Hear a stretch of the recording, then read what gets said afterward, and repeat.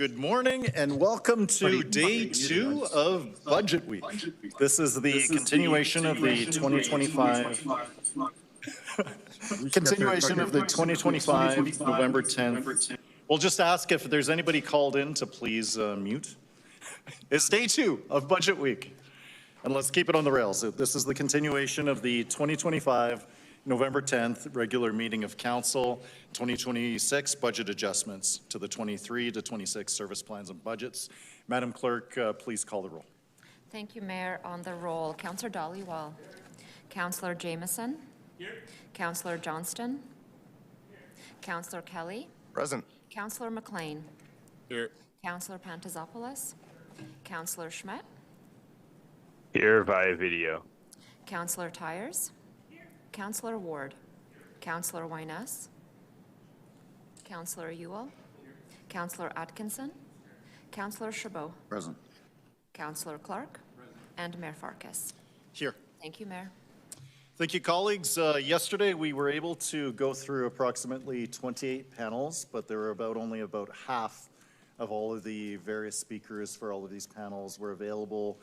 We did encourage people, as they definitely did show up this morning, to not rush in yesterday. So if I were to estimate, we've probably listened or heard from about 60 of maybe about 100 or 120 people through the course of yesterday. And my hope is to be able to conclude the public submissions today, as well as to hopefully get into at least one or two of the themed discussions and presentations from members of administration. Before we jump into it, I just wanted to acknowledge you, Mr. Duckworth, the incredible teams of on the roads, the snow clearance, the transit operators, all of the folks who've been working around the clock through our first major snow event. I know myself, Councillor Ward, Schmidt, Kelly, others had the opportunity to be able to take transit in today and yesterday. Just want to say hats off to the incredible transit operators who are working through some really constrained circumstances to be able to make sure that Calgarians can continue to get about their daily life. I had this morning as well the opportunity on behalf of Council to be at 6 a.m. at the Sarcee Works Yard as the snow plow crews were doing their shift change. I had the opportunity to, on behalf of all of us as council, to be able to thank them for their work. They've been working really tirelessly. And yes, we did have a little bit of a conversation about snow tires for Calgary transit buses. So with that, I just wanted to, on behalf of all of our council colleagues here, extend to administration as well as the tireless city workers a thank you for the work that they've been doing to help us manage through the first snow event. So with that, we will start to reconstitute our panels. So for the folks who are just tuning in, typically we will have the opportunity to call about 5 names. We'll have opportunities for 5 presenters to be able to speak for about 5 minutes each. And once each of the presenter has been heard from, then we'll have opportunities for members of council to ask questions of the presenters. And then once the questions are concluded, then we'll move on to the next set, the next panel of 5. So I have a list here of approximately 28 to 29 panels. Not all of the people who are on these panels were here yesterday, so I'm going to be starting pretty much from panel 1, trying to fill in and catch up to some of the folks that may have been part of some of the earlier panels so that we can start with them. So we will get off to the races now. So starting with panel 3 is Stephanie Counts or Zandria Sandberg. Are you here with us or on the phone? Nope. Moving on to panel 6 is Kelly Bailey with us. Nope. Panel 7, Gordon Orr, Andrew Thomas, or Mike Jones. Are you with us? Nope. Panel 9, Charlotte Yellowhorn McLeod or Rivek Petrosian. Are you with us? Panel 10, Ryan Anderson or Emma Countryman. Great, we see Ryan in the audience there. So Ryan, please come on up. I'm going to try to find 4 more names, and then we'll start with you first for this panel. Not quite yet. Emma Countryman, are you with us? Moving now to panel 11, Graham Masters. Panel 12, Bridget Ruane or Sophie Keenan? Panel 13, Linda Johnson or Pasquale Apua?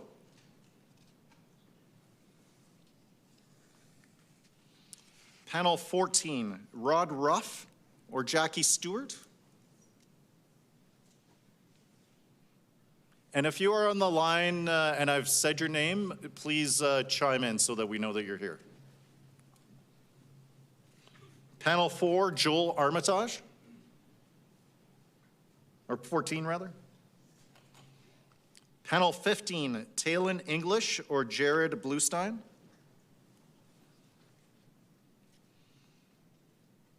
Panel 16, and I think it's our amazing Calgary Minor Soccer Association folks. So Carlo Bruno, Disha Dakua. Yeah, come on up. Guillaume Dakumi, come on up.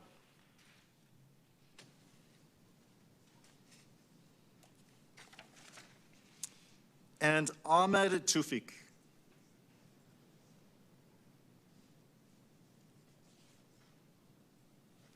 Great, so that's our first panel of 5.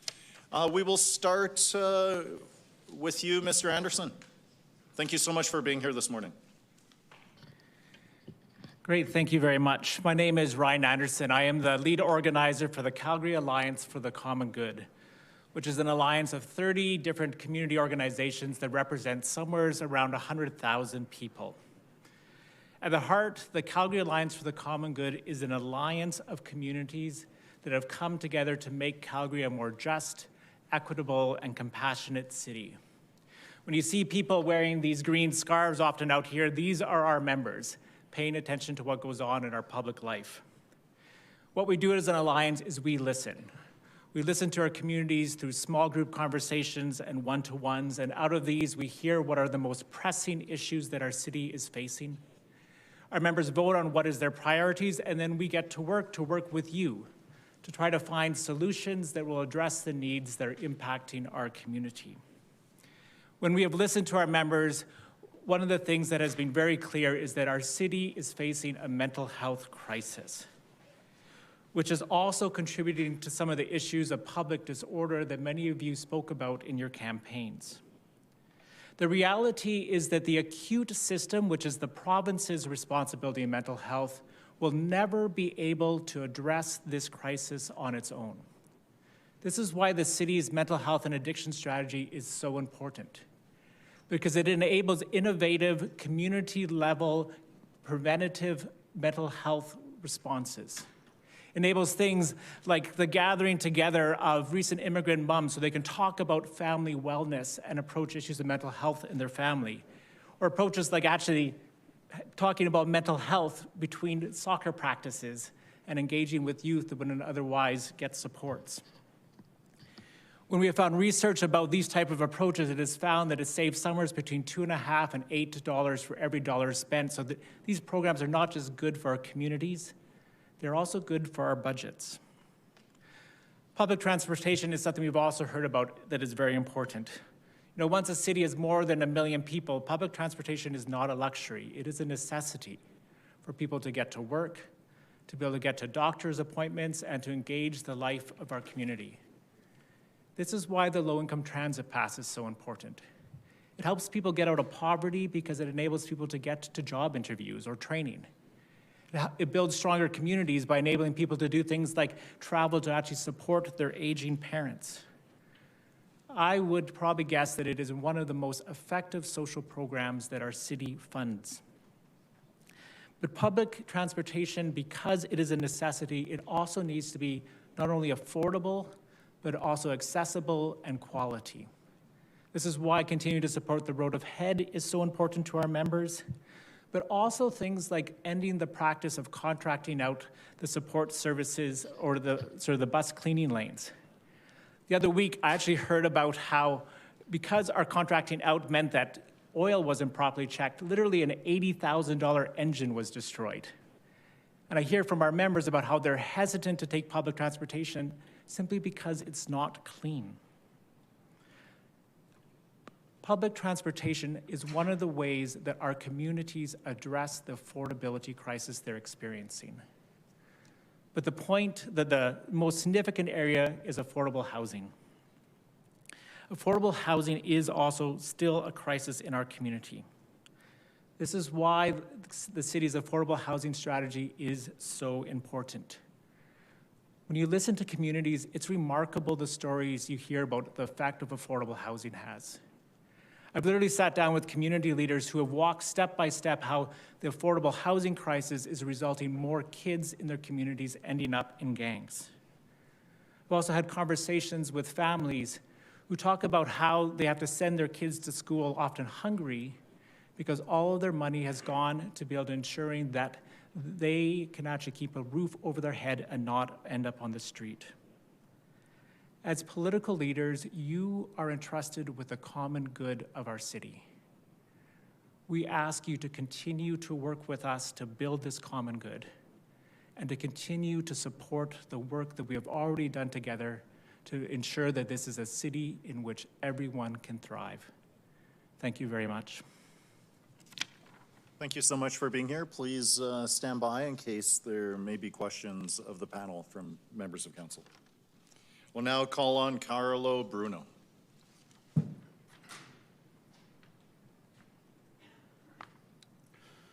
Good morning, Mr. Mayor, councillors, administration, and fellow Calgarians. For those of you who I've not met, my name is Carlo Bruno, and I have the privilege of serving as the Executive Director for CMSA, the Calgary Minor Soccer Association. Each year, CMSA serves over 31,000 youth, 3,000 coaches, and 700 referees, offering them opportunities to engage in soccer at all levels, from grassroots participation to competitive leagues. And I'm here today to talk to you about facilities and their importance. Did you know that soccer is the most popular and participative sport here in Calgary? It's more than double the next major sport and more than the next 3 major sports combined. And I want to pause here because I want to acknowledge some of our young soccer players here today. They came here on a school day in the snow to tell you what soccer means to them. And hopefully after hearing from them, you will understand the impact of investing in facilities because they are the future we're talking about. But here's the hard truth. We're at a breaking point for field capacity. Participation is at an all-time high, growing nearly 15% year over year for the past 3 consecutive years, supported by only 3 indoor public facilities. Demand has outpaced supply. We've had to reduce the number of games, the length of games, and increased roster sizes. Our kids train on hardwood gym floors, overloaded turf fields, with up to 8 teams on a single field at once. And for thousands of kids, especially in the Northeast, there simply isn't a place to play. And if we don't act, here's the future we risk. Kids locked out, kids priced out, kids sitting at home on screens, kids watching other kids play because there isn't room for them. This is not the Calgary we aspire to be, nor is it the Calgary our kids deserve. Last year, administration tabled the city's recreation strategy game plan, which is the long-term roadmap we need. It acknowledged the inequities and service level shortcomings that remain today, and it lays the foundation for a healthier, more connected future. This is badly needed, but game plan is a 25-year vision, and our kids can't wait for the next budget cycle to only begin to plan for adequate indoor access. As we approach a population of 2 million, attract close to 100,000 newcomers annually, many from soccer-playing nations, and with 2 professional soccer teams here in Calgary, the Wild and the Cavalry, the dreams of our young players have never been bigger or more possible. We need meaningful action in the short term while we continue building towards our long-term game plan. And that brings me to the most immediate, highest impact next step this council can take to kick off its tenure. Fund the Northeast Athletic Park indoor facility in the 2026 budget. Originally a part of the 2021 recreation investment budget. It's not an extra and it's not a nice to have, and it won't just benefit soccer. We've heard from cricket. It will also benefit field hockey, disc, and football, to name a few. Every day we wait, the cost increases, especially if it's forced into phases that lose the very economies of scale that make it achievable today. This project supports the city's game plan strategy. It aligns with our Fields for Our Future campaign, which many of you publicly pledged to support. And it serves the quadrant with the highest youth population, yet the fewest fields and only one Class A field. This is what the smart investment looks like. This is what fairness looks like. Calgary is entering a historic moment. The 2026 FIFA World Cup is coming. Interest in soccer will continue to surge, and kids in our city are dreaming bigger than ever. But what message do we send them if we tell them, dream big, but we've got no place for you to play? Councillors, you will make hundreds of decisions in this budget. Many will fade with time, but this won't. Years from now, when our kids of the Northeast walk into their facility for the first time, full of dreams and hope, they'll remember that someone made it possible for them. Someone believed they deserved the same chances as every other kid in Calgary. Someone said, yes, this matters, let's build it. That someone can be you. So in closing, let's give Northeast Calgary the indoor facility it should have had years ago. Let's invest in the next generation equitably and with purpose. Let's choose to be the council that didn't just talk about believing in our kids, but proved it. Thank you. Thank you so much. We'll now call on Disha Dakua. Good morning, Disha. Thank you so much for being here. Thank you. Good morning, Council. My name is Disha Dakwa, and I'm in grade 7. I've been playing soccer for the past 2 years on CNEU. Soccer has become a major part of my life and of me. It led me to become a better person and learn new skills such as leadership, responsibility, and better sportsmanship. Building this new space will benefit young soccer players all over Calgary by providing more spaces to play and to practice. Since there is very limited space, indoor season is a lot harder to prepare for than outdoor. It also affects me due to the late timings, which are super late, and it helps it hard for me to balance my soccer with my school and home. We also have to practice in school gyms, which is a lot different than turf, so it makes it harder for us to be prepared for our games, which are on turf. There aren't enough indoor spaces in Calgary. For funding for these new facilities, like the Northeast Athletic Complex indoor portion, will highly benefit us. These new facilities will make it easier for all soccer players to practice and play. The longer we wait, the harder it gets for the future generations to get the same opportunity and experience as me. In conclusion, funding for these new facilities will give everyone a better chance to learn about soccer and get better. Thank you, Council, for committing to sport through the game plan strategy. Today, I just wanted to ensure that funding through game plan gets given to soccer in 2026, especially to the Northeast Athletic Complex indoor portion. Thank you. Thank you so much for being here. Please stand by. There might be questions for you. Next up, we have Gwilliam.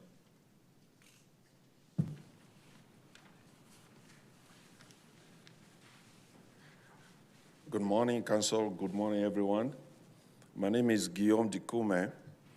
I am a former professional soccer player. I play in Europe, and I'm also a community leader in the Northeast, one of the disadvantaged area of our city.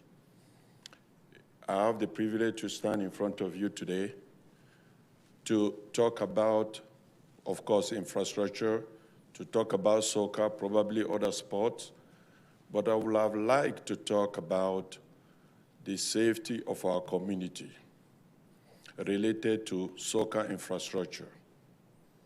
Please, I would like you to pay a little attention to the story that I'm going to tell.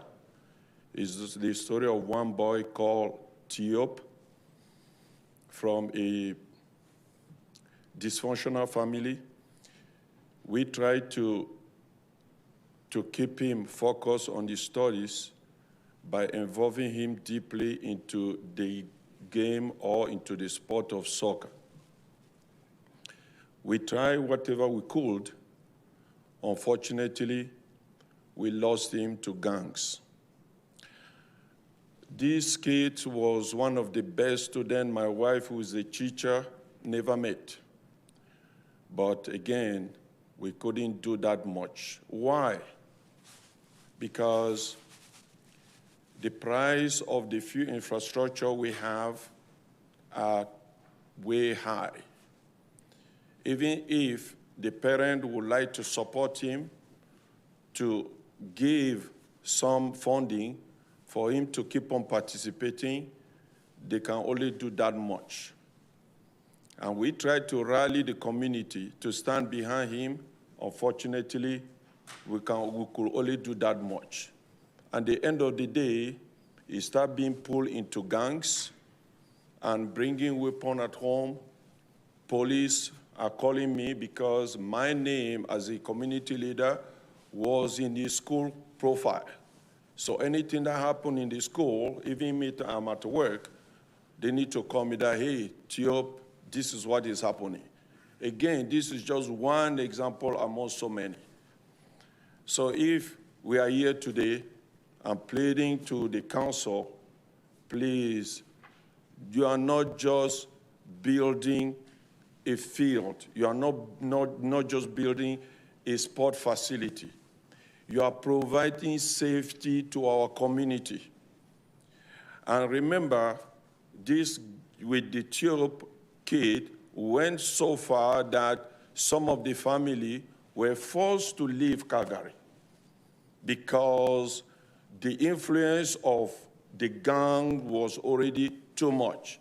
And I will tell you this, I started becoming a target for those gangs.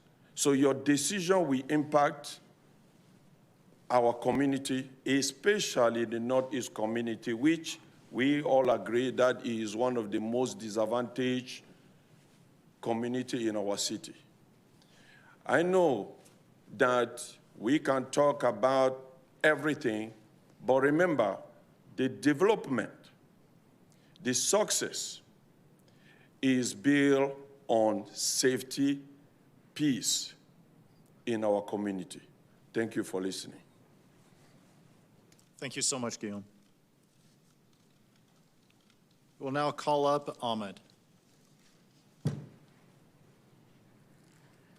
Thank you, everyone. My name is Ahmed. I am also running a soccer club out of Northeast Calgary. I want to add to my former speaker about the sport, what it does for the youth in our town, in our city. So we all heard healthy minds in a healthy body. So sports in general provides discipline, a lot of stuff that are considered as life skill for as we grow, we learn. Being a responsible citizen, take the youth off the street with lots of distractions, drugs, guns, and other stuff, get them a healthy life, opportunity to play. And soccer being the most affordable sports compared with hockey, basketball, and other sports, it allows the kids from the low-income families to get into sports and have the opportunity to play organized sports. So living in Calgary, we all know the weather. It is pretty brutal. It can be pretty brutal during the winter time, and minus 30, 40, 20 degrees. We cannot play outside. So summertime, we need more indoor facilities. We have, being a spread city, we have a lot of outdoor fields, school grounds, and neighborhood parks to play our soccer. We need outdoor, good quality playgrounds, which we do not have. We only have a turf field at Genesis Center. All of our kids have to go outside of Northeast, Southeast, Southwest, far away places to play their home games, like Rundle College from Northeast. So we do need the outdoor turf fields too, but outdoor turf fields only serves for summertime. We have a soccer league that is running year-round, winter and summer. So indoor facilities are more important because we can continue not only soccer, like Carlos said, hockey, field hockey, football, and some other sports, cricket, indoor. So we can maintain a healthy life all year round. That takes a load of our health system as well. So another thing that I would mention, like we know the field of dreams, like we build it and they will come. So that is another thing. So we need to make it affordable to accessible too. So we have Home Road, Lake Shoaldice, and Bonus Park. We build a dome there. We have a Shane Home West soccer field at Bear Spa. We need to connect these facilities to the transit system so that a lot of families who do not drive, parents work odd hours, so their kids need transit. They use the transits to go there. Foothills Macron Center, outside of Stony Trail, no bus go there. Bear Spa, no bus go there. So it has to be accessible. We can tweak a little bit the transit system so that these facilities are accessible to the athletes. And Carlos said 31,000 kids play year-round. So, and most of the games are Saturdays and Sundays. All these facilities are busy since 8 o'clock to 10 p.m., 8 a.m. to 10 p.m. So weekdays, our bus transit system is slow. So I don't know if we can allocate some special service to these facilities. Coming back to the Northeast facility, we do not have anything north of 16th Avenue, basically. The soccer center is what we have the closest, and the city is growing on north side. We need a facility, and it's part of the long-term planning. So more and more families expanding towards Northeast, Cornerstone, Redstone, Savannah, even Airdrie, Chestermere, they are growing, they come there. So it will serve a bigger number of people to access this facility. This is an investment, and we need indoor facilities more than outdoor because of the year-round accessibility. Simple, just simple, make it simple. Let me congratulate the mayor, the first new mayor-elect, Mr. Farkas. Congratulations on your win. So we hope that we'll have a new direction and support for all these that makes a difference for the youth. They will be leading the city and eventually the sport and the city in future. More and more players from, I think Owen Hargreaves was the first one from Calgary that I can remember. After him, a lot of kids grown up in Calgary playing soccer in Europe professionally, not only in Calgary or CPL, they are also playing in Europe. Like total, I believe, about 150 Canadian-born soccer players are playing in European Professional League, and it is going to grow. We have to provide the facilities so that they can train and develop.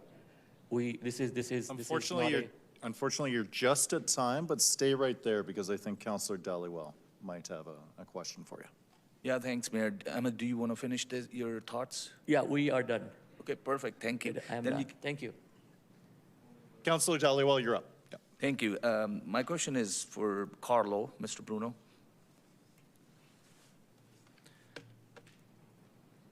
Thank you for your presentation and thank you for coming out. Just a question, I want to understand, do you by any chance, tell me first of all, how many indoor facilities, soccer facilities or multi-sport facilities there are in the city, city-owned? Thank you, Councillor, for the question. In Calgary here, there are two City of Calgary-owned facilities that we can deliver our game in, and that's the seasonal Shoaldice Dome and the new dome at the Calgary Soccer Centre.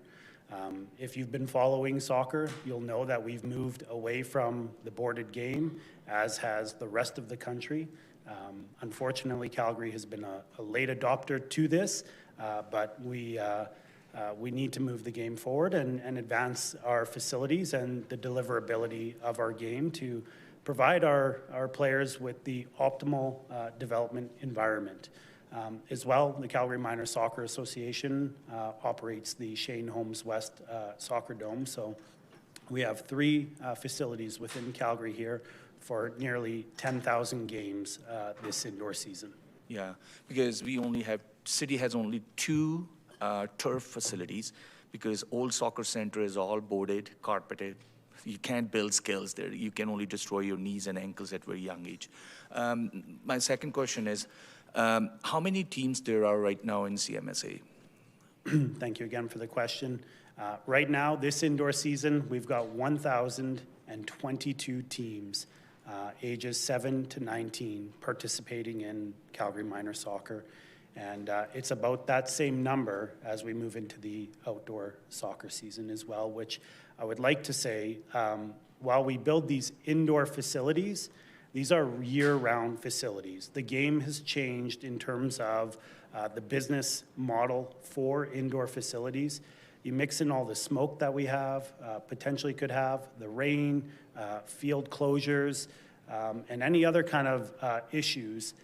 Our indoor facilities are used just as much as outdoor facilities. And as we've heard from other groups as well, the overall lack of capacity is creating that demand as well. So these will be utilized not just during the winter months, but year-round beacons of hope for our communities. 1,000, let's call it 1,000 teams, 2 facilities. Do they all get enough time to practice indoors there? Right now, many of our clubs are training wherever they can get space. So that's gym floors, church basements. It's somebody's got a garage with a turf field in it that they've put in. So our athletes are not training where they play, and that's holding us back as being a true soccer city, developing the best players in this country. And if any of you have been following the NSL, AFC Toronto, you would have heard the name Kaylee Hunter, 17-year-old from Calgary. Excuse me. Probably one of the best players in the NSL. She came from Calgary. There's kids in this room today that'll be the next Kaylee Hunter if we give them the opportunity. No, thank you. We're not going to be able to fix everything overnight. But Northeast Fieldhouse, how far does that go if we approve it today, tomorrow, whenever we get the opportunity?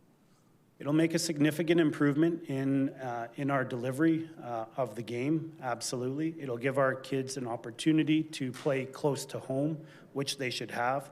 As we've identified, there is nothing in the Northeast to help us deliver soccer, which obviously, we're far behind on.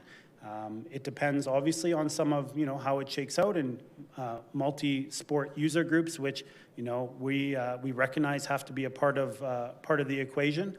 But we need to build to be able to accommodate the growth of the game, and quite frankly, with the 2026 World Cup coming, the enthusiasm and participation is going to grow quite organically, and our worst fear is that we have to turn kids away from the most popular and affordable sport in Calgary. Is this Northeast Athletic Complex just for Northeast, in your opinion? This is for all of Calgary. This will serve every kid from every quadrant, but most certainly it'll provide the right access to our kids in the Northeast. They need, soccer needs to be close to home. We want to cultivate an environment where when you start soccer, you're near home and you're not traveling far distances, that it's accessible by public transit. And so I would say most certainly it's going to benefit every youth in soccer in Calgary and quite honestly, many other youths in many other sports. You think this kind of facility, if you get that, it's more space? I don't even know what is the square footage of the field house. I don't want to guess.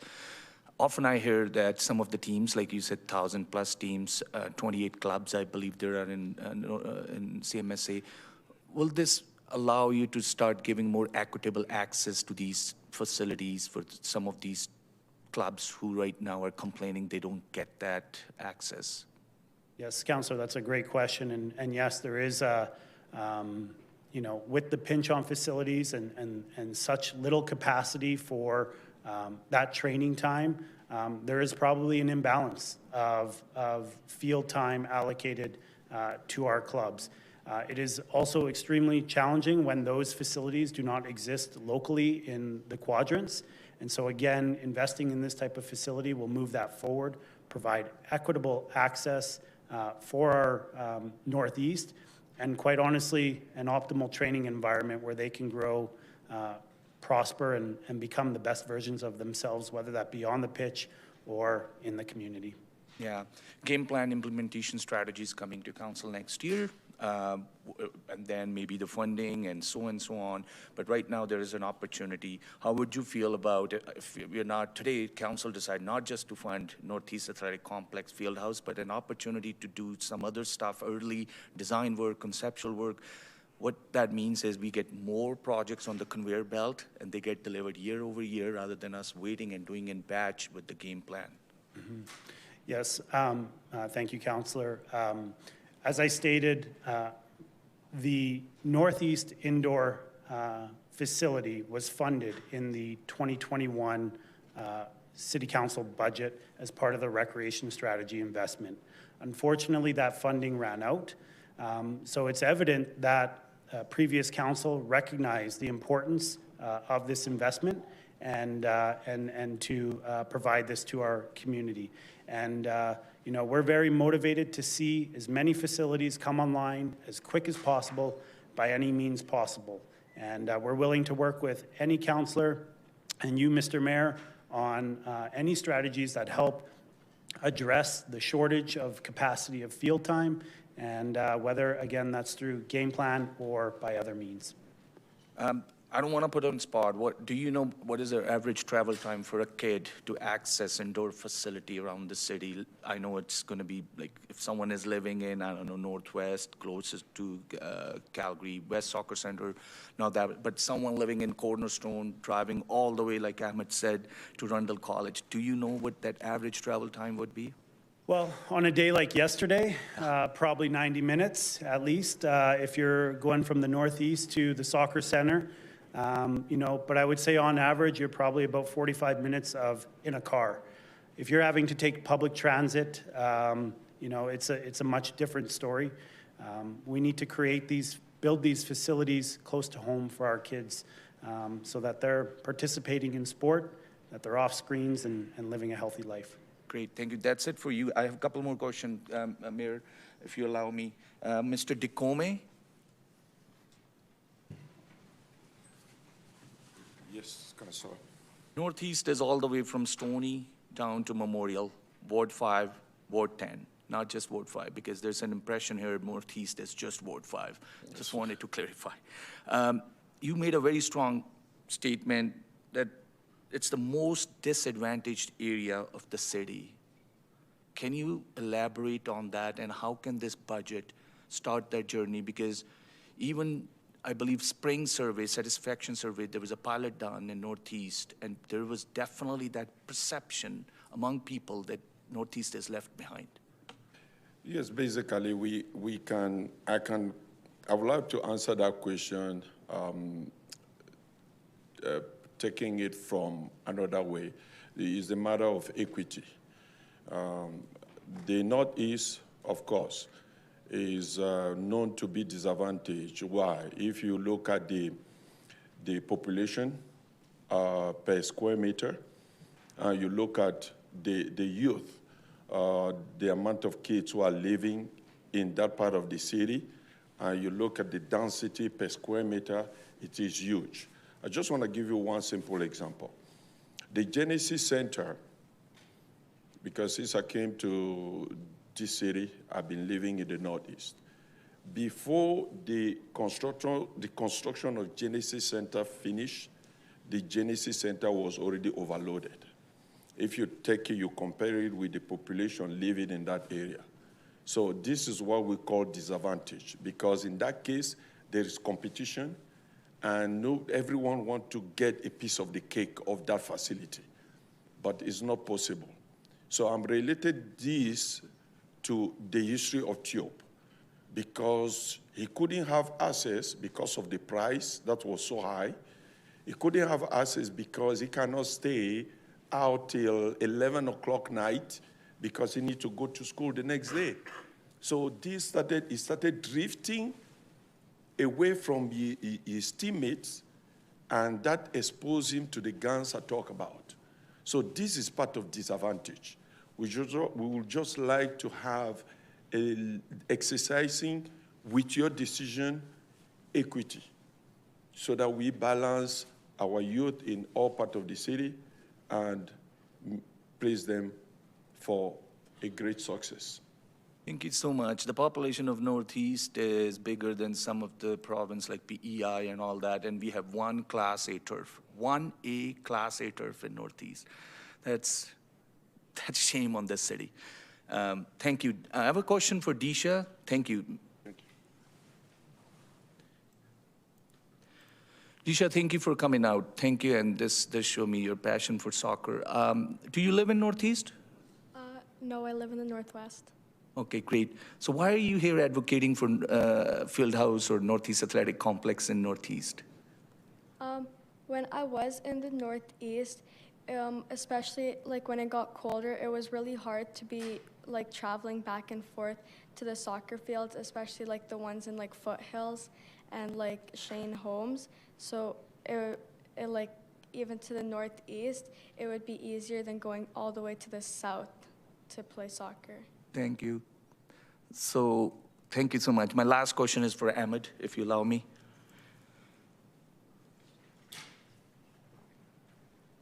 Hello again. I know your club. We worked with you. I know we had soccer World Cup viewing party, and I remember so many kids showed up.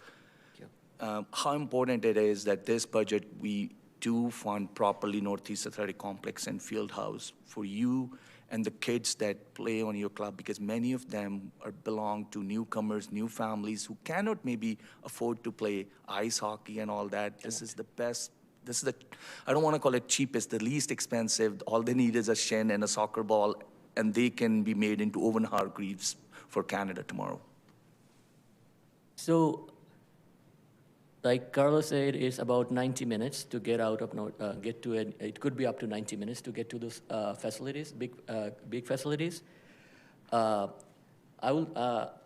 talking about getting out of Northeast itself. I live in Saddle Ridge. From Saddle Ridge to get to Stony during office hour, like 5 to 7, 8. From Saddle Ridge to Stony, it takes about 35 minutes. It's like less than 2 kilometers. It's every day. Any one of you can go during that hour, 5 to 7, and watch on the airport trail, 60th Street, that interchange, all over Northeast. So it's totally jammed. So we cannot even get out. If we have a game that time, on a weekday, it will be a big challenge to attend there. So the importance of this facility is, like you said earlier, that there's only one turf field in the whole Northeast. I'm not gonna use the shame word, but the thing is that it is actually, Genesis Center, it has only one indoor turf, and which is also boarded. So soccer is going boardless, so there should be no board to avoid concussions, injuries. So we are trying to go boardless. Genesis has only one piece of turf that is boarded. So there's a lot of accidents and injuries happened there before. So we need a facility, indoor facility, which we can operate year-round. And about equity, for my club, I have 32 teams registered with CMSA this winter season. And we do our practices mostly in the school gyms, on the hardwood floor, the Gobind Sarwar school in their basement, 5 days a week. So we spend about $100,000 every winter just for rent. We can channel that money towards the field house. And I believe our other clubs in the Northeast, PSA, Spartans, Lions, Mac United, and even NCFC, MSB, even Rangers. They use the Rangers club from Northwest. They go to Calgary Soccer Dome for practice. So if we have a facility, that money will come back. Even the private turfs, like we used to rent one last winter, it's a very small, it's like a garage, like Carlos said. We used to pay $140 per hour for that turf. It's a warehouse bay converted, 1/4 of the warehouse bay converted into a soccer turf. So the facility in demand, Genesis Center, is not workable, and it works on previous existing permits. So until somebody dies or somebody dumped their permit, nobody new can get in there. So, and then they had 2 turfs, now they have only 1. So it does not help our training, because to become Owen Hargreaves, we need to train them. We need to train them on the turf, not on the hardwood floor. It's not going to make them the whole, especially the winter time. It is long winter in Calgary, and it's more, we want more, and we need to be active more because we have less options outdoor. So kids sitting on the couch, they should be on the field, because summertime we can go to park, we can go Banff, we can go to the mountains, we can do hiking, but wintertime we cannot do anything. So to make these kids more active during the summer, we need indoor facilities before anything else. Great, thank you, that's it. Well, we'll fix airport trail in next budget cycle. Thank you, No sir. problem. So thank you, that's it for me, Mayor, thanks. Thank you. Over to Councillor Chabot. Mr. Bruno. Yep. So the type of facility you're looking for, indoor facility, inflatable dome type facility? We'd be looking for the same specifications that was outlined in the 2021 strategy, which is a hard-walled, full-size FIFA turf field. And do you know the approximate cost is going to be for that? Thank you for the question. I'm sure administration would be better suited to answer that question. Okay. So from a capital cost perspective, typically we try and look at other orders of government to help us to finance some of these things. As you know, we have a $7 billion infrastructure deficit, and rec facilities are included in that. Have you done any lobbying with the federal and provincial government to advocate for your position? Thank you for the question, Councillor. Yes, we have met with the Minister of Sport from the UCP here in Alberta. He is supportive of such projects. What I would also add is, you know, based on the previous budget expectance for this facility, it's about 1% of the city's overall capital budget. So as we look at recreation facilities, we should look at them as a cornerstone for our community. We've heard about mental health issues. We've heard about policing. These type of investments are upstream strategies that resolve root causes and not just the symptoms. Yeah, I mean, it's a fair point as far as what the percentage is of our overall capital budget, but if we don't have the money put aside, we have to find it. We don't have it. The question is, where do we get it? Well, we make it a priority. We make it a priority for our citizens, for our communities. So you're saying I should raise taxes to finance that? I'm saying that there's a lot of smart people, much smarter than me, in this room and within your administration that, you know, and I'm happy to join them to help find a solution on other areas that we can look at and prioritize this investment in our communities. Again, it's not just a turf field. We've heard of many different reasons why it's important to communities. And, you know, we've heard from many of the councillors here that fields are a priority as part of their campaigns. And so we're looking for that to continue to be a priority. So there is a fund that we received, which is what they call it, tax room, was $42 million a year. That fund has been fully committed for the foreseeable future. There is some capacity within that fund that is reaching end of life as far as its commitment. So there's elements of it that may be made available in subsequent years to fund at least some other projects. And if we use that funding source as a debt servicing tool, then we could potentially fund something like that. But again, it's something that's in the future. It's not today. So you're looking for something today, or are you just looking at what we can do on a go-forward basis? Yeah, thank you for the question. Our ask is for council to find a way to make this investment and fund the indoor portion in the next 2026 budget. We're here today to speak about the budget and amendments to the budget. And I realize this is it's a big ask. However, it was identified previously in the last budget as a priority. We're just asking for that priority to continue through. And like I said, I'd offer myself and our community to be at your service to find any which way that we can to make this a priority for this council and get a facility where it's much needed. So you're supporting game plan, and game plan is coming back with the recommendations, and council decided to move forward with the Making Waves, which is $200 to $250 million per year for the next, I don't know, foreseeable future, I think, at least 10 years. Again, we haven't actually identified sources of funds for that yet, but you're advocating for something even before the game plan report comes back to us? Well, thank you for the question. Game plan is the long-term strategy for the city, which also outlines investment in swimming pools, ice sheets, and other recreation service facilities and service levels. What we're saying is we can't wait until next year to start the planning for more facilities to then start the construction, because we're coming up on the World Cup. We've already grown beyond our means with the facilities that we have, and quite frankly, we are a small but mighty community. We cannot fund a indoor facility the same way the city of Calgary can. And as evidenced throughout the rest of Canada, Calgary is far behind in terms of its soccer infrastructure.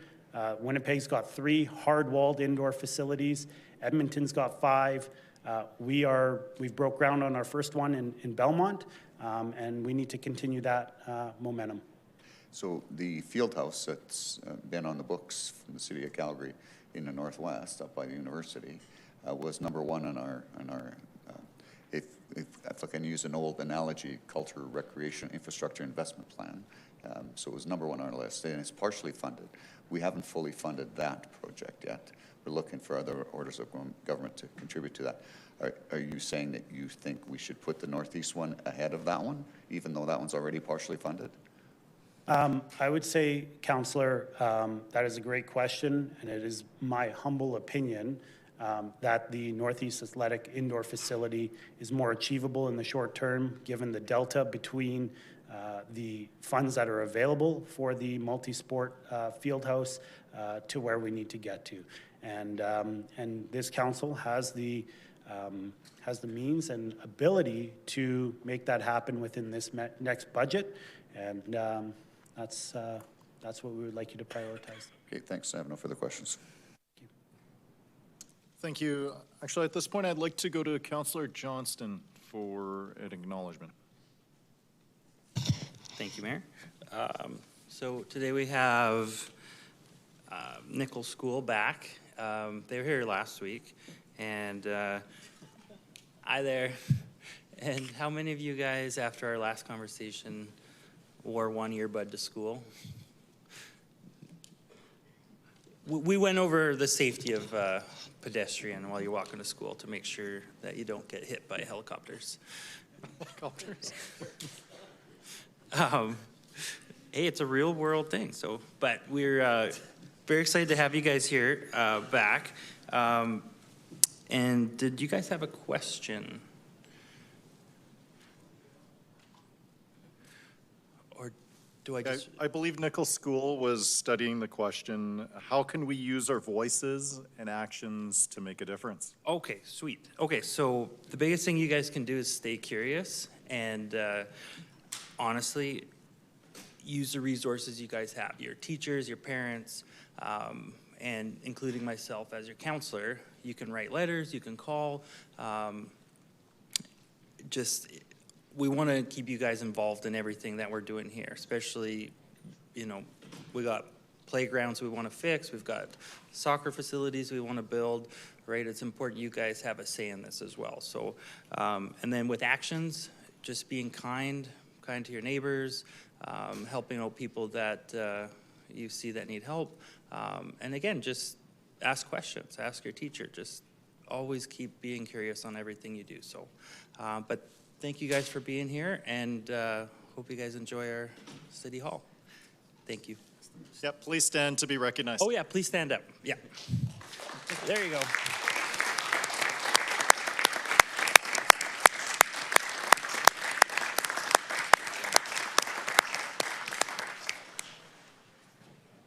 Great. Thank you so much, Thank you, Nichols guys. School, for Yeah. being here. Thank you as well to their teacher, Ms. Wagemakers, for being here as well. So with that, we will go back into the questions for members of council. We have Councillor Pantasopoulos in the queue.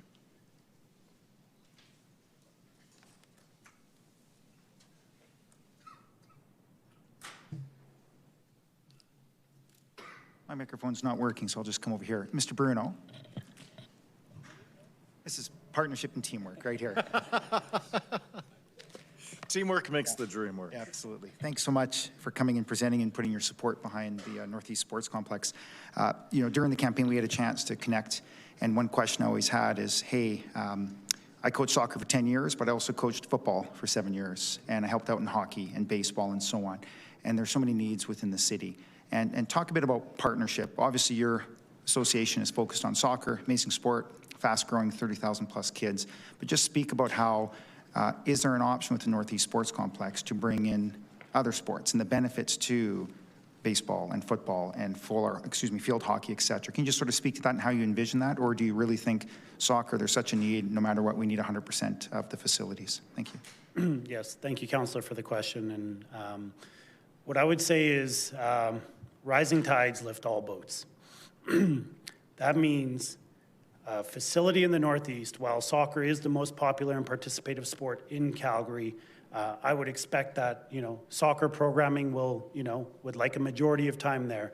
But it is no doubt, as a recreation background, we need to provide those services to multi-sport. We need to provide it to walking groups. We need to provide it to our seniors as well. And these types of facilities are much needed in our communities. And so while we would love all of the time at the facility, we know that's unrealistic.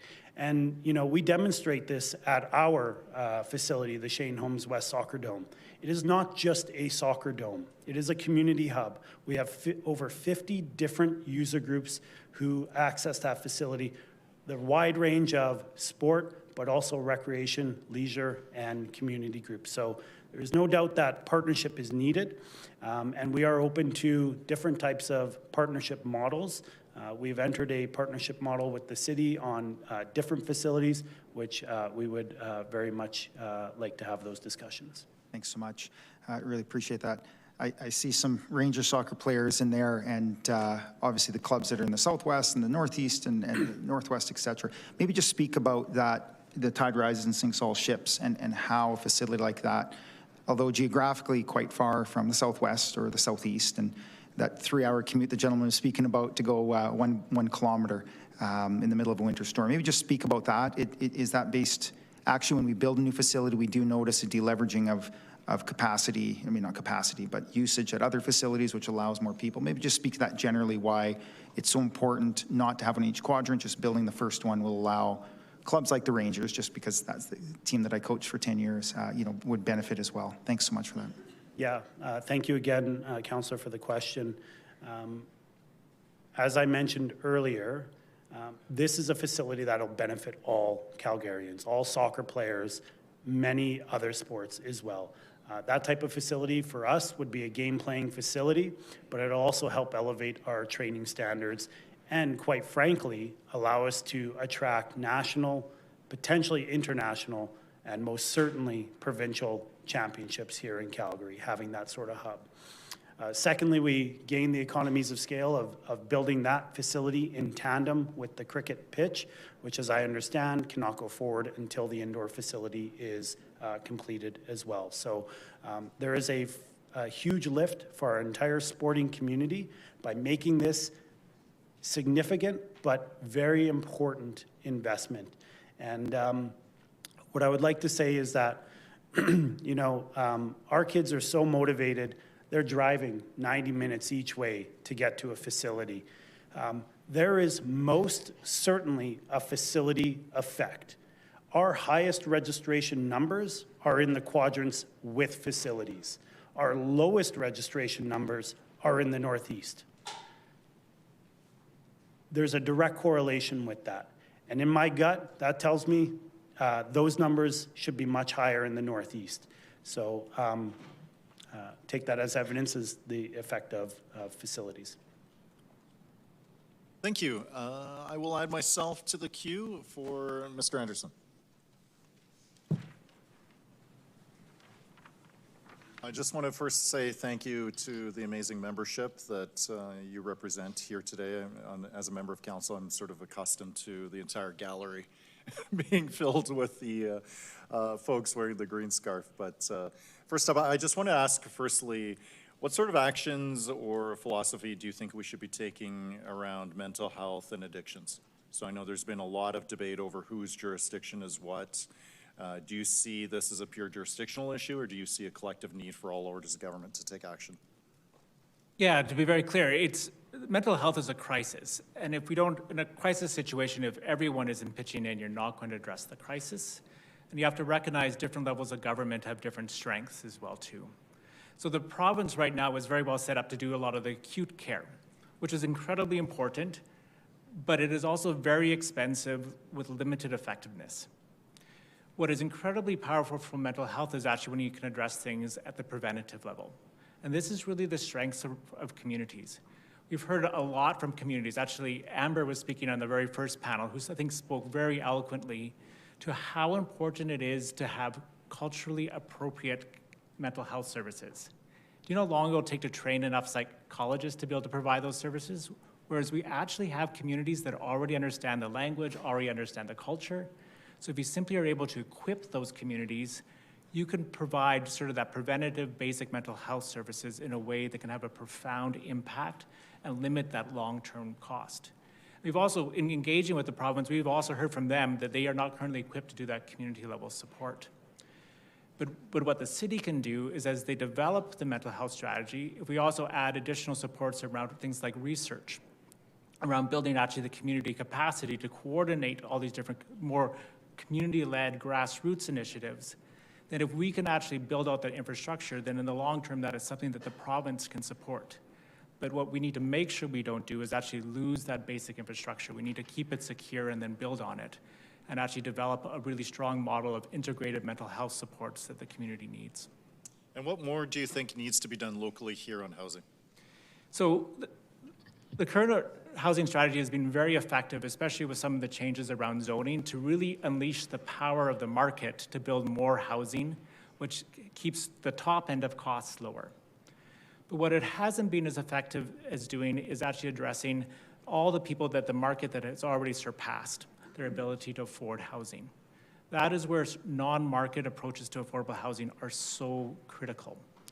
Now, in listening to housing providers and what we're hearing is one of the biggest barriers is that simply land that's appropriately zoned, but also there's a need perhaps for more innovative approaches to how we deal with land. For example, things like land banks, so that the city retains control over the long term so it remains affordable housing. But we've also heard what's really critical is supports around rents. So imagine you're a family and you can't make rent 1 month and you lose your housing. Suddenly, a giant hill in front of you turns into like a chasm you can't get out of because you lose basically everything you have.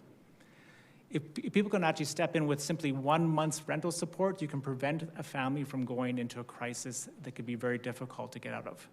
But what we've been hearing is that while there are rental supports, they're not adequately coordinated, and there's actually not enough of them. So the criteria become more and more stringent so that more and more people who desperately need those supports can't get them. So while, yeah, the affordable housing strategy has been really effective at providing a base, there's definitely a need to be able to address issues around land that is specifically non-market housing as well as rental supports is what we're hearing. Thank you so much for being here, and I'm also looking forward to working with you and Elder Doreen on the launch of the Mayor's Indigenous Council. Great, thank you very much, and she's looking forward to it as well. Over to Councillor Kelly for questions. Thank you. Mr. Bruno, question for you. It's good to see you again. Thank you so much for being here today and advocating so well on behalf of the kids as part of CMSA. A lot of my councillor colleagues sort of covered, I think, the Northeast Recreation Complex. I don't think I need to delve any further into that. But I'm wondering if you can maybe just speak about, in the short term, while we get that sorted and try to get dollars associated with that, any sort of low-cost improvements that we can make in order to be able to give us some quick wins in order to be able to help out your organization and the 1,000 different teams that you have? Well, Thank you, Councillor, for the question. As we know, low cost can be a subjective meaning. So it does depend on what and who we're talking about. However, what I can tell you is many of our clubs here are scrambling to find whatever space they can. As Ahmed mentioned, there's not a single hour left at the Genesis Center. There's not a single private facility that's left. If the city was able to provide some sort of facilities, I think CMSA would step up and try and fund some of the fit out of those facilities to alleviate the pressure on the other facilities and, quite frankly, create capacity for our growing community. So are there small wins? I'd be happy to meet with you and your team to discuss what that may look like. But quite frankly, the crunch and capacity issue is a much larger issue and investment to resolve. And so we focused on the Northeast, but certainly the quality of our fields for the outdoor delivery could be improved. There are ways that we can partner on programs where we can maintain the fields, alleviate the city of those operational expenses, while then obviously benefiting by having added capacity. But the indoor capacity issue is very complex and quite honestly expensive, and is why we are advocating to council to help. Yeah, and you certainly get no argument from me on that front, for sure. I'm wondering if, and I appreciate the offer to help fit out some current facilities to make them a little bit more appropriate.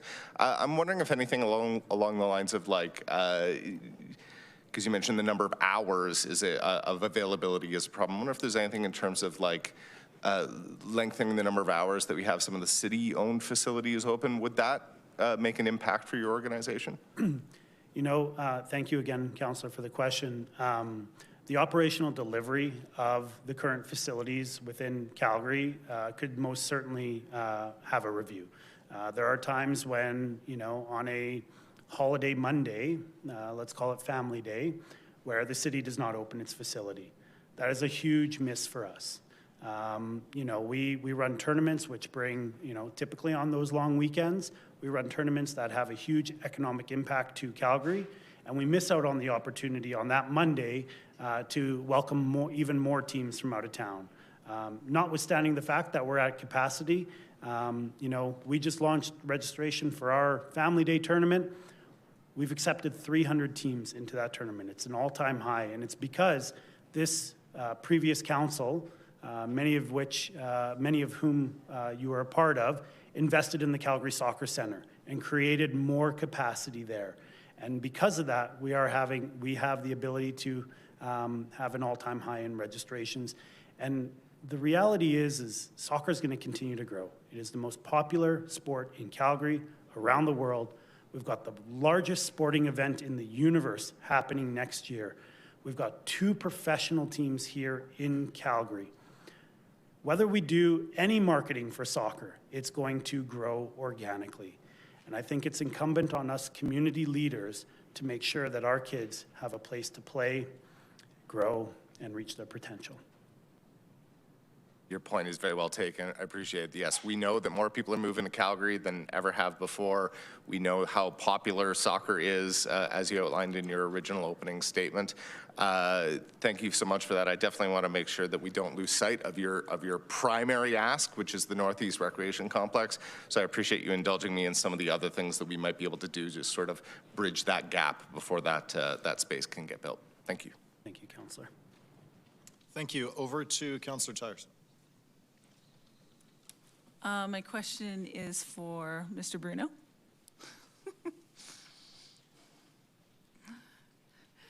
Thanks for coming today and for bringing all of your soccer players and everyone here. It's really nice to see like the advocacy and the time that they're taking to come here and talk about something that they're very passionate about.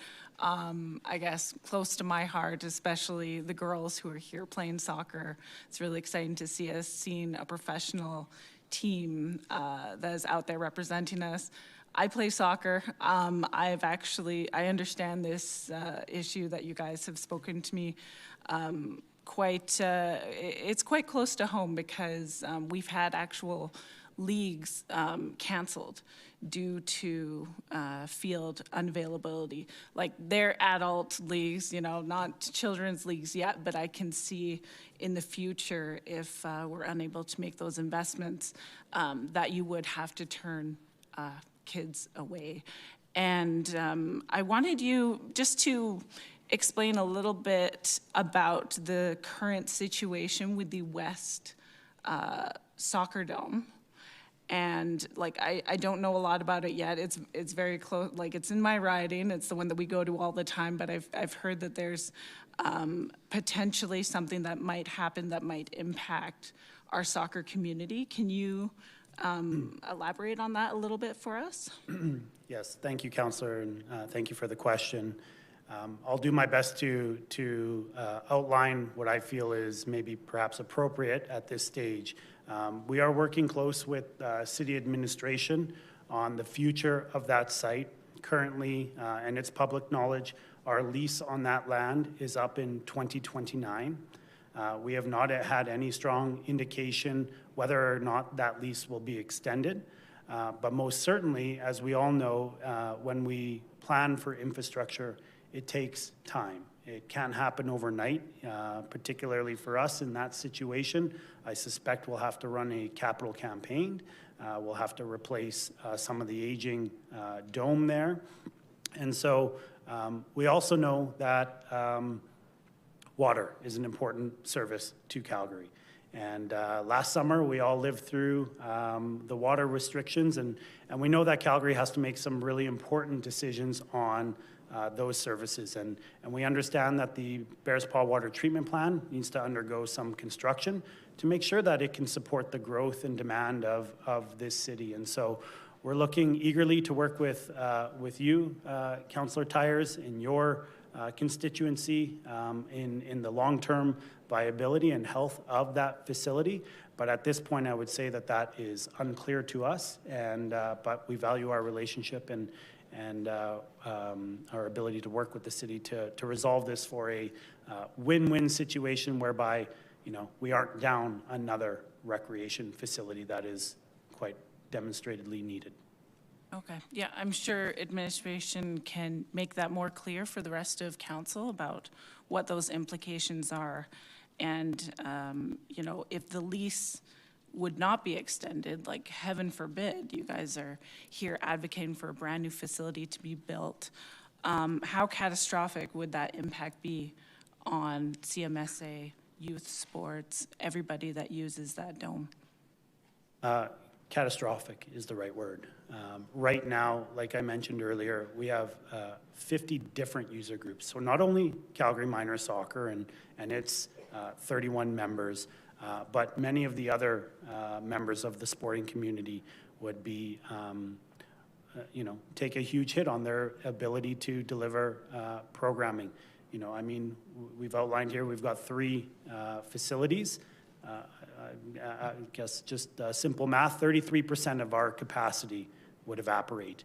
And with the growing demand on facilities, I mean, we would most certainly be turning kids away from the game and other sporting groups.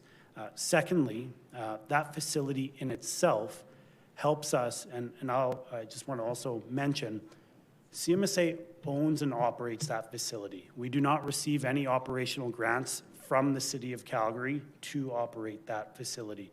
It is free from us taxpayers paying for it, but we take great pride in that facility.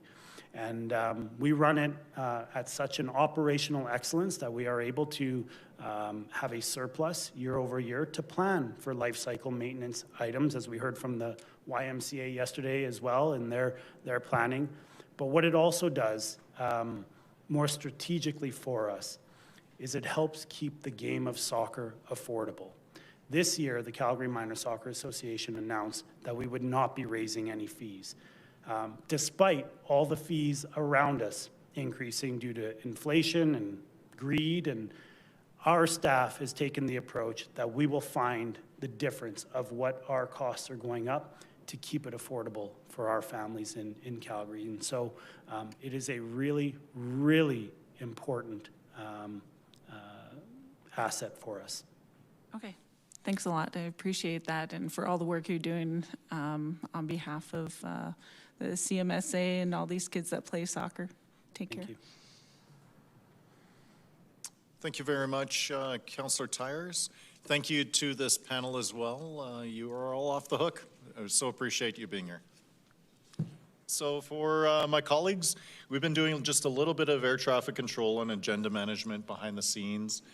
Initially, we had proposed to deal with public safety as the first item following the public hearing. Because Calgary Police Commission and the Police Service have operational requirements, they've been waiting sort of on standby for today. What I've done is let them know that they're off the hook for today's purposes so that they don't have to be waiting for the conclusion. I've indicated to them a target for 9:30 in the morning. If by chance we are done our public hearing prior to breaking at 6 p.m. today, we'll start from presentations for administration on housing first rather than safety first, as suggested, and then we'll be able to get to them tomorrow. So let's assemble our next panel. I believe in the audience now we have Elder Charlotte Yellowhorn McLeod. Are you with us, Elder Charlotte? Yeah, thank you so much for being here. You'll be our first panelist. In the audience, do we have Viraj Mand? Viraj? No. Emanuela Chijin? Thank you. Come on up, Emanuela. Thank you for being here. And next up is Jacob Marr.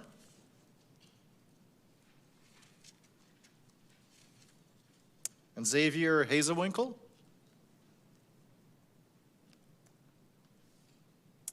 Gracie Marr.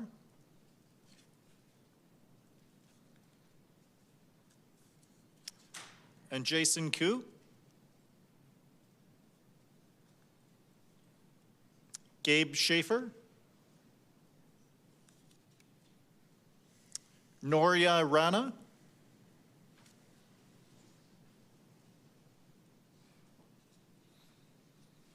Great, thank you so much for being here. And Elder, we will begin with you. Thank you for being here. Okay, nitsinskasim sasnamayaki, nitduto abasu speakani. I'm grateful to be here. I was here all day yesterday. Like I got here about 8:30 and I waited all day and I left to go home at 4:30. And then I get a surprise call at 20 to 9 that my name was called. And I'm thinking, oh my gosh. And then So this sorry morning, about that. And then this morning, I was in traffic. And I wanted to be here at 9:30, but I left my home in Bowness at 8:30. And so I apologize for being late, but thank you for calling. Kim Tyers is my alderman, you know, in Bowness. My husband and I have been married for 43 years, and my husband is along, actually he's the president of the Bowness Legion right now. And we've raised our kids here in Calgary. We have 2 kids, adult kids, and they live at home. And you know what, they don't like it, but I don't know what's wrong with them. I think we're pretty cool parents. But my husband, my son, he moved out and he lost his job during COVID. So he had to move home. And then he's having a problem moving out again. And my daughter, she moved out with a girlfriend just out of high school. They had a condo. Then her girlfriend, Julia, got engaged. And then Dana felt like the 5th wheel, so she moved home. I don't need to tell you that housing is an issue here in the city of Calgary. And most especially, it's an issue with Indigenous people. It seems like we're being priced out of Calgary, priced out of the, out of Calgary. And if you're an elder or a senior citizen like I am, you know, I've worked as a social worker for many years here in Calgary. And it's 35, 40 years. And then I retired 4 years ago. I went to Brigham Young University. And so I found that I didn't think I was gonna be busy as I have been, doing community stuff. And so I'll just go right into what I want to talk about today. Renters in Calgary often go unheard and are marginalized within the current housing system. It seems like the system is for landlords. It's not for renters. And the system perpetuates a cycle of unaffordability. Sorry, my glasses, I need to change my glasses. I'm just having a problem. Housing and poor credit rating. Like, when people go into housing, the rent is so high. Like our rent, we've tried to buy a house for many years. My husband worked for 30 years at Calgary Correctional Center, and we've lived in Bowness for a long time. We've tried to buy a house, but it has always been unaffordable. And so when we had we put money away to put a deposit on a house, it was always higher. And so we're in a situation now that, where the landlord of our duplex wants to sell his house, and we've been there for 24 years. And we've paid taxes in the city. And, there's the myth that Indigenous people don't pay taxes. Well, that's wrong. I've paid taxes all along that I've been working. And as a senior, I had the misplaced delusion that I didn't have to pay taxes anymore. Well, hello, I still pay taxes. And, so if you're a senior citizen and you get a pension, the rent is unaffordable. My husband and I couldn't live in our duplex without my children, so my children are very helpful in that. There's a couple other things that I wanted to talk about. There's many individuals who have dedicated their lives to hard work for their pension. And like my husband and I have worked for our pension all these years. And then we find we're in a situation where we're being priced out of the city. And not only that, we've tried to look for places outside the city and even in southern Alberta. But the prices are higher there too. So what the situation happens is, as a pensioner, you can't afford to pay your rent, and so your children, adult children, move in. Elder, unfortunately, you're at time, but there may be an opportunity for a question from a member of council. Okay. Subsequent, please. Oh my gosh, that time went by so fast. Jeez. Okay. Thank you so much for being here. Please stay up at the front, and then we perhaps may call upon you. Okay. Next up, we'll call up Emanuela.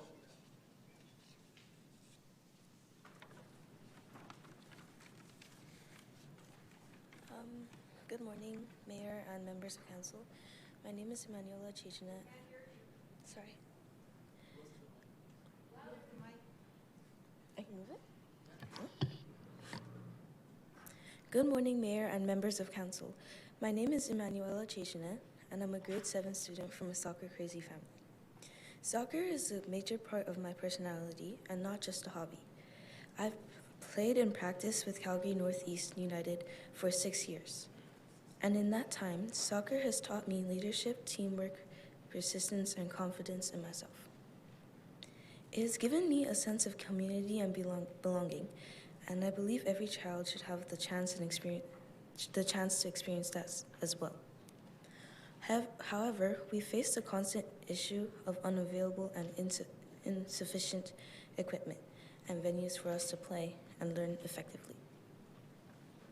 The shortage of venues, in particular, causes our indoor season to be quite unlike our outdoor one. Too many teams jostling for insufficient fields means less playing time for each of our members. Most times, training is carried out in gymnasiums or other locations that are not designed for soccer. My team, for example, has to practice late at night in order to obtain field time. None of this helps young athletes grow. Every child should have the opportunity to play the game, and if we fail to build sufficient fields, some kids might be denied the opportunity to engage in this great sport, and I believe this would be unfair. Today, we passionately urge this council to please support soccer in 2026 through the implementation of game plan, particularly through the completion of the Northeast Athletic Complex indoor facility. It will be a dream come true if this project is commenced and completed, as we currently do not have enough indoor soccer amenities. The children in Calgary will benefit from this complex because league games, practices, and tournaments will all be held there. Furthermore, the complex could afford us the opportunity of practicing regularly at a nearby venue and a proper soccer field. In conclusion, soccer is more than a sport. It's about youth development, community connection, and equal opportunities. Next, let's make sure no child in Calgary misses out. Thank you. Thank you so much for being here. We'll now call up Jacob.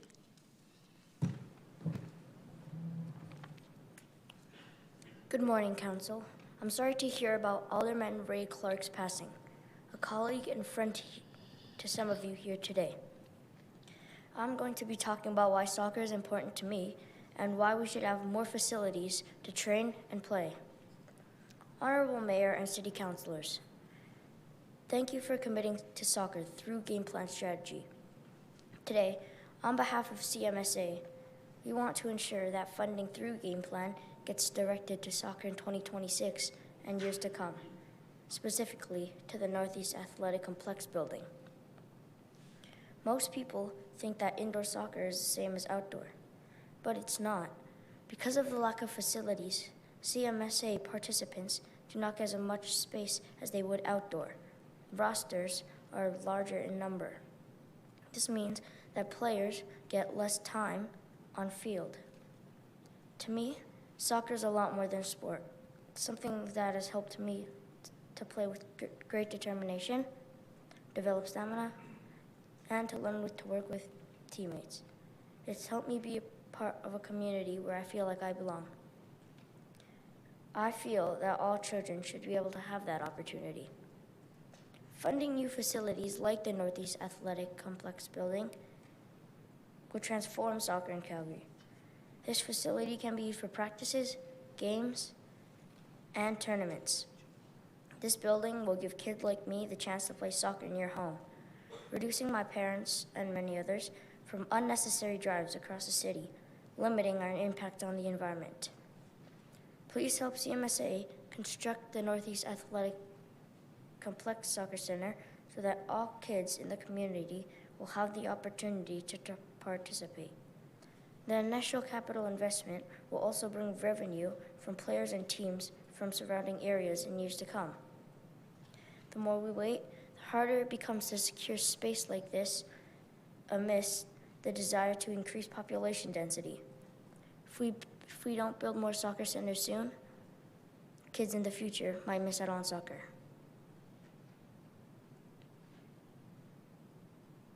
Thank you so much for being here.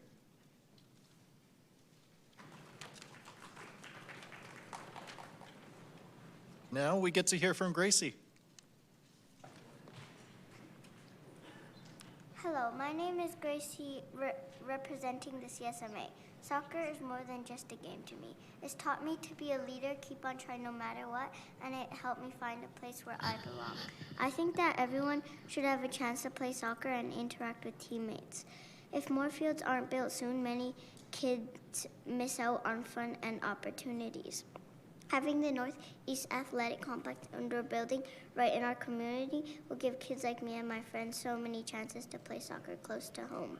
Kids from every part of Calgary will benefit from the Northeast Athletic Complex indoor building. It can be used for league games, practices, and to host awesome tournaments. In case you didn't know, winter in Calgary gets really cold, and no one wants to play in in the cold after walking to school uphill both ways and in the snow. Many kids are fortunate enough to be playing soccer now. There are limited spots for kids to play indoor because Calgary doesn't have enough indoor soccer fields to match the growing population. The longer we wait, the harder it becomes to catch up. We don't want kids in the future to miss out on soccer because we didn't build enough fields today. Thank you so much.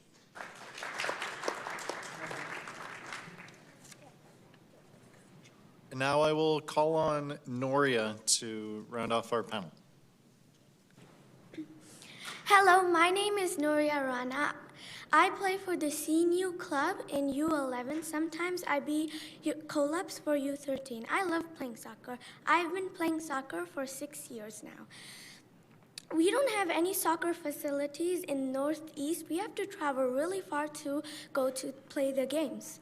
Please help us to build a soccer dome in Northeast. Thank you. Thank you, Noria.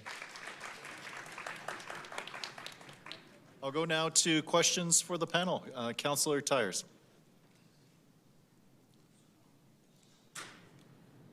Sorry. I'd like to invite Elder Charlotte Yellowhorn McLeod to come back and finish what she was speaking about, and then I've got a question for her. Thank you for that, Kim. What I wanted to say is, you know what, one of the goals for the previous council was to have a meeting about housing and look toward the solutions of how the shortage of housing is in the city. So my question is, has the alderman done that? If not, I think it's I don't want to mean to put you on the spot, but I think that's a great idea to have a meeting about housing, because it's shortage of housing, not only with Indigenous people. The Indigenous people are the silent majority. I'm here by myself, but believe me, there is so many people that are affected, and especially our youth. Our Indigenous people in this country are the youngest besides immigrant. Majority of our population is under the age of 24. So any goals that you have for the future is very relevant. And that crisis was there 10 years ago, 20 years ago, last year, and yesterday. That crisis is still on. I was really gratified to find out that there's one of the priorities that you had in previous council was to get housing, affordable housing for Indigenous people. You know, this is Blackfoot territory, the Blackfoot Confederacy, and I'm so gratified to see my flag there, the North Piikani Nation. You guys did that. It's amazing, and I heard about that, but I'm gratified to see that. Let's go a little bit further and make sure there's housing, because I'll tell you, the Indigenous people, we're the workforce of the future, as well as the immigrant population. We're younger, and we need more education and more training. How many of you, Jeremy Farkas, Mayor, you're a young mayor. Do you want to retire? I'm sure you want to retire at some point in the future. But you need people in the workforce to be able to pay into that retirement. And, you know, that's what I tell my kids, you know, work and pay in your retirement. But we're the workforce of the future. And so this committee that you have, that was one of the goals that you had, previous council, to have everybody on this committee, including Indigenous people. You know, in a year, 364 days of the year, we do the colonialist system. We're in your colonialist system. And one day is for Indigenous, and that's September 30th. And so I really believe, you know, as Indigenous people, we have a lot to offer. When I sat here yesterday, and I'll be really quickly, and this is the last thing I say, when I was here yesterday at 8:30, I watched all the people out there and they were practicing what they were going to say before they came in. I could have had input on every one of those issues, including soccer, including the water. This is our city. And as Indigenous people, we want to be on, not only have our flag here, but we want to do the work. This isn't about me. I'm 70 years old. The future is for your young people. So what I'm saying today is probably not going to affect me, except maybe stay in my rental home right now. But it's for the future of all our Indigenous people, all the immigrant people, and all of us. I want a better future for all of us, all of our children, not just Indigenous people, but for all our children. My son played for Bonus High School, the football team, and my daughter was the trainer. And my husband is on the Bonus Legion. He's the president right now. Probably he doesn't want to be president anymore. He realized how much work it is. But anyway, so we are, we're contributing to the community the best way we know how. And I really believe, as if you include Indigenous people, we can continue to do that far into the future. Thank you, Kim. Appreciate that. Yeah, so thank you so much for coming. You stay there. I just have a couple more questions. I guess to answer your question about what have we done as far as housing, we have recently been appointed to different committees and boards and commissions. That work will start very soon. We've been meeting with individual organizations and hoping to advocate on behalf of Calgarians to make sure that your voices are heard. That's what this is all about, like having people here to talk about their input into the budget. And yeah, I would love to chat with you. You're my constituent. We can certainly work on ideas to bring more affordable Indigenous housing to Calgary, absolutely. I was just wondering if you thought that an approach to reducing taxes would help the affordability crisis that we currently have. I think our taxes are really high. They're really high. Let's find a way to lower it a little bit, because you know what? We're getting priced out of homes, and we want a better future for our youth. So let's get those housing controls in so that it's not just about the landlords as high rents that they could pay. One thing I will say, the developers. One of the things that they did with the developers, they said, if you're going to develop things, then 80% of, you can do that, but make sure 20% of that is affordable housing. But what happens, the developers, as soon as they develop it, they sell the facility or the house or whatever housing that they have, and it's not grandfathered into the next policy of the buyers. And so what happens is they can just raise the rent, and there's no way of having affordable housing. Yeah, I appreciate you saying that because one of my priorities here with the budget is to reduce taxes. So it's comforting to hear that I'm not entirely off base with my plans, and that anything that we can do here as a council to make life easier, lower the cost of living, and hopefully we can make a difference here. I'm actually quite encouraged by this group around here to do that. So thank you for coming. Appreciate that. Thank you. Thank you so much.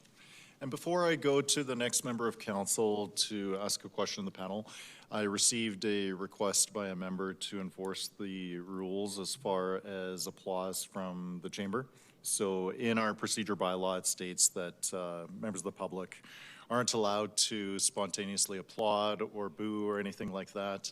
So it's not a statement on any of the amazing speakers that we've had, but henceforth I'm going to be very strict about enforcing that, because we don't want to be in a position as chair where I'm picking and choosing which speakers are allowed to boo or allowed to applaud or anything like that. So I'm going to be equally strict on all of the speakers to enforce the rules that we have set out in our bylaws. So that means no matter how amazing the guest speakers are, we aren't allowed to applaud them, just so that the space remains neutral, so that everyone feels safe and respected to provide their submissions. So thank you, colleagues. I'll go over to Councillor Dhaliwal for questions for this panel. Thank you, Mayor. My question, Alder, Charlotte, can I? So you talked about Indigenous housing. I was part of the last council, and last council approved the very first Indigenous housing strategy as part of the Home is Here overall strategy.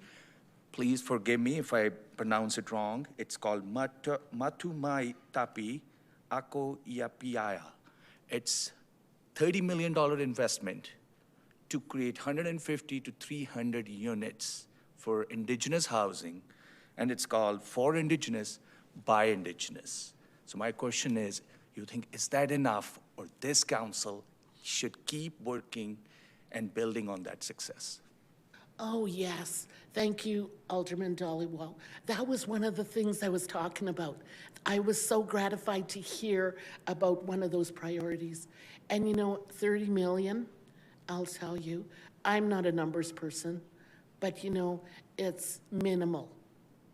We need more than that, because the housing crisis is well, as we know, it's bad for everybody, but it's all worse for Indigenous people. When I sat out here yesterday, a lot of Indigenous people and other people of nations came.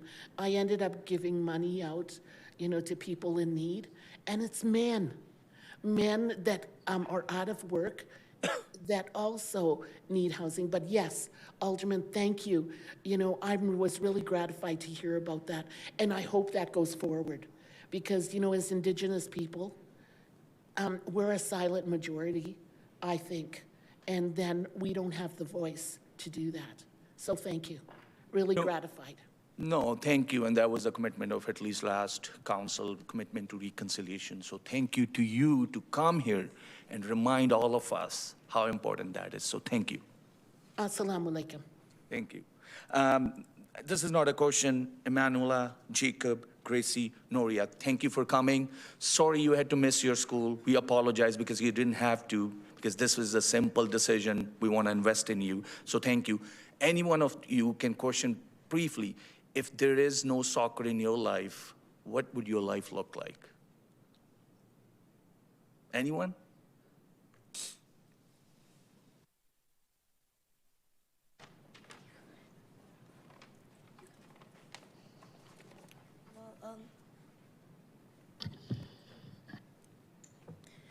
If there was no soccer in my life, I wouldn't have a lot to do. It wouldn't be fun, be boring. Yeah, that's basically it. Great, thank you so much. That's it for me, Mayor. Thank you. And once again, thank you for coming, all of you. Thank you. Thank you, and over to Councillor Johnston. Hi there. My question is for Elder Charlotte. Yes. I'm getting exercise today, so thank you. You're welcome. Just kind of going off what Councillor Tyers and Councillor Dhaliwal went on. Just kind of going over the province's Indigenous Housing Capital Program. Like I feel the government is doing a lot more for Indigenous housing. And I guess Councillor Dhaliwal had asked you, what could we be doing better? Because, I mean, there's a lot of money going specifically for Indigenous housing. So there's a lot of groups out there that are also looking for housing. So focusing on Indigenous, I was just wondering what we could do more to be more efficient or quicker at getting housing. That is an excellent question. You know, thank you for that question, Alderman Johnson. You know, when we've asked politicians, you know, and from like Ottawa, Aboriginal Affairs or Indigenous Affairs, they say we have transfer funds that we give to the province. And so then we go to the province and we say, what's happening with the funds for Indigenous housing? And they say, oh, you know what? We give transfer funds to the city of Calgary and Edmonton. And so it's like a hot potato, I'm sorry to say, that they say we're doing lots about housing, but nobody has any details. And so we're getting passed on from one place to another.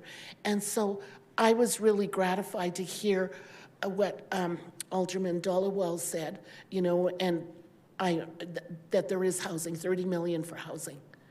And you know, those people that work in housing, whether it's the Friendship Center or the Elder Center, they work so hard, and you know, with the city of Calgary, but there's no housing available. So we need to push the developers, and you know, rather than them selling their facility, we need to put their feet to the fire. What are you actually doing for affordable housing? And the way you can do that is through the city. You know, that needs to be followed through is one. And you know, and how important it is. It is so important. Really grateful that I'm here today. But I'll tell you, there's so many more Indigenous people that end up in situations where the elders move in with their kids. And although they're elders, they end up doing the childcare because there's only so much funds that they have. Some of them have health issues. And so their kids, they may lose their job. And then they end up on the only income that's coming into the rental home is pension. And so our elders, they're not always healthy. And so what happens when they pass away? There's nobody else, and a whole house load of people get displaced. And, you know, and like if we can figure out housing, I'll tell you, if we can figure out housing, we can figure out policing, we can figure out the criminal aspect. And you know what, if you're working so hard, having 2 or 3 jobs to pay the rent, you don't have time to have your kids in soccer. And in my case, kids in football, in basketball, and the arts. We're not even talking about the arts. You know, those are all important things that we need in order to make a society. I'm going to stop there because I can go on. Thank you for the question. Really grateful. Okay. I hope I answered it. Thank you. And Nanustin is a carrier for thank you and see you again. So thank you. Thank you, Councillor Johnston. Any other questions for this panel? Right, we will move on to our next. Do we have, and for the folks up front, we're all done. So I will now be calling for the next set of 5 that we'll have the opportunity to speak with. And thank you so much for being here this morning. You know, I'm going to, colleagues, I'm going to take the prerogative as chair to perhaps ask any of the students who are here in the audience who are taking time off school to come up first, irrespective of what the panel order is. So are there any other minors who would like to speak? Or yeah, come on up. So we'll give you the opportunity to speak first, and then I will go to the panel order that we have.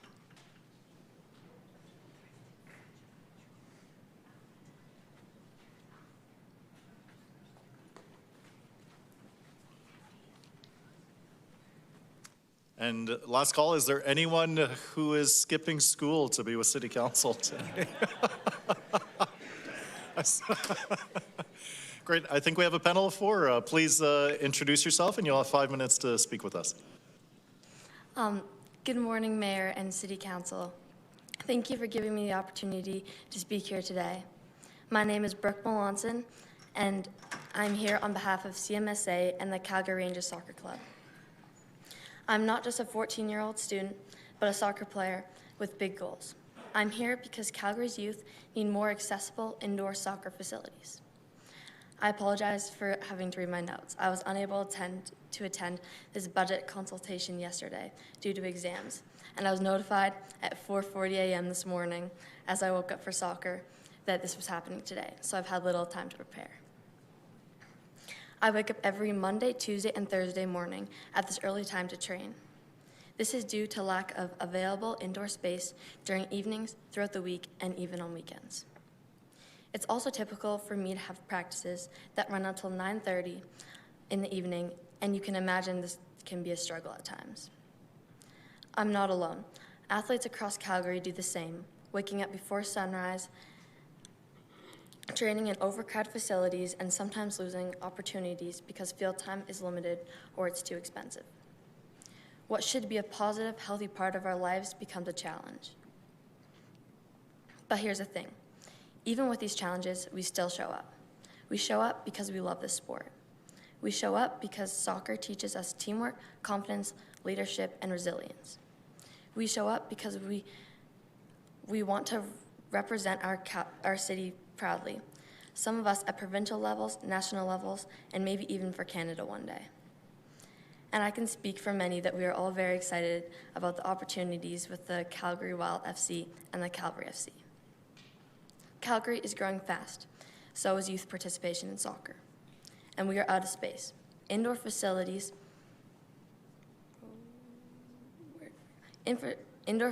are no longer a nice to have. They are an essential infrastructure for young people's health, safety, and development. Calgary has been a place that values youth, sport, and community. I believe this council wants to invest in a future where young people are healthy, active, and supported. I'm asking you today to show that commitment by making indoor soccer facilities a real priority in this year's budget. I might only be 14, but I know what it feels like to commit to something and pursue it with everything you have. And I believe the city can do the same. Please listen to the voices of these young athletes who are asking for your help. We love the city and we want it to grow with us. Thank you for your time here today and for considering what this investment would mean to thousands of kids in Calgary, including me. Thank you. Thank you so much, Brooke. We can welcome our second speaker.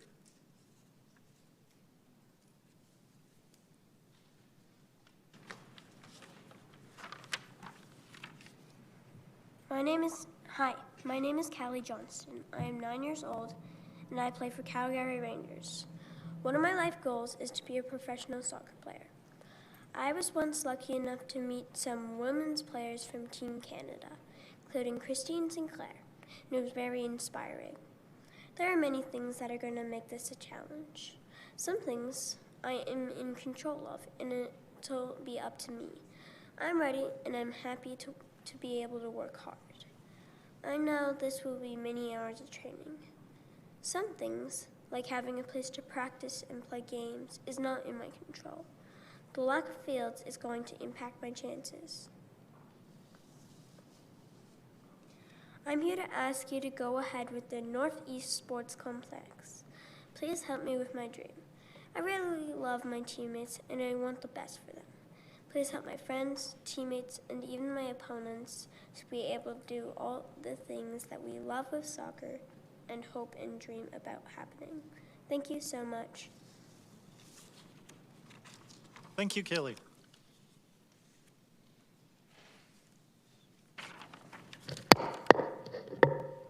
Good morning. Good morning. Hello, Mayor Farkas and Council. My name is Avon Johnston. I am 11 years old and I play for the Calgary Rangers Soccer Club. Soccer is important to me because I grew up with it. I have played since I was 3 years old and have watched for as long as I can remember. I love competition, I love this sport, and I have been lucky to have it in my life. Calgary needs the new Northeast Athletic Complex indoor facility. Right now, my team practices in school gyms because there isn't enough field time to go around. Playing in gyms can cause injuries because of the hard floor and how cramped it is. We barely play even when the gym is in perfect condition, but most aren't. Floors are slippery, some are losing their finish, and many are filled with garbage. And we spend the first few minutes of our practices to make it usable. Because there aren't enough fields, we also have a very tight schedule for games. This lack of time means that we can't get proper warm-ups, which can also cause injuries. Jeez. And when we get extra field time so that we can get better, the times are very early in the morning and very late at night. This impacts how we feel. I am a nicer person when I get enough sleep. The Northeast Athletic Complex indoor facility would solve many of these problems. It would allow more warm-up time, let us play on turf instead of in gyms, and let us play at times that are appropriate for children our age. It would keep us safer and healthier. It would let more people love the sport like I do. Thank you very much for this opportunity to share my perspective. Thank you so much for being here.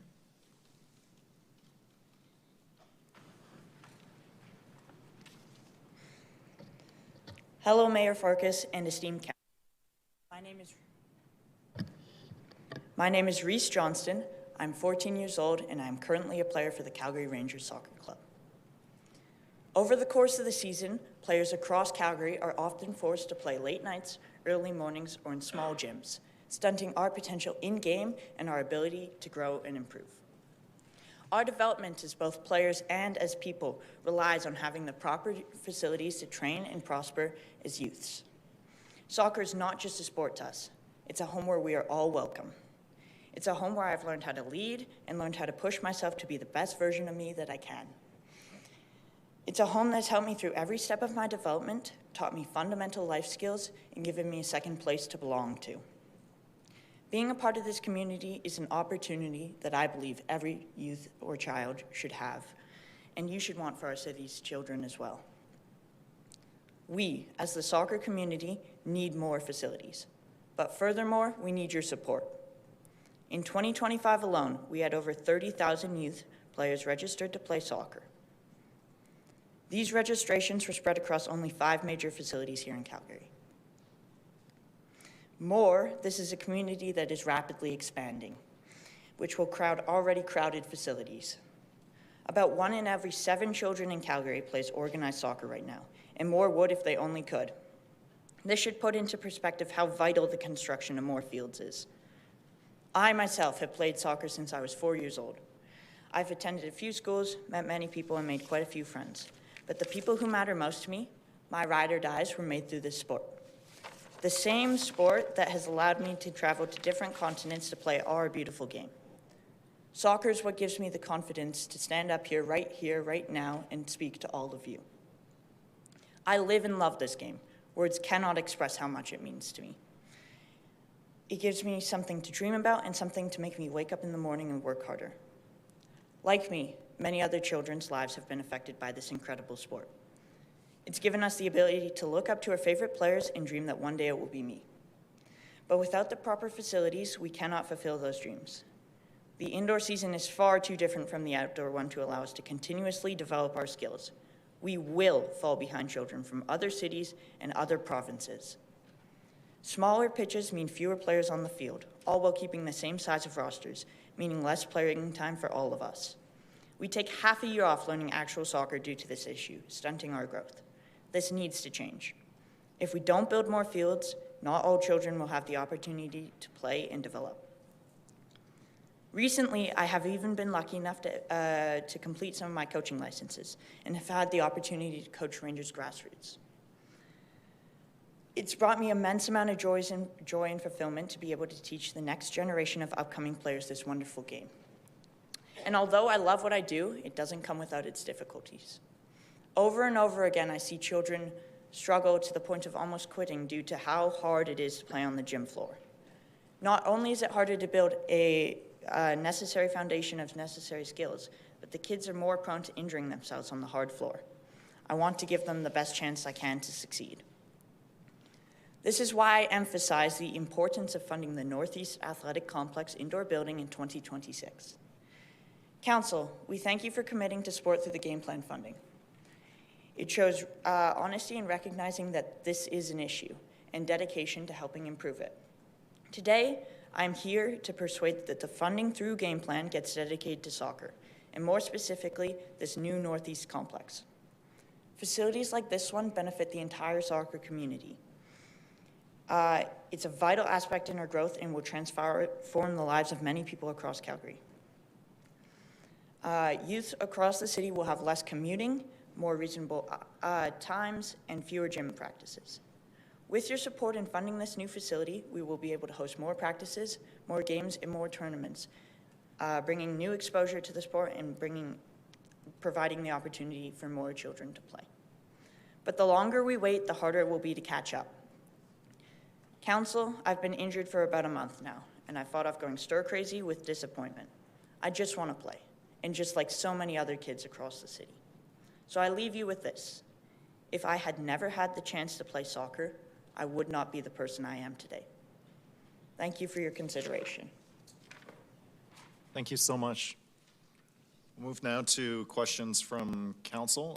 Councillor Kelly. I wish we could applaud them. I mean, the mayor's a big meanie, though, guys. Sorry. I know. Like, it's blame the me. bylaw. I know, but I'm still going to blame the mayor. ASL applause is this. So hey, thanks, guys. Question, I guess. Great job on all of you. Maybe I'll ask my question of Brooke, if you don't mind. Just because you remind me so much of my 14-year-old daughter. She would not wake up at 4:30 a.m. With a notice to say, hey, come to council and talk. So kudos to your parents and you. In her sport, she has to travel to Canmore 4 days a week. But with your text or your call at 4:30 in the morning, I was wondering if you could just give us a little bit, like Avon did a pretty good job in terms of telling us what their day kind of looks like. I'm curious for you, when are your practices typically? Are they in the morning or the evening? Sort of what time? Thank you for the question. So one of my days usually typically look like practice from 6 to 7:30 in the morning. And then straight after that, I have practice with my school team from 8 to 9:30. And then I go straight to school, have school for however many hours. And then I go home, hang out, chill a bit, do homework. And then I have another evening practice that usually ends around 9:30. And what is sort of your commute? Like, how long does it sort of take you to get to those practices? For me, well, I'm pretty lucky where I live, but it takes me minimum 15 minutes to get to the soccer facilities from my house. That's great. I think we've heard from some others that commute can be a heck of a lot longer. As I said, my daughter has to go all the way to Canmore for hers. So I appreciate that. Thank you for kind of giving us a bit of an idea in terms of what the day looks like in the life of a student athlete and what sort of commitment it takes. So to all four of you, thank you so much for being here today. I really, really appreciate it. Thank you. Thank you, Councillor. Councillor Dhaliwal. Thank you, Mayor. You've been great giving us latitude with this. So I have no questions. I just want to thank Brooke, Kaylee, Evan, and Reese for coming out. Thank you. This means a lot. We need to hear from you because this is important, and I can assure you I will always stand with you guys, with our soccer community, with recreation. We'll always be a flag bearer, at least at this council. Thank you. Thank you, Mayor. Thank you, Councillor Pantazopoulos. Picking up on Councillor Dhaliwal, Reese, you mentioned something about representing your city and country one day, and I would just suggest that, apologies, Brooke, sorry, Brooke, you mentioned that in your speech. You've done that representing youth here in Calgary, so always take that away, that you came in and did an amazing job to speak passionately about something that's important. Reese, just one question, picking up from Councillor Kelly about your experience before your injury, about travel times. Being in Ranger program, tell me how far generally you have to travel during the winter to get to a facility and what that experience looks like for you. Thank you. Like Brooke, I'm fortunate enough to live in a neighborhood where the commute isn't so bad. For practices, it's usually 15, 20 minutes in the winter to get to the West Soccer Center, which is usually where we have practices. And then for games, I usually have to travel to Red Deer to play tournaments in the winter, which is a very long drive, and games in odd places. So usually 15, 20 minutes. Thanks so much. Really appreciate everybody. Thank you, Councillor. And for Brooke. So I learned that you've been selected for your second year for the Whitecaps Prospects Academy. I just wanted to acknowledge you and say thanks for your hard work and dedication, not just personally and professionally as an athlete, but also your advocacy. It really makes a difference to be here at City Hall, and I'm just hoping we can keep you rather than sending you to Vancouver. So thanks so much for being here. Thank you very much. All right, we've concluded this panel. Council, just to do a bit of a time check, I think this next panel, I'm gonna do 4 so that we can stay close to the noon hour break. Great. All right, so I'll begin to call some names, and if you are on the phone and your name is called, please just chime in so that we know that you're on standby. We're looking now to flush out from panel 19. Lauren Blackmore. Lauren, are you with us? Come on down. Tara Laverdure. Tara, are you with us? Alexis Hranchuk. Come on down, Alexis. Kate Duggan.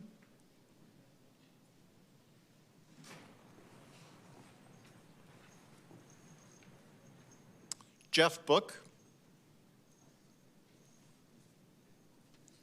And that will be our panel of 4 before the lunch hour. So if I've not called your name, you'll unfortunately not have an opportunity to speak likely before at least 1 o'clock today. Great, so we'll call on Lauren first to speak. Thank you so much for your patience with us this morning. It's okay, thank you so much, Mayor Farkas, thank you, Council. My name is Lauren Blackmore. I'm here as a volunteer with Good Neighbor.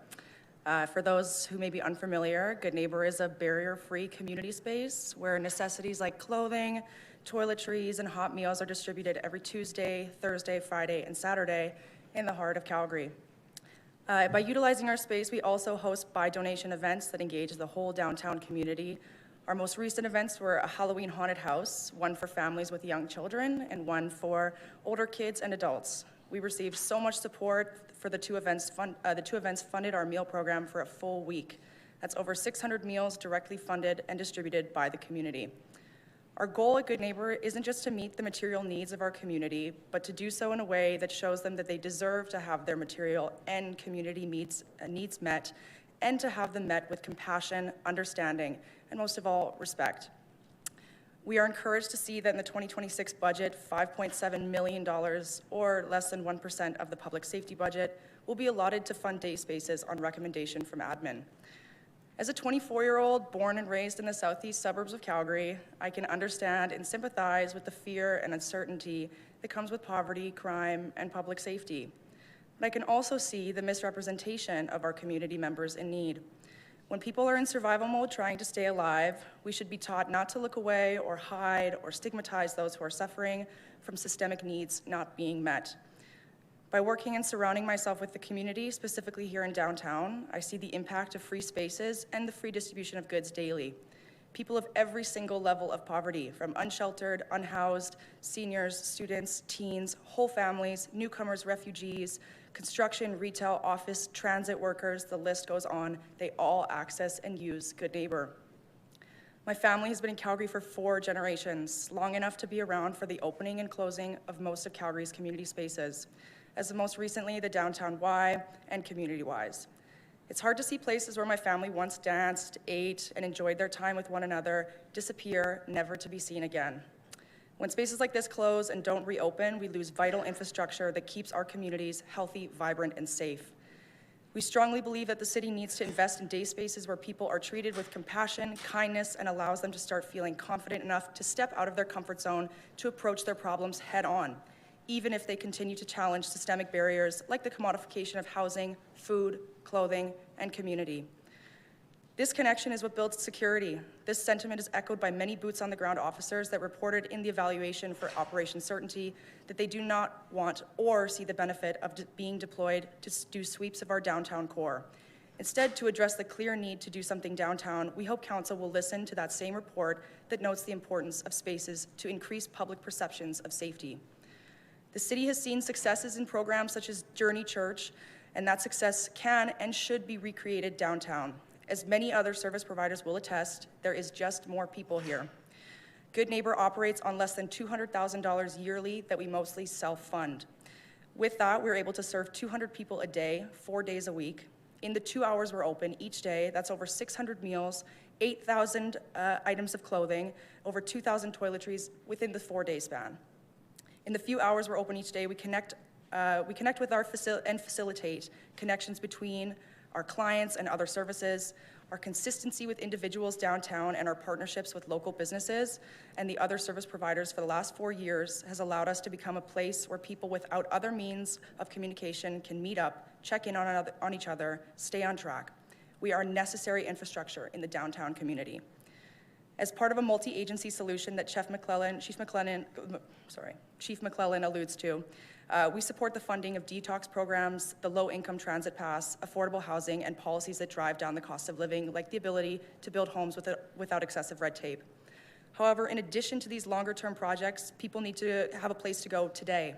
Rather than shuffling people around we label as undesirable through alleyway to alleyway, until the overworked systems we have in place are able to catch up. Funding places downtown like Good Neighbor, where people are not just tolerated, but welcomed, is necessary for a compassionate and dignified approach to the problem at hand. With consistent funding from the city, the de facto downtown community center that Good Neighbor has become can increase our days and hours of operation and provide more programming to Calgarians, which will help alleviate the pressure that has been unduly put on other services, such as CPS, as they try to do the job of psychologists, social workers, and the police. With a safe, comfortable, convenient place to go and get daily necessities, people are less likely to turn to more aggressive or illegal ways to get their needs met. Calgary is a city where we have the ability to make sure that everyone has all their needs met, where we don't see security in opposition to compassion, where compassion is a necessary component for security. Thank you so much for your time. Thank you. I'll now call on Alexis.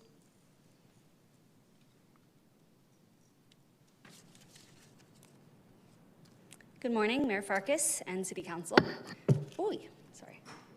Congratulations to each It's of you. not bolted down? Okay, sorry. You could pick it up and take it out with you. My papers are all crumpled. Congratulations to each of you. I know it takes a lot of work to earn the privilege of sitting in these chairs. My name is Alexis Horanchuk, and I am the Strategic Initiatives Liaison at the Calgary Drop-In Center. So I'm here to speak to you today on your first hearing from the public on the importance of deeply affordable housing in our city. So Budget 2026 is rightly focused on the economic pressures facing all Calgarians, but there's no demographic that is feeling these pressures more intensely than those experiencing homelessness. And there's nowhere where the downstream effects of housing shortages are more visible than places like the Calgary Drop-In Center. Every day before I walk into our building to go to work, I quietly remind myself that it's very likely that someone inside that building is having the worst day of their entire life. And I ground myself in the goal of our work existing to make each subsequent day for that person a little bit better, because we don't see our shelter at the DI as a destination. We see it as an entry point into a coordinated system of care that ultimately ends in housing. But as housing prices rise and as availability remains a critical challenge, our work is faced with a bottleneck. So we are a housing-focused organization, and we're currently moving every month on average 50 people from our shelter into their own homes. But at the same time, we're also seeing a monthly average of 150 new people come into our shelter for their very first time. And this is simply a growing demand rate that we cannot keep up with. Simply put, there is nowhere to put certain Calgarians that have certain needs anywhere. So we know that the solution to homelessness is housing, but we also know that it's the right type of housing, and that it's the responsibility of community and all 3 levels of government to be part of that solution. So in that spirit, we are very supportive of the continuation of the Home is Here strategy, and very grateful for the $86.6 million currently allocated in Budget 2026 for affordable housing. And I'm here to encourage you to prioritize deeply affordable and supportive housing, as well as Indigenous-led programs, since we know that the Indigenous population is very overrepresented in the demographic experiencing homelessness. The homeless serving sector and the not-for-profit sector in general prides itself on being very collaborative. So whether it's the recently launched coordinated winter response, whether it's several outreach programs or day spaces, we really hope that we've demonstrated that we are willing to, get together and do whatever it takes. So we invite you to be part of this. And this will ensure that our most vulnerable neighbors have a way to live with safety and dignity. So what am I really asking for here when I say deeply affordable housing? As we've heard over the last couple of days, and as you likely know, we currently define affordable as when housing costs less than 30% of someone's pre-tax income. So deeply affordable means that this housing would be affordable for those whose income is far below the area's average or who have no income at all. And these are the folks who are often experiencing multiple challenges at once, so housing being one of them, but often employment, health, mental health, addiction. There are several challenges. And we know through experience and evidence that housing those people first will help them stabilize to a point where they can begin to tackle these other challenges they're facing, and they can begin to imagine themselves as someone who could afford what we consider affordable housing. So you'll see how that deeply affordable piece is often the missing link in that coordinated system of care that I referred to earlier. Ending homelessness is possible, and it will not only mean safety and dignity for those whose experience of homelessness ends, it will also mean less strain on our shelter systems, but also our health systems, our policing, and on our courts. It will mean a safer Calgary for everyone. So I leave you with this: adequate supply of supportive and deeply affordable housing is the answer to ending homelessness. And I hope you will keep that top of mind as you deliberate Budget 2026. Thank you. Thank you so much. We will now call on Kate.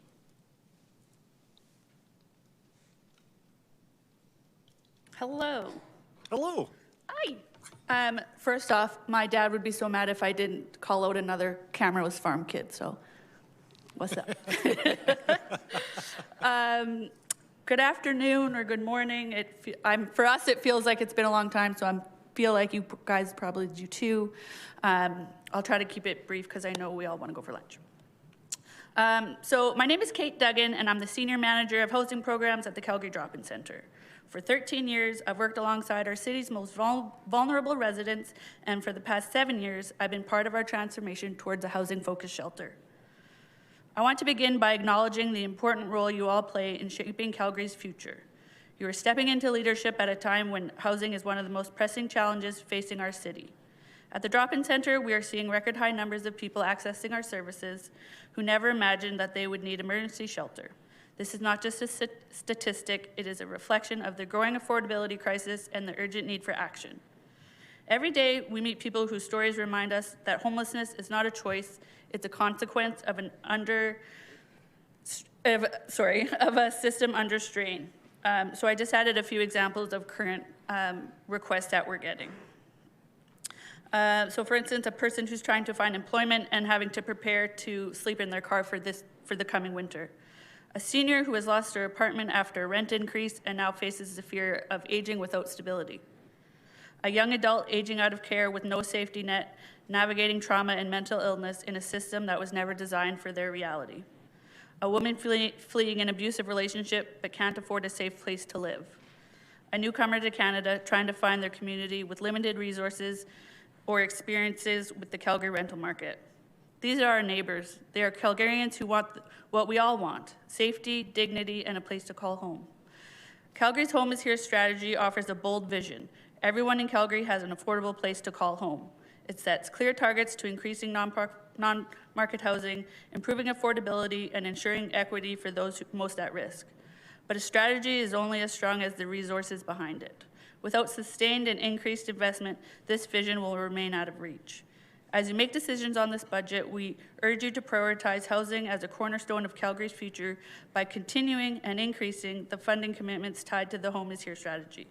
Every dollar invested moves us closer to a city where housing is not a privilege, but a right. Calgary has a proud history of rising to meet its greatest challenges. With courage, coordination, and commitment, we can do it again. I appreciate your time and commitment to a Calgary that is for all of us. Thank you. Thank you so much for being here. We'll go now to Jeff Book.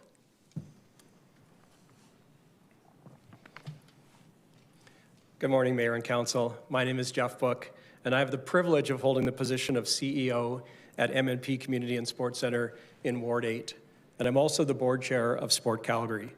I'm here today to show my strong support for Game Plan.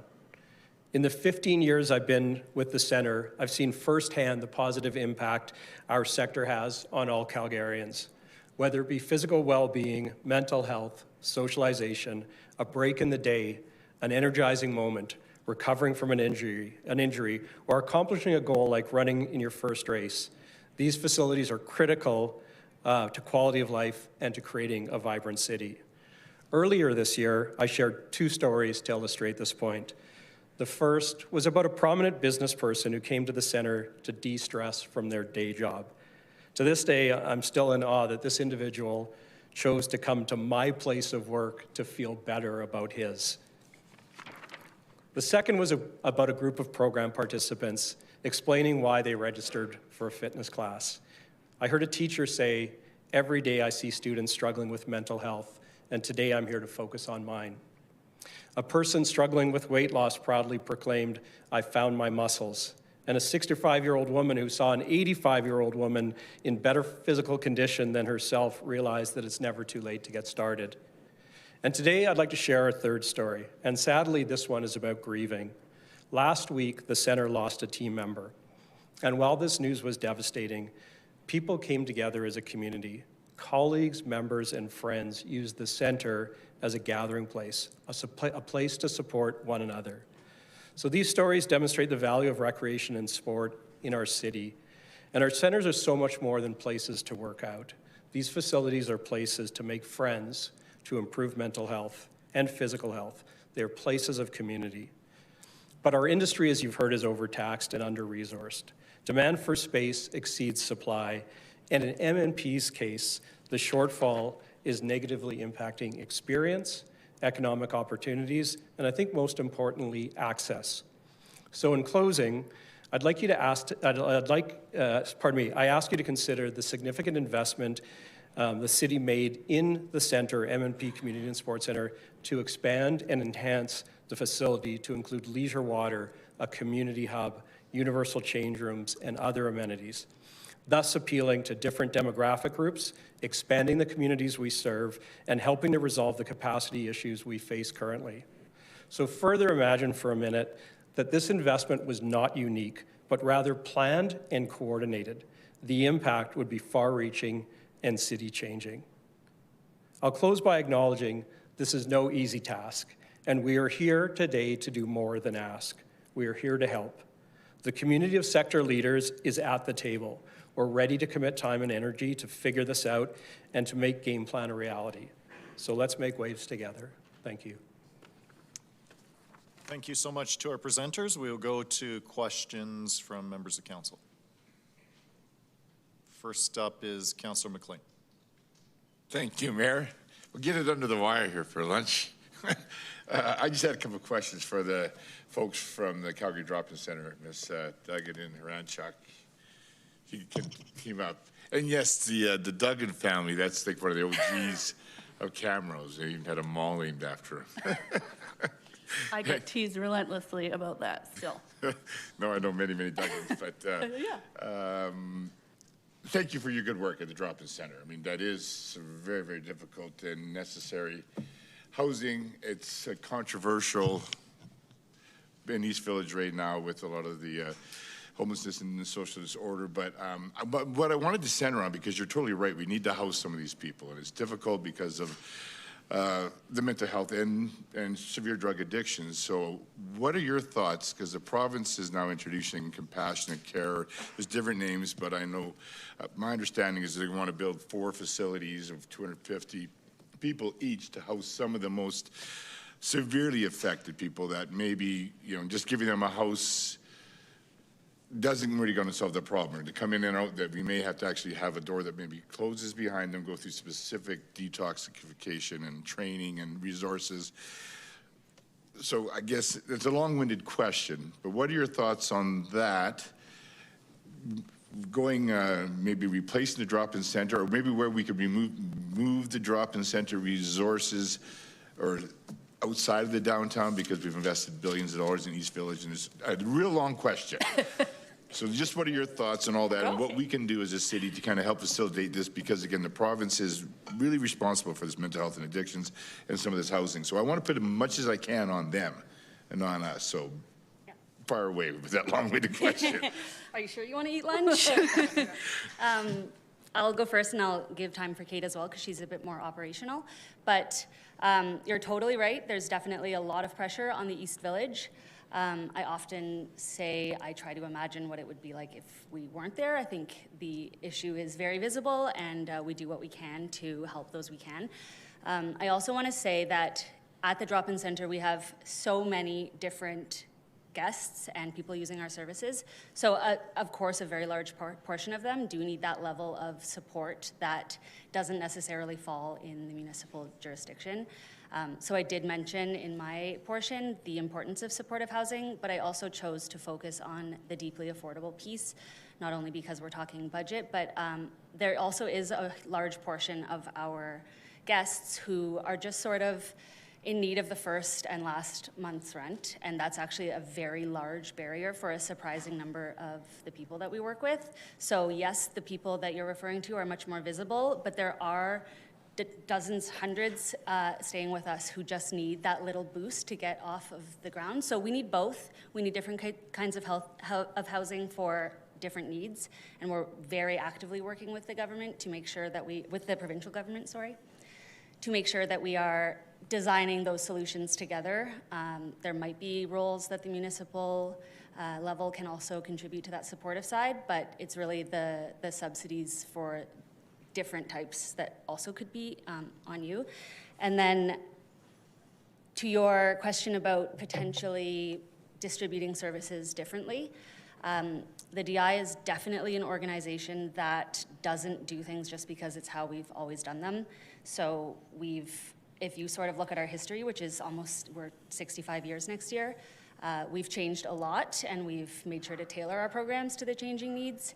And so we are always looking at other jurisdictions, and we do see best practices do often mean a less congregate, large shelter like our main shelter. So it actually is posing a lot of issues, and we don't have it's a very long process because it must be planned correctly. So we are currently exploring the issue so we understand exactly what we are trying to solve in terms of who needs what where.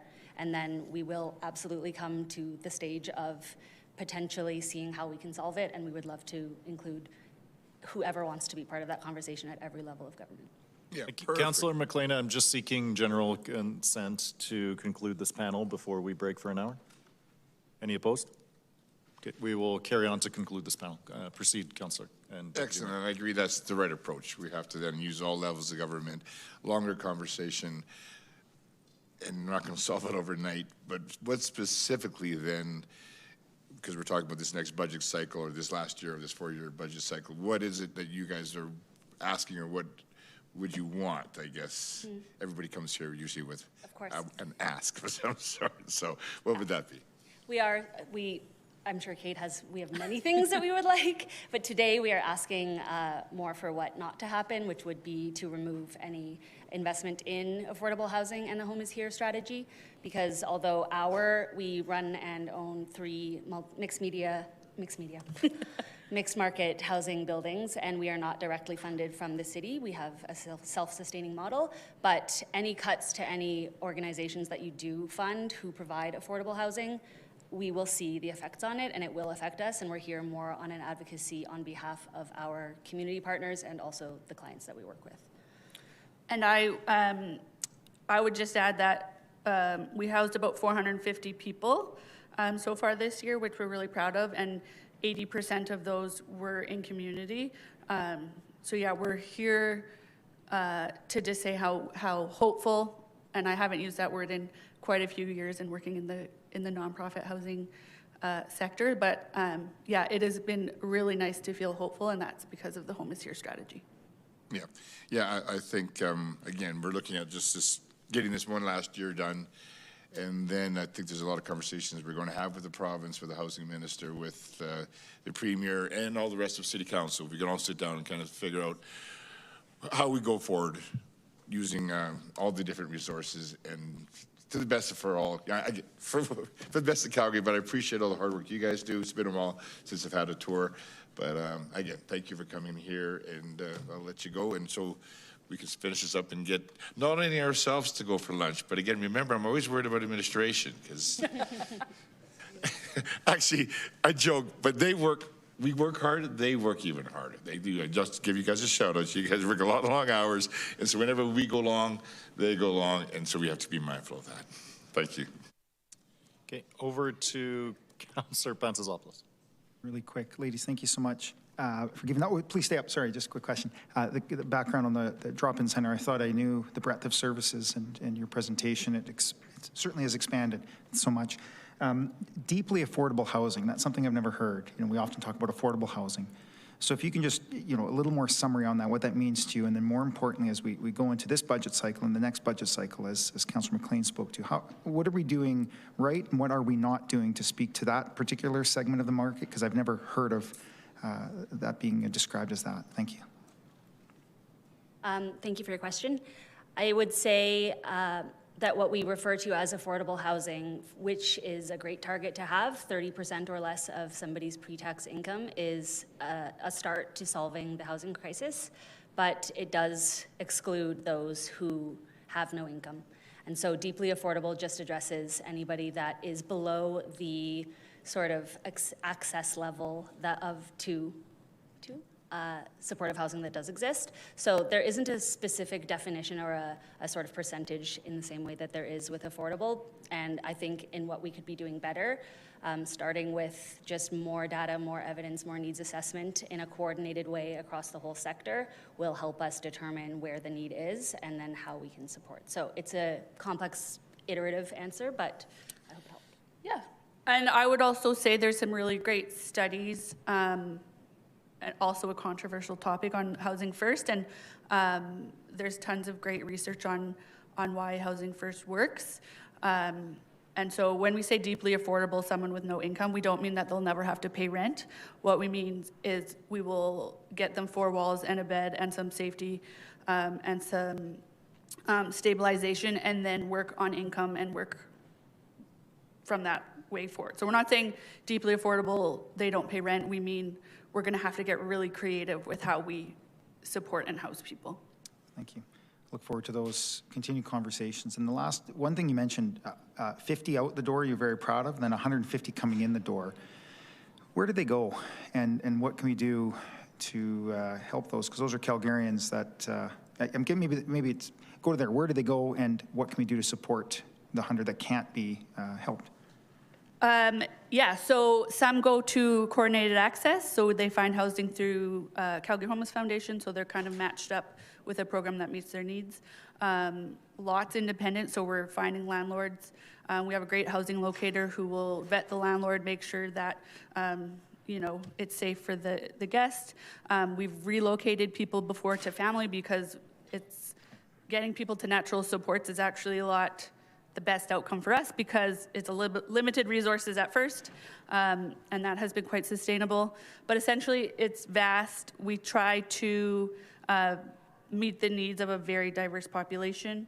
But yeah, we have supportive housing. We have the CAA stream. So we try to be really adaptable because what we don't want to do is put someone in housing where it's not safe. So we do try to find a balance of these are adults who have their own right to self-determination and support that, while also making sure that landlords are getting their rent, that the unit is safe for them, and that it's sustainable, which is what we really want to focus on.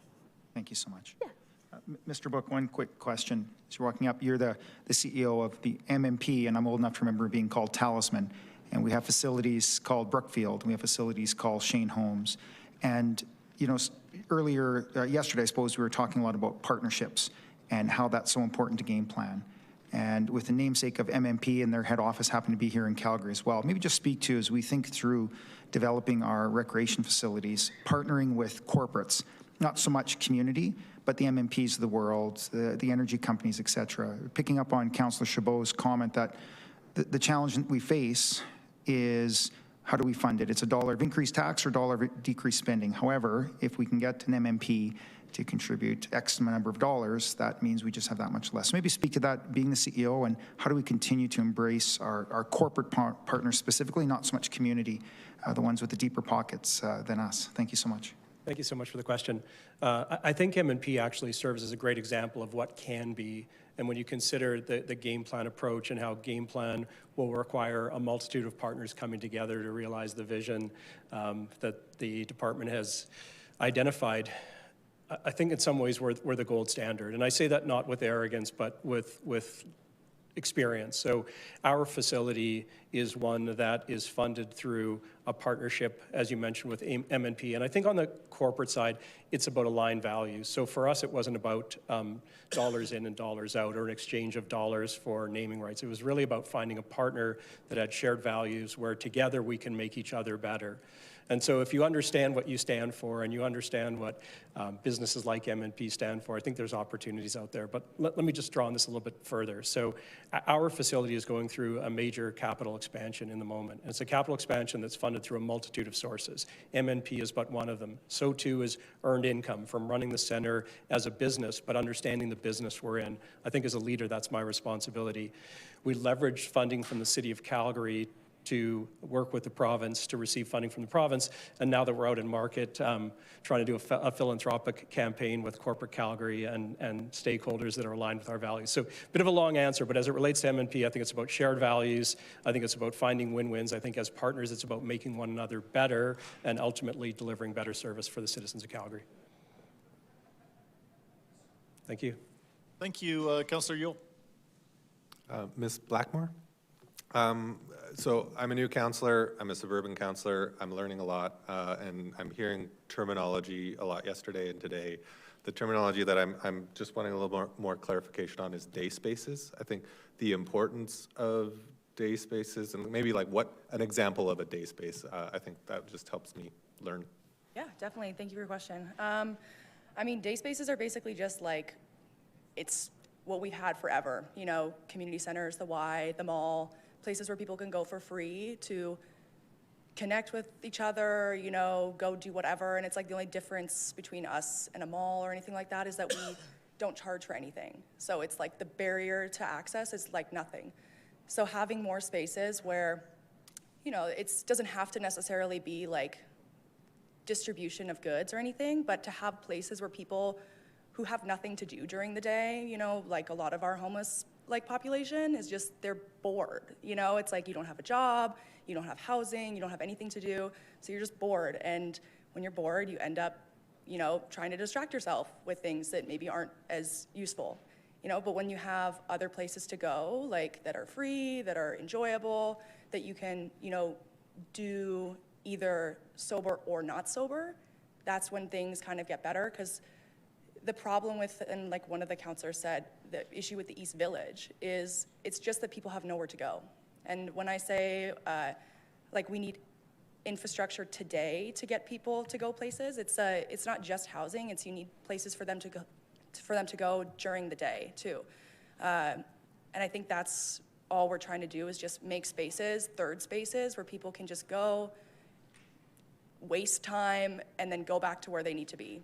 And that's it. And that really does kind of stop a lot of the loitering, stop a lot of the drug usage, stops a lot of like stealing.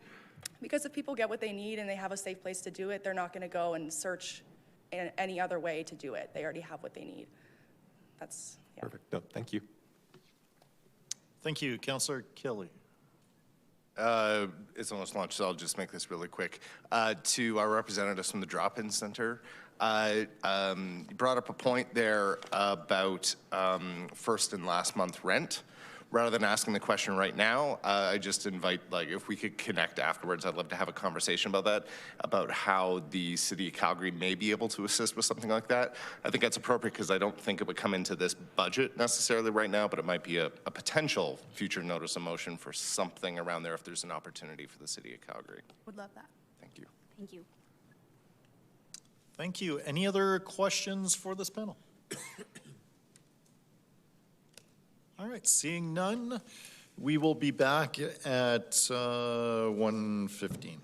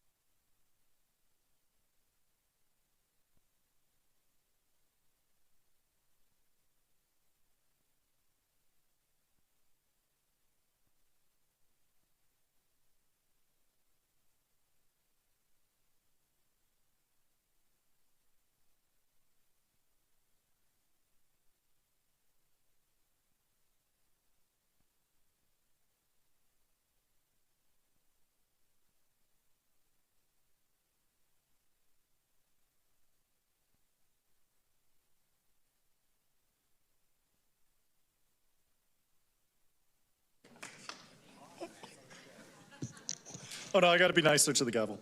Welcome to the continuation of the 10 November 2025 budget adjustments 2023-2026. Madam Clerk, please call the roll. Thank you, Mayor. On the roll, Councillor Jameson. Councillor Johnston. Councillor Kelly. Present. Councillor McLean. Councillor Pantazopoulos. Councillor Schmidt. Councillor Tyers. Councillor Ward. Councillor Wyness. Councillor Ewell. Councillor Atkinson. Here. Councillor Chabot. Present. Councillor Clark. Councillor Dollywall. And Mayor Farkas. Here. Thank you. Madam Clerk, I'm not sure if you caught Councillor Schmidt was here. And Councillor Jameson's here. Noted. Thank you. Welcome back, colleagues. We are midway through our hearing from the public portion of the budget adjustments. We've gone through pretty much most of the panels, but last night, as we got to many of the names, as they were called, the people weren't present who are now in the chamber with us.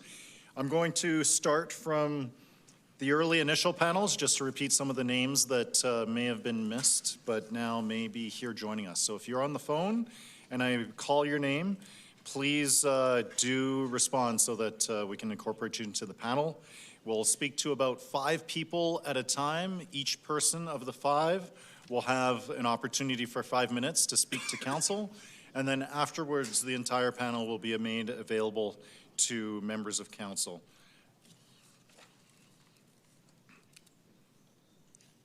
So I will get started by calling upon for our first panel. Elder Jackie, please join us.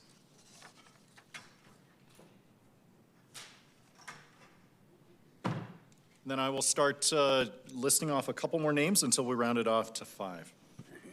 So first, Stephanie Counts from panel 3, Zandria Sandberg from panel 3, panel 6, Kelly Bailey, 7, Gordon Orr, 7, Andrew Thomas, 7, Mike Jones, 9, Arivik Petrosian, 10, Emma Countryman, 11, Graham Masters. And just to confirm, are any of these names that I just announced on the line with us? Okay, we'll move on to panel 12.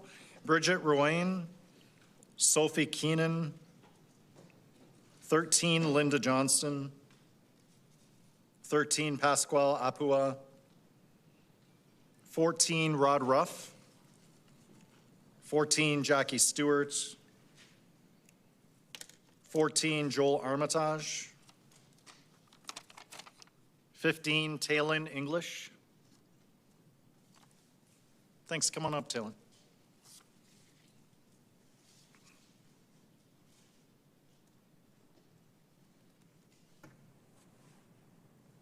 15, Jared Bluestein. 18, Mateo Reyes.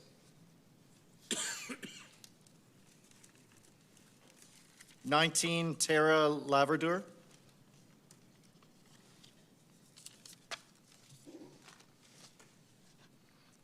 16, Viraj Mand.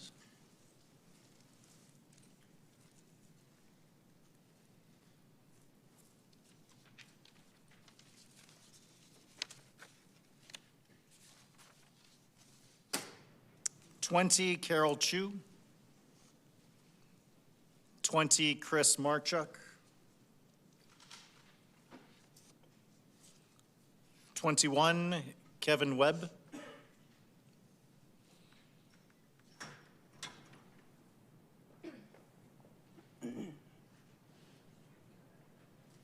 'Great, so I think we've got our panel of 5.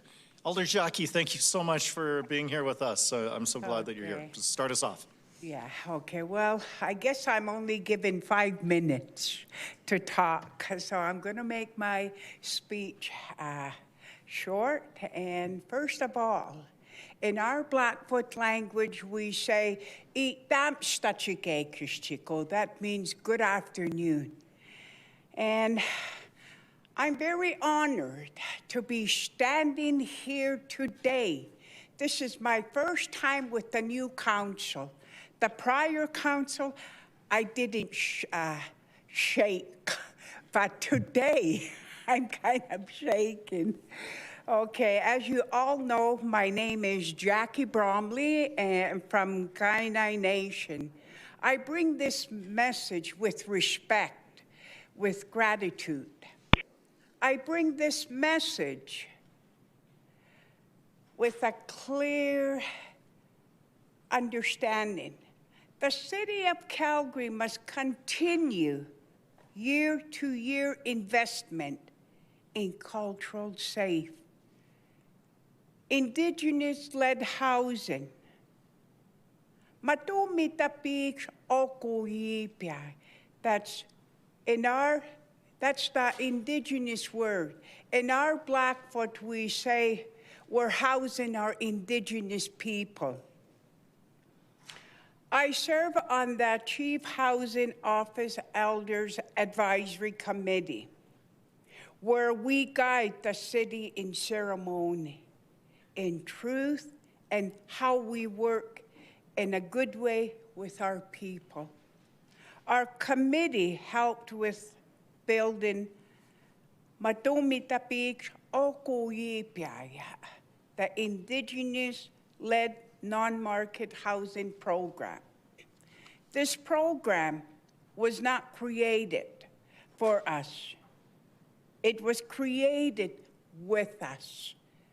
That is the rare thing.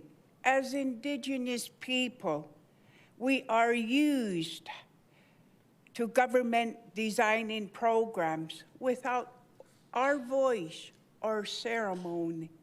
This is the first time in a long time we have seen a program shaped by community, elders, nations, and Indigenous nonprofit organizations together. Today, more than 38 Indigenous households in Calgary are in need of housing. This doesn't include our Indigenous homeless people, where we represent more than a third of people who are homeless. This is not just a number. These are families, elders, youth aging out of care, parents trying to rebuild, and community members still carrying the weight of colonial policies and intergeneration trauma. And I'm just going to add this in there. I'm a residential school survivor, and I know what my people are going through, the trauma that we all faced. Without safe, cultural, stable housing, healing is almost impossible. Matumitapik okuyipyay gives our people something we have fought for, a chance to plan and lead our own housing, a chance to build and own our own homes through construction funding that supports buildings that will be owned and run by Indigenous nations and organizations for that at least 20 years, a chance to create cultural safe homes where ceremony, language, and community care are at the center. This is what we call for Indigenous by Indigenous, and it works. It is the only way to break the cycle of systems not made for us. When our people design housing, it looks different. It feels different. It heals. But this work cannot stop after one round of funding. This work cannot stop before it has begun. Healing does not happen in a single budget cycle. Community trust is not built in 1 year. Housing shortage are not fixed through one investment. Healing, trust, and housing are certainly not created when words and promises are followed through by action. Thank you. Eliminating. Unfortunately, Elder Jackie, you're out of time, but I'll have an opportunity for you in a few moments to be able to conclude. Is my 5 minutes over? I know, it goes quickly. Okay, thank you. We'll ask our next speaker, maybe in the order that you're seated, to come and present to us.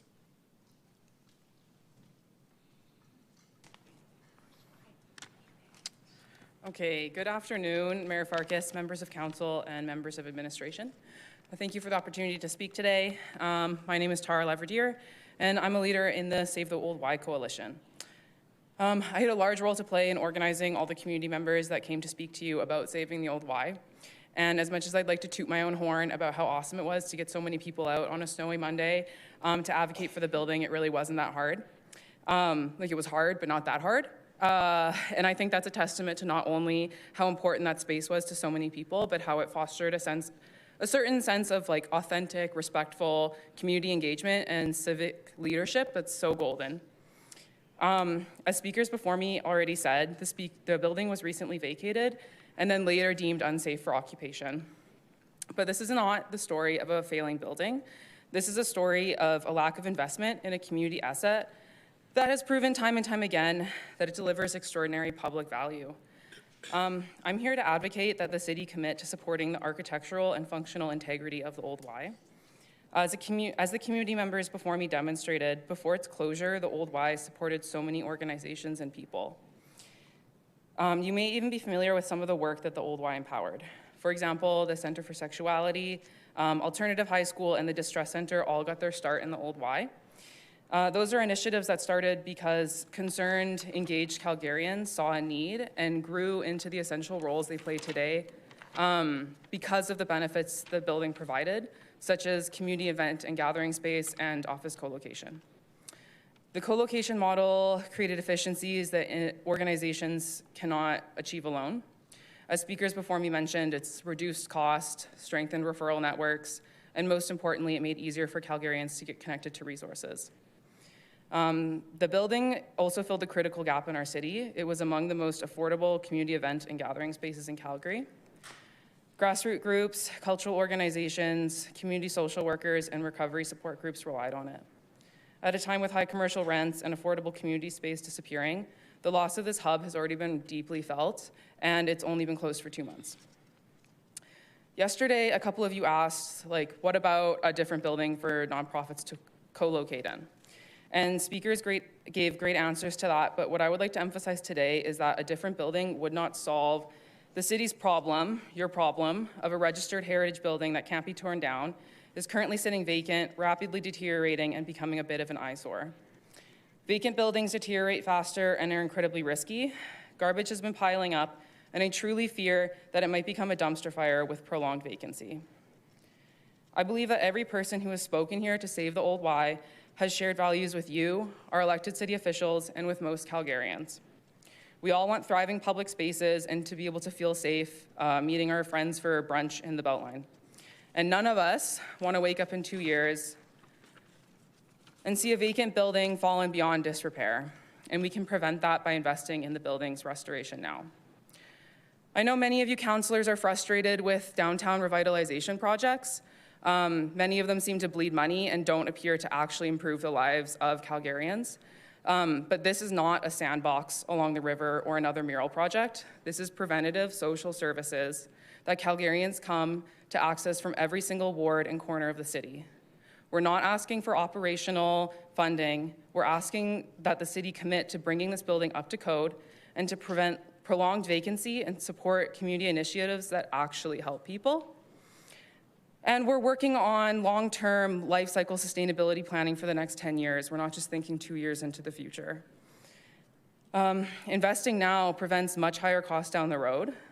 You support economic resilience by stabilizing the nonprofit sector, strengthen social well-being by improving access to essential services in a central transit-accessible location, and preserve irreplaceable heritage building, something that contributes to Calgary's identity and the vibrancy we're trying so hard to build. This building is not a liability. It's an opportunity to address the root causes we're hearing so much talk about by supporting the countless numbers of Calgarians who relied on that space for the variety of resources all in one spot. Council, the community is ready, the organizations are ready, and the need for affordable, accessible, centrally located space has never been more urgent. I respectfully ask that you allocate dedicated funding in the 2026 budget to restore and reactivate the Old Y. The return on this investment will be felt across our city for decades. And if you'd like to know more about the building and its impact, you can visit theoldY.ca. Thank you for your time and consideration. I'm right on the money. Well done. It looks like the practice made perfect. Come on up. Wonderful. Good afternoon, Mayor Farkas and councillors. My name is Taylin English, and I'm the program manager with the Calgary Climate Hub. I am also a Ward 8 resident where I've had the pleasure of living and connecting with the Beltline community these past 3 years. I'm speaking with you today to confront 2 important issues that our City Council is best positioned to address. As you know, many speakers before me have iterated the importance and significance of the Old Y, and I want to trust that the value and space that this has to our community members is being heard. As a small grassroots nonprofit organization that works to advance meaningful climate action in Calgary, this building has provided us affordable rent and access to community space for programs and educational gatherings. It has inspired collaboration and resource sharing, building the necessary networks across smaller organizations and groups to allow us to thrive. It is also a space that has fostered the growth of Calgary's grassroots climate movement into where we are today. Beyond my work at the Hub, I am personally grateful for what the Old Y has given me. As a young person who moved to Calgary 3 years ago, the Old Y was one of the first places I came to know this city through. It was a place to gather, meet new people, celebrate, and learn more about my community, the resources offered, and its rich history in advancing social change. It is a place of civic education and empowerment, and a place that transforms one's ability to see themselves as part of a larger collective. Our city is better for it, and the loss of this community space is already being felt by many. With that, I am calling upon the city to allocate critical funds towards the restoration and maintenance of this historical and important space in Calgary's Beltline. With community resiliency and Calgary's future in mind, I also want to speak to the necessity and urgency of funding Calgary's climate plan. The climate crisis is real, and Calgary is sitting on the front lines of its response. We are experiencing the worsening impacts of climate change each year, which have devastating impacts on each one of us, but especially on those most vulnerable in our city. Wildfire smoke, intensifying weather events, and strains on our food systems have deepened inequity around health, affordability, and employment, as well as access to basic human rights like food and housing. These impacts of climate change only drive and exacerbate the social and economic challenges that this council wishes to address, including safety. Climate solutions must not be thought of as isolated from other areas or issues being experienced across Calgary, rather that these are all connected and cannot be solved in silos. Funding and expanding affordable and reliable public transportation is an evidence-based climate solution that supports people's ability to access employment and community service. It literally connects people to where they need to be. Implementing a maximum heat bylaw recognizes and protects seniors and disabled neighbors from the disproportionate impacts of extreme heat temperatures on their health and well-being. Investing in our 5A networks provides alternative, safe, and affordable means of transportation that encourage people to be active and present members in their community. Implementing measures to advance tree equity are also measures that encourage people to be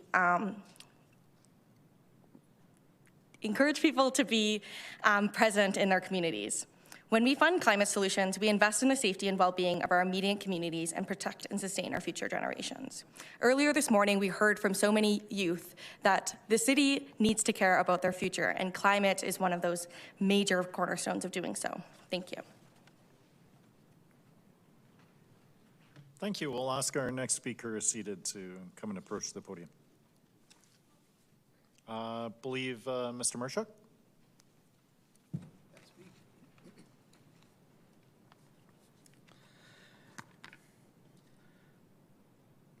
Thank you. My name's Chris Marchuk. I'm in Ward 13. I lived in Calgary for the last 50 years and have never seen the amount of distrust and adversarial relationships with the City of Calgary as we've seen in the past years. I am, however, encouraged to see good councillors still here, new councillors, and a new mayor. The increase in crime, homelessness, housing crisis, division, unsustainable immigration, financial difficulties, and hopelessness has never been so high. Let's not kid ourselves. This was not an accident, but a plan that we see right across Canada and the world. It is brought on by the increased focus by world control groups that have placed our countries and municipalities such as Calgary. Not only have we seen our city relinquish control over much of what we do in our city, but we are paying a hefty cost for them to do so, and how we conduct our business, what we eat, where we travel, and what we do, or even what we say. $256 million we have in a climate change initiative in Calgary.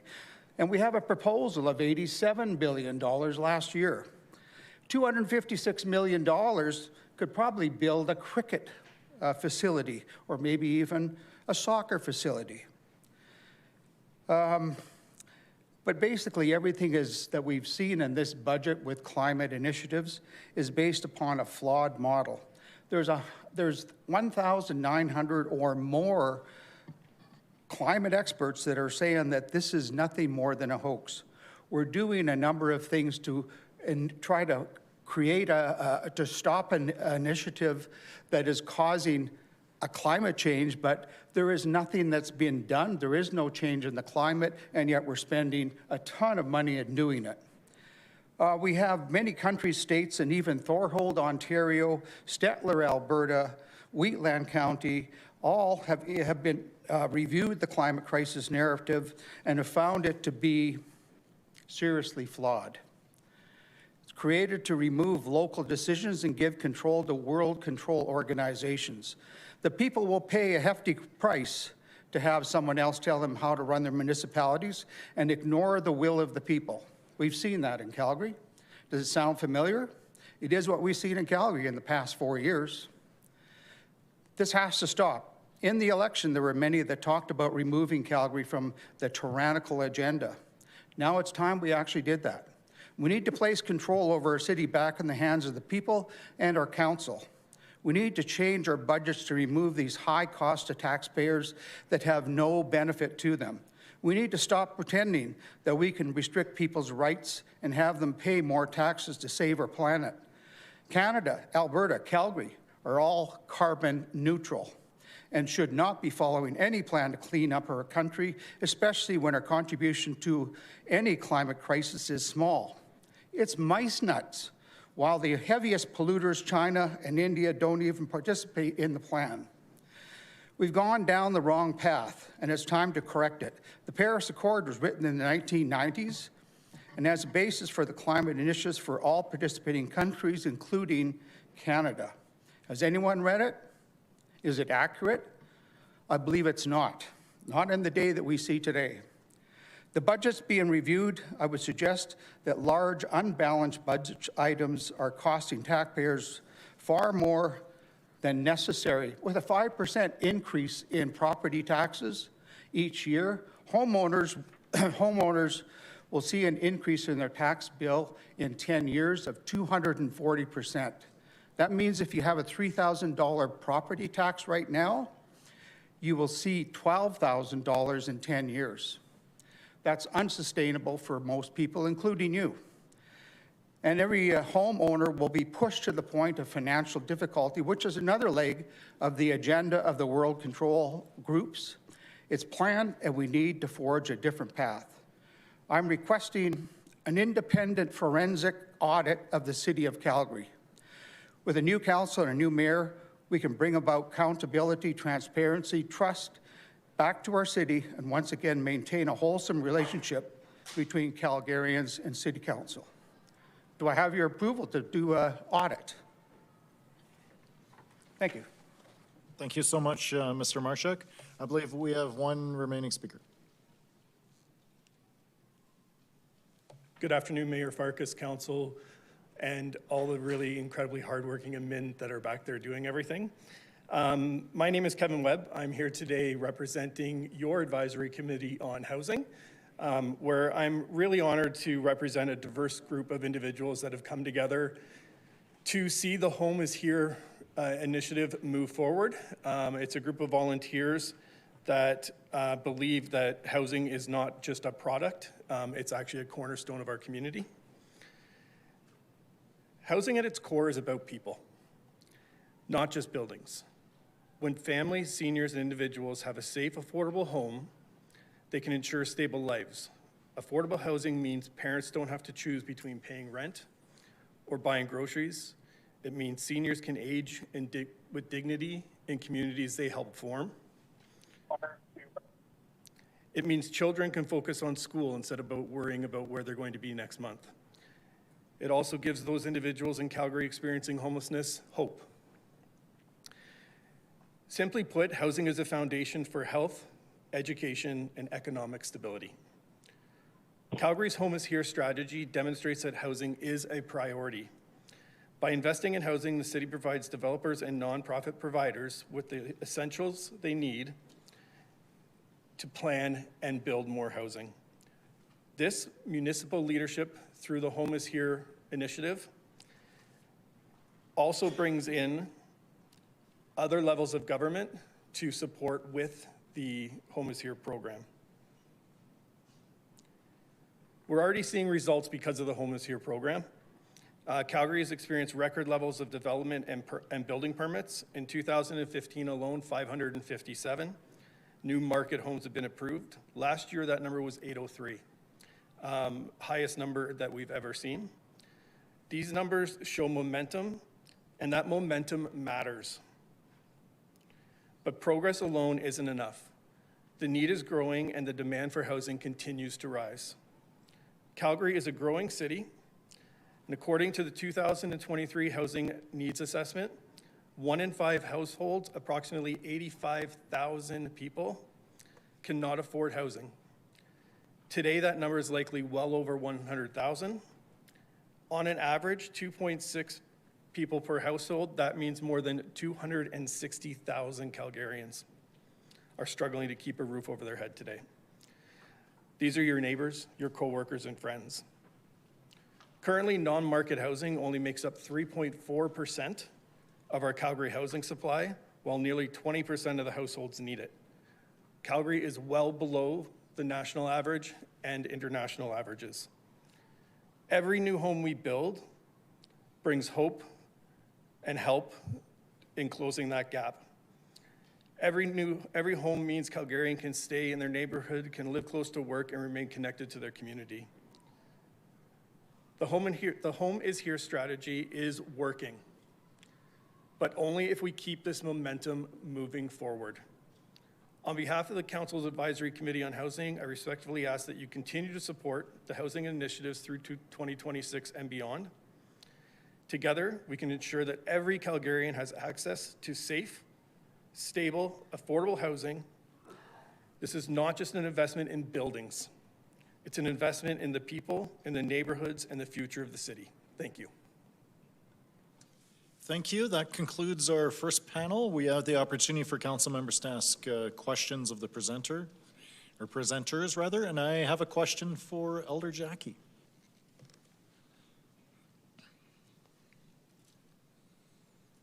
Well, thank you so much for being here, Elder. I had to cut you off at 5 minutes, but I was wondering if you would please just conclude your presentation, or if you had any other thoughts that you'd like to share with council.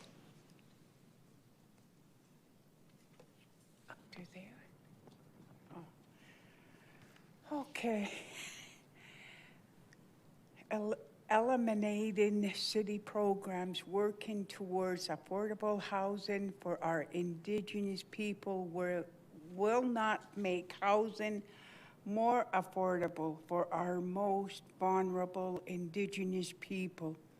Thousands and thousands of our people need housing they can afford, and they need it today.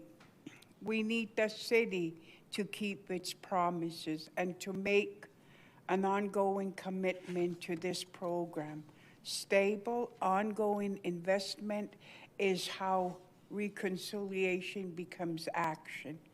Without continued funding, we risk losing the trust, the monument, the relationships, and the hope this program has created.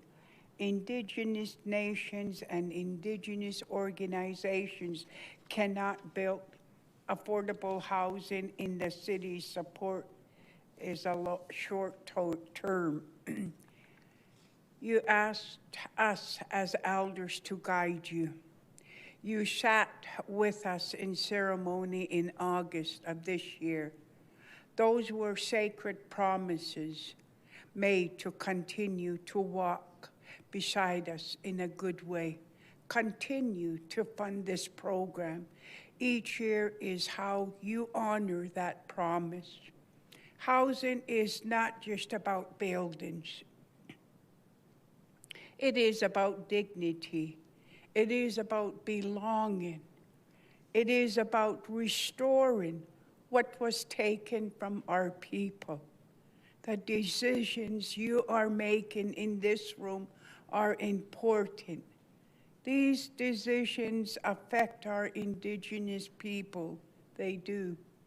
On behalf of the City Housing Office, Elders Advisory Committee, on behalf of our nations, our families, and our future generations, I ask you to protect and grow this program in the city's budget and the City Housing Office. Matumita oko yibiay is reconciliation in action, is how Calgary becomes a city where Indigenous people are safe, supported, and at home.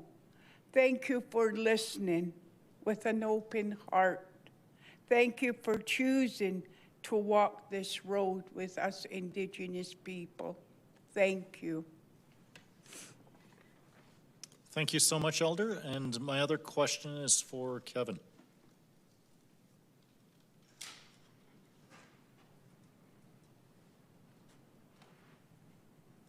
I was wondering if you could speak to why, in your view, you don't think we've been able to hit the 3,000 non-market unit target. That's an interesting one because it's actually at the advisory committee. It's a piece that we're putting recommendations to council on in the next little while here. I think that it's multi-leveled. The initiative just started. It's going to take momentum. It's going to take buy-in. You know, that being the first one out the door to start that type of building is going to take some boldness from builders. So I think it's just, it is a newer initiative that is going to take a little bit of time, but we are making leaps and bounds compared to where we were before. Thank you. I'll go over to Councillor Schmidt for questions for the panel. For Ms. Laverdure. Hey. So we're all quite familiar with the old Y now, but being one of the leaders of this initiative, can you tell us why you're identifying remaining in this space and the importance of that, and perhaps give us some idea of where all the groups are now and the stability of where you now find yourselves? Yeah, so I'll go with your second question first. The previous leaseholder, Community-Wise, opened up another office in Deerfoot 17, which is off of Deerfoot by Forest Lawn. The rent was about 6 times higher than, oh no, it was doubled from what we were paying at the old Y. And it was about half the amount of space. So even if all the organizations could have afforded it, there just wasn't enough space for everyone. And I know a lot of organizations went with C-Space Meanwhile leases, which are very affordable, $1 per square foot, and we're very lucky to have gotten that in the Burns building across the street here, but it's a month-to-month lease, and so we could be ready to move out again at any point, which is fun to think about moving all that stuff again. So, and I know several other organizations also got meanwhile leases with C-Space, but they're all month to month, it's super unstable. And so we all are trying to do our work, a lot of it frontline, working with people, trying to write grants, fundraising, all that, and then know that in a month we could have to move out, and a lot of us also can't afford movers. When we move our office, we move ourselves. So I think that maybe gives you a better understanding of where a lot of these organizations are at. And then as for why that building is important to us, is it was purpose-built. There's this history part of it that feels really inspiring when you're working in nonprofits, to know that the work can go on and can be supported. And geographically, it's also just a really good spot because it's in the Beltline, very accessible nearby. And then there's also this piece about continuity for service users and Calgarians. They know that they can go there for a number of services. And it's known to people in a bunch of different ways. But yeah, there's the continuity piece there as well. Yeah. And I mean, from what we've heard, I think we can all assume that there's some complexities around this. So what is your understanding of what you may need to do as a coalition of organizations and as a partner of the city should you continue to, at some point, find yourselves back in that space? Well, to find ourselves back in that space, like, there's the EOI process, and we're working on that, right? And that asks for a long-term plan, a short-term plan and a long-term plan. And so what we're beginning with now is just getting the money to get back in there. And then, so that's for base code repairs. And then there's the issue of long-term. So, like, there's been different numbers thrown around, and it seems like a lot to just get people in there for 2 years again, and then maybe have to move out to do more renovations for the life cycle planning of the building. But I think we've shown from the amount of people who've come here that we're really committed to this building and to making it work. We've started collaborating with private industry as well, and developers to fill some of those gaps about just like this building stuff. Like, I have a degree in social work. It's not really building related, but it is very community and people related. So we're proactively building those relationships that we need to make it work and to make public and private partnerships. Well, thank you, and I think that we all recognize the impact that all of you are making as far as putting this on our minds, so thanks for coming. Thanks. Thank you. Over to Councillor Atkinson. Elder Bromley, please.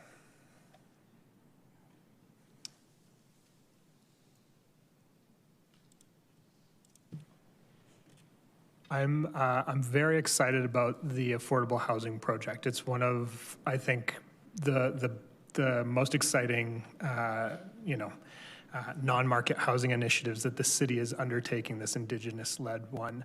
And I'm wondering if you can help me to pronounce it, because I've been asked for the name a couple of times, and just how to get it right.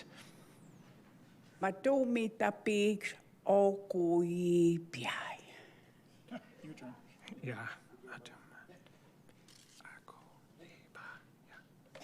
One more time, please. I've got it in front of me here, and I'm just trying to, as you're saying it, yeah. Matu mitapik okui piai. Got it. I'll try it off the microphone first. But thank you very much. Thanks for your presentation. Yeah. Could I jump in? Okay, so it's Matu Matapi. Matu mitapik okui piai. Matu Matapi Aku. Okui piai.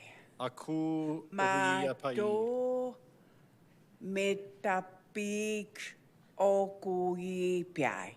I think, Councillor, we'll have a workshop. Sorry to interrupt you. Any other questions for the panel? Well, that's everything. That's everything. Thank you very much. Yeah, thank you. Okay, thank you. Councillor Pantelopoulos. Thanks so much. Mr. Webb?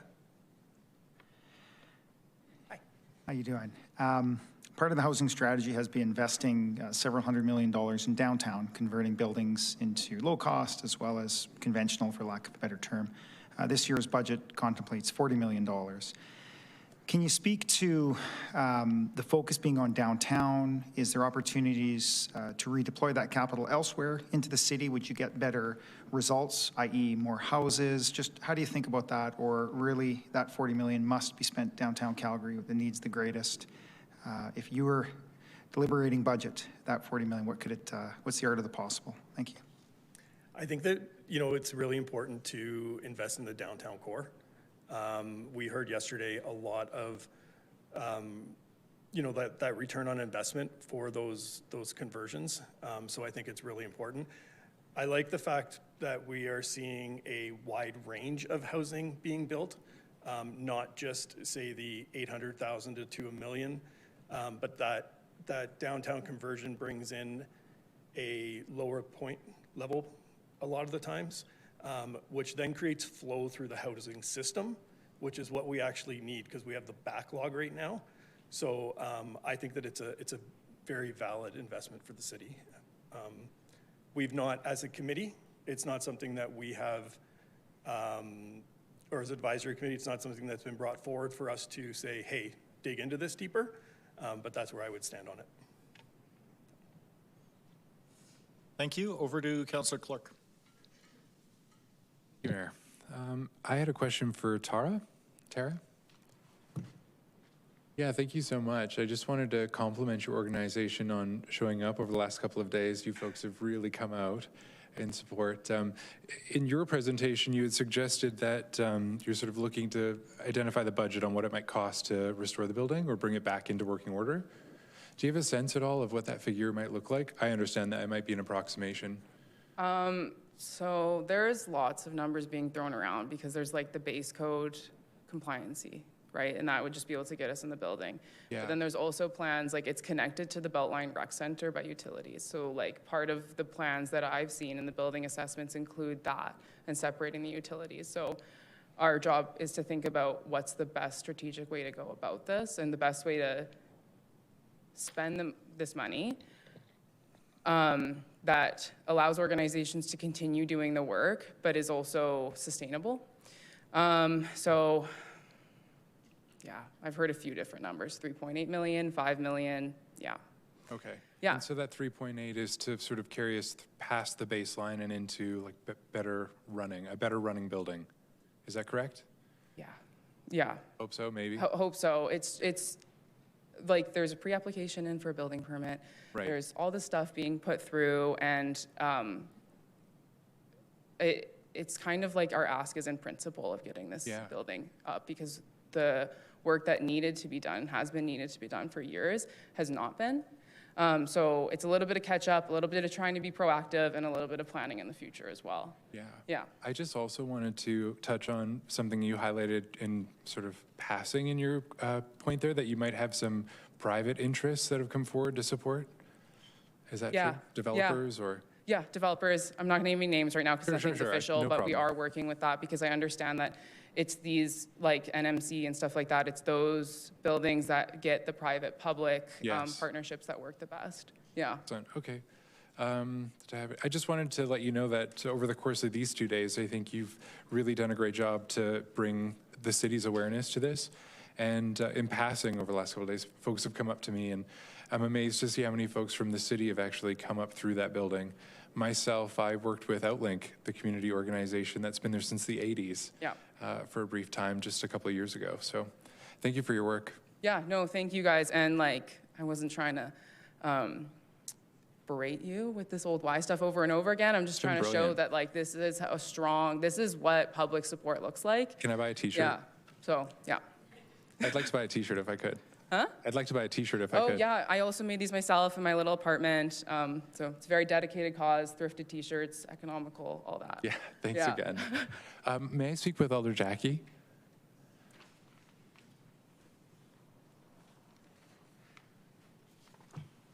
Hello there, thank you so much.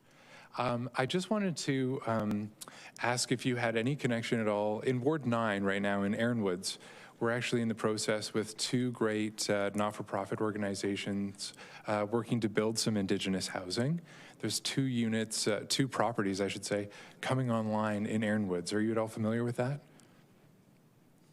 I'm just helping. Elder Jackie's just hard of hearing, so I'm just going to repeat your question. No problem.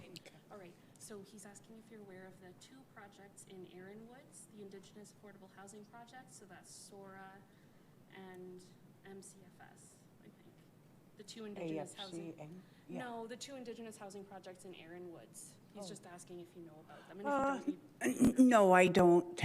Okay, I don't yeah. really know about them. Sorry about that. No, that's okay. I just was hoping that I might get the chance to work with you. I might try to approach you offline and see if we can't connect on something in Ward 9, because I'm quite excited to see two new projects happening there. Yeah. I think, it would be nice, to work alongside with Indigenous housing, because I'm just going to quickly add this on. And,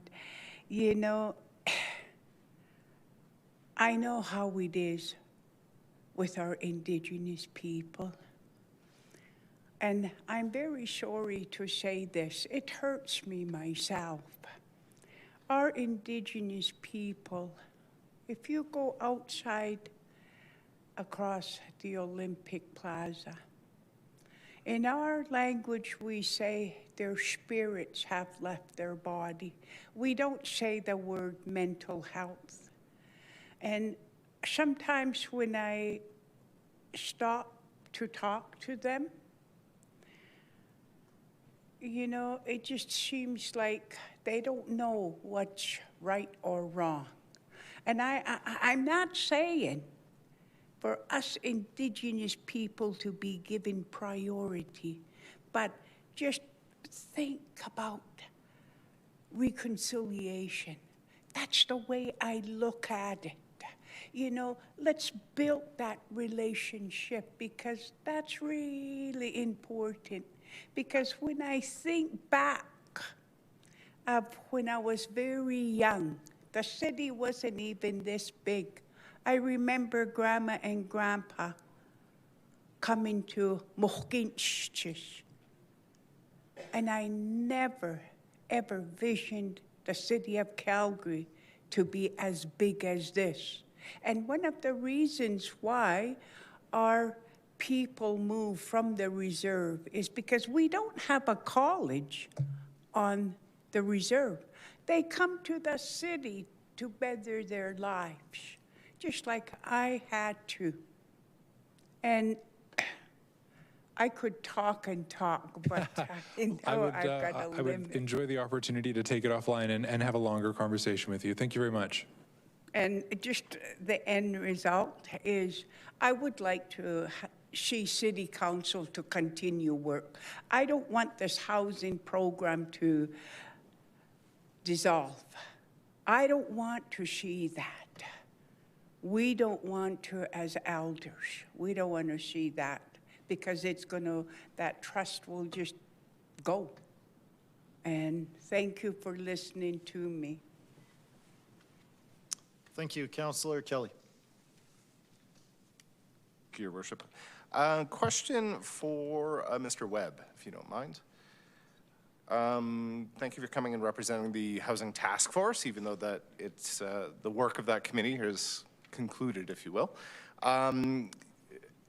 You're in a very interesting place in the fact that having worked on that, and you're here talking about housing, but obviously you do have a day job, and without saying too much, I definitely want to say I appreciate Ms. Hernick and Ms. Dugan earlier on bringing the perspective of the drop-in center here today. In your last, in the last exchange you had, you talked a little bit about the flow through of housing. Because you're in an interesting space and sort of see both sides of that, or have worked in both sides of that throughout that spectrum, I'm wondering if you can just talk a little bit for us in terms of like, what is stopping some people who are just entering into recovery? They're ready to move into a house, and there isn't necessarily one available, and how that connects to things like the downtown strategy you were talking about earlier on, or bringing on more affordable housing, or even just bringing on more market housing. Well, that's a big one. Just to clarify, so I did sit on the advisory committee for the Home is Here initiative. Today, I was speaking on behalf of the City Council's Advisory Committee on Housing. So where to go with this? Taking both those hats off. You're really interested in that flow through that you were mentioning earlier and how each of those steps in that chain are connected. Yeah, well, if you know, there's, I can take this from the point of like individuals experiencing homelessness or individuals that are entering into the housing market. But right now, let's look at the 300 units and the low income requirements. And as my colleagues talked about, that deeply affordable. We know that if we can take an individual that's without a home and move them into housing, that they can then work on those other social pieces that are required, like you talked about recovery, anything like that. What we want to see in that low income market is actually flow happening in there as well. So you're starting to see individuals move from low income to market or near market. From there, we're moving up even further to, you know, maybe they purchase a starter home. And then from there, as we go through, they buy a bit more, like they move to a different area. So that entire flow has been kind of the cornerstone to the housing market across Canada forever. If you look back to the late 40s, early 50s, the reason that the federal government had the veteran homes program was that so many people were coming back from the war without jobs or without income. So when they created those small homes, it allowed people to start to build equity and move on to a bigger home. And you see those disappearing, right? So that's why I think with that flow piece, seeing that continuum through everything is what's really important. Like I often say, you know, when I first moved out in downtown Toronto at 19 years old, I would have loved the condo that was the loft with the basketball net and all that type of thing, but I ended up having to live with my buddy in a basement suite, right? But that allowed me to, again, build my own equity to move on to up and into where I am today. So did that answer your question? Yeah, I think it did. And I think rather potentially inadvertently, you just defined missing middle really quite well there too. So thank you. Yeah, I think that is the piece that's missing, is the missing middle. So. Thank you very much. Appreciate it. Thank you, Councillor, and thank you. Any other questions for this panel? All right, thank you, panelists. You guys are free to go. Thank you so much for spending the afternoon with us. So I'm going to call a bunch of names here to assemble our next group of 5.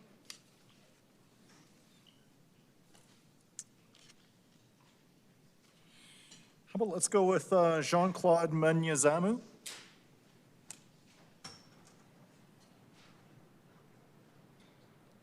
And then from panel 21, I will start reading some names and hopefully we'll go through these.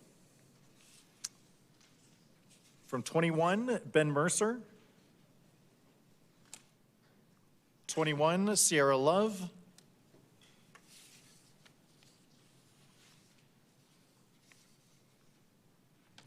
21, Alex Williams. 22, J.S. Ryu.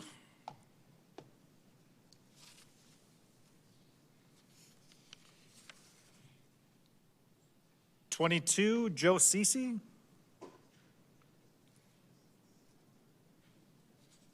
22, Stefani Brazel. Oh, come on up. And then I think we have our panel.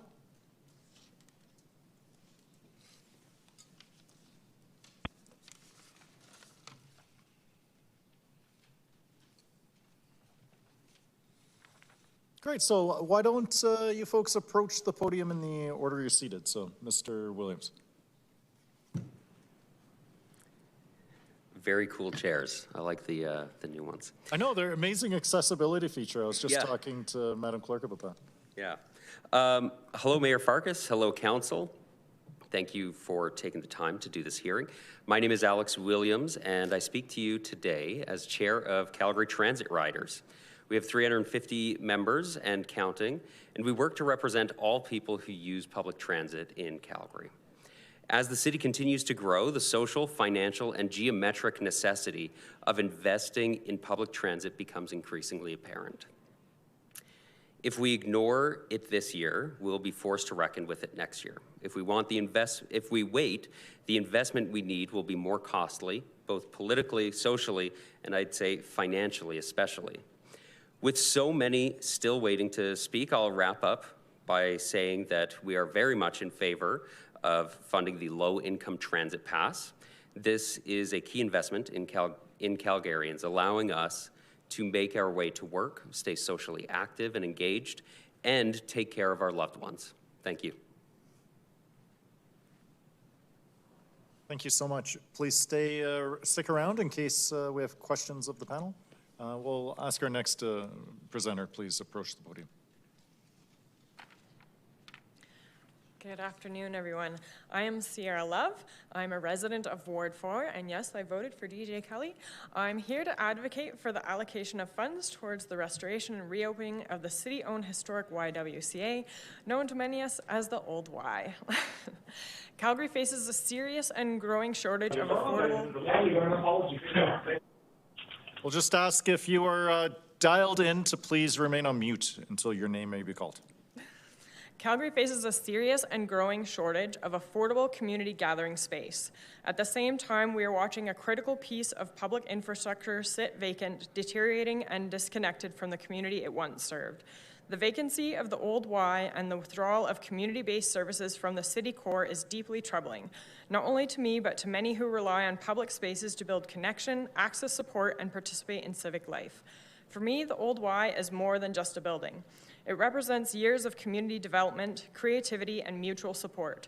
I've spent a lot of time in those rooms, facilitating programs, attending events, and connecting with other Calgarians who might otherwise never cross paths.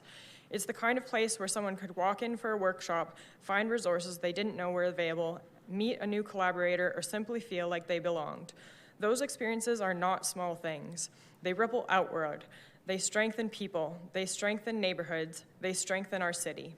When a place like the Old Y goes dark, the losses accumulate quickly. Prolonged vacancy accelerates physical deterioration, often to the point where restoration becomes more difficult and more costly. But the loss isn't only structural, it's economic, cultural, and social. Without accessible, affordable spaces in the city's core, grassroots organizations have nowhere to operate, newcomer and low-income communities lose a stable point of connection, and the neighborhood loses the public life that keeps it vibrant and safe.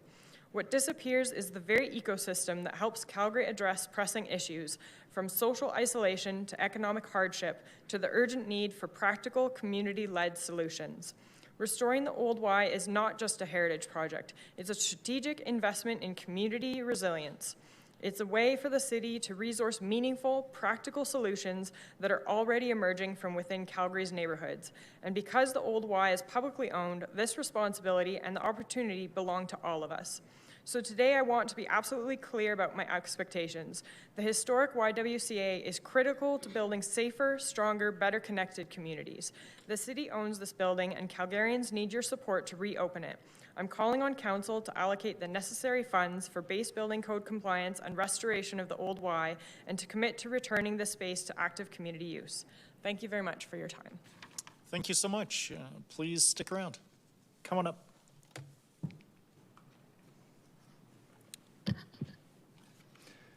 Good afternoon, Mayor Farkas and members of council. My name is Ben Mercer. I represent Qualico Communities.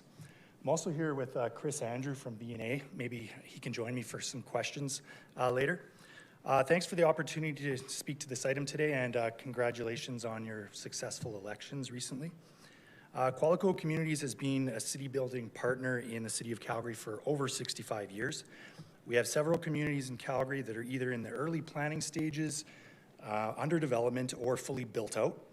And this year, Qualico has 2 development projects that have been evaluated through the City of Calgary's growth application process.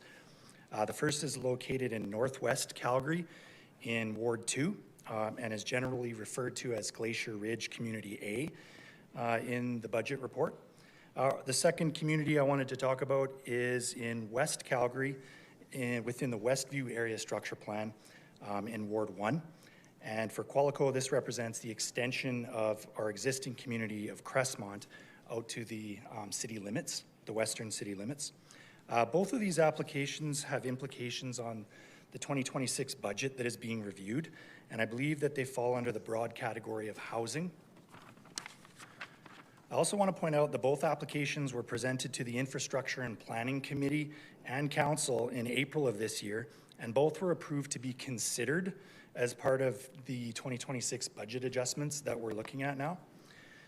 In September, just 5 months later, we learned that our two applications were not included in the budget adjustments due to generally constrained resources and other higher priorities. So this was a surprise to us, given that housing is listed as one of the top priorities of the budget adjustments this year. We do, however, recognize that there is risk in the growth application process, and at this stage, especially, that the budget approval is ultimately a council decision.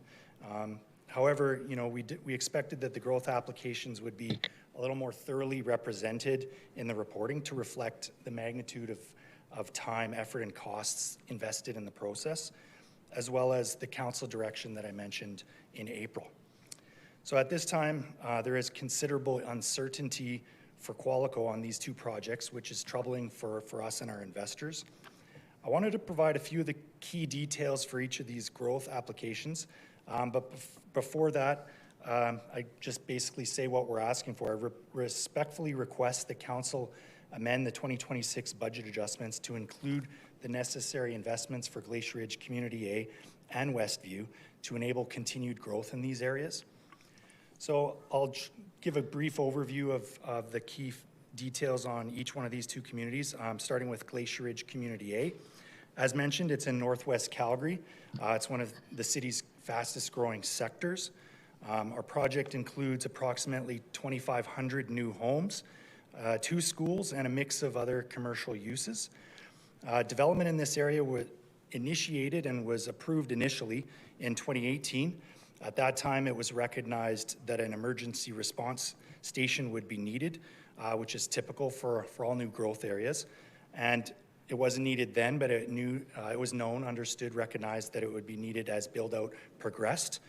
The approximate cost for that fire station is $22 million. And our understanding is that previous reports to council indicated this infrastructure would be included in the 2023 to 2026 budget, the one that we're in now. So our position is that this need should be included in the budget adjustments that are being considered now, especially as it takes 3 to 4 years for the design and construction before the facility is in full operation. It should be noted that the station is 100% levy funded, and just to point out, our growth application generates over $60 million in levy contributions. So our objective is to align our development with the construction of the North Calgary Water Servicing Project that was previously budgeted for in 2024. That's all I'll say about that community. Moving on to the Westview Area Structure Plan area. As mentioned, this is in West Calgary, and it represents the extension of Qualico's existing community of Crestmont on the south side of Highway 1, which has already reached build-out. There's also an additional equal area included in the growth application owned by other developers, those being Melcor on the north side of Highway 1. So in combination, the growth application includes approximately 4,200 new homes. Mr. Mercer, unfortunately, you're at time, but please don't go anywhere. Okay, thank you. We'll ask our next presenter to please come on up.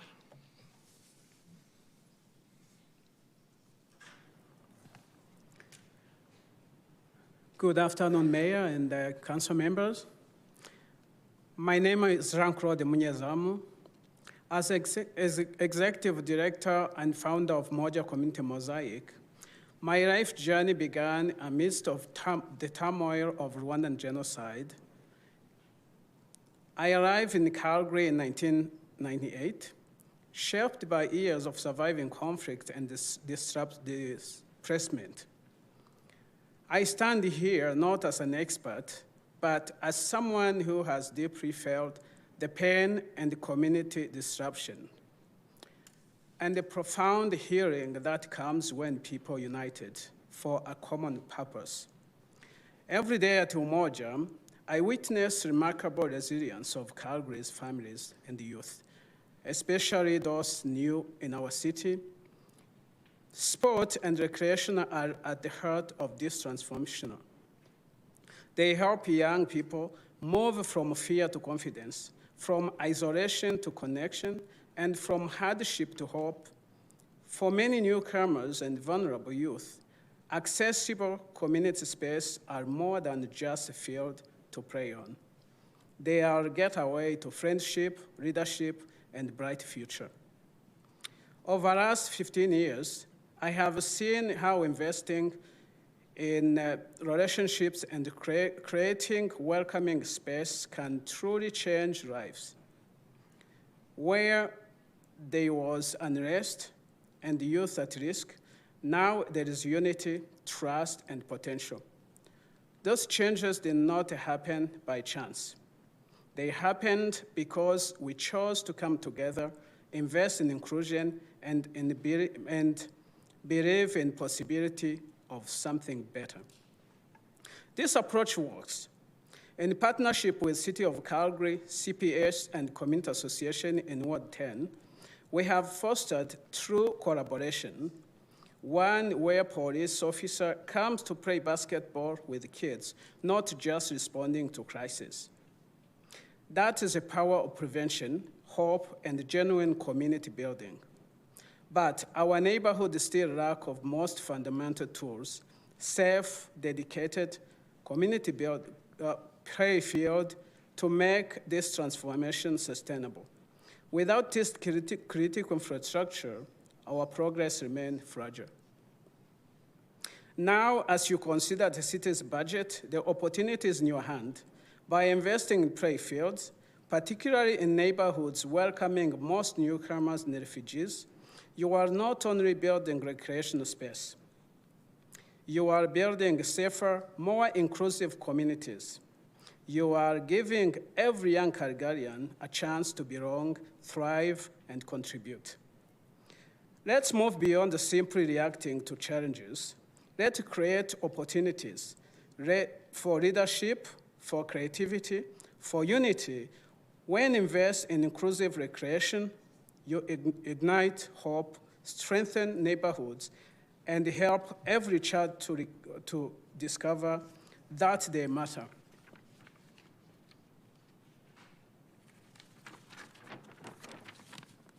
Umoja Works has always been about catching youth before they fall.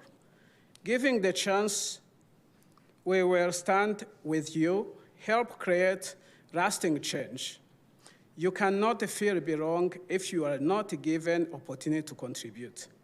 And dedicated play field are vital key to the sense of belonging. Thank you for your courage, your commitment, and your vision for all Calgarians. Together, we can open the door to belonging and possibility for every young person in our city. Thank you very much. Thank you very much.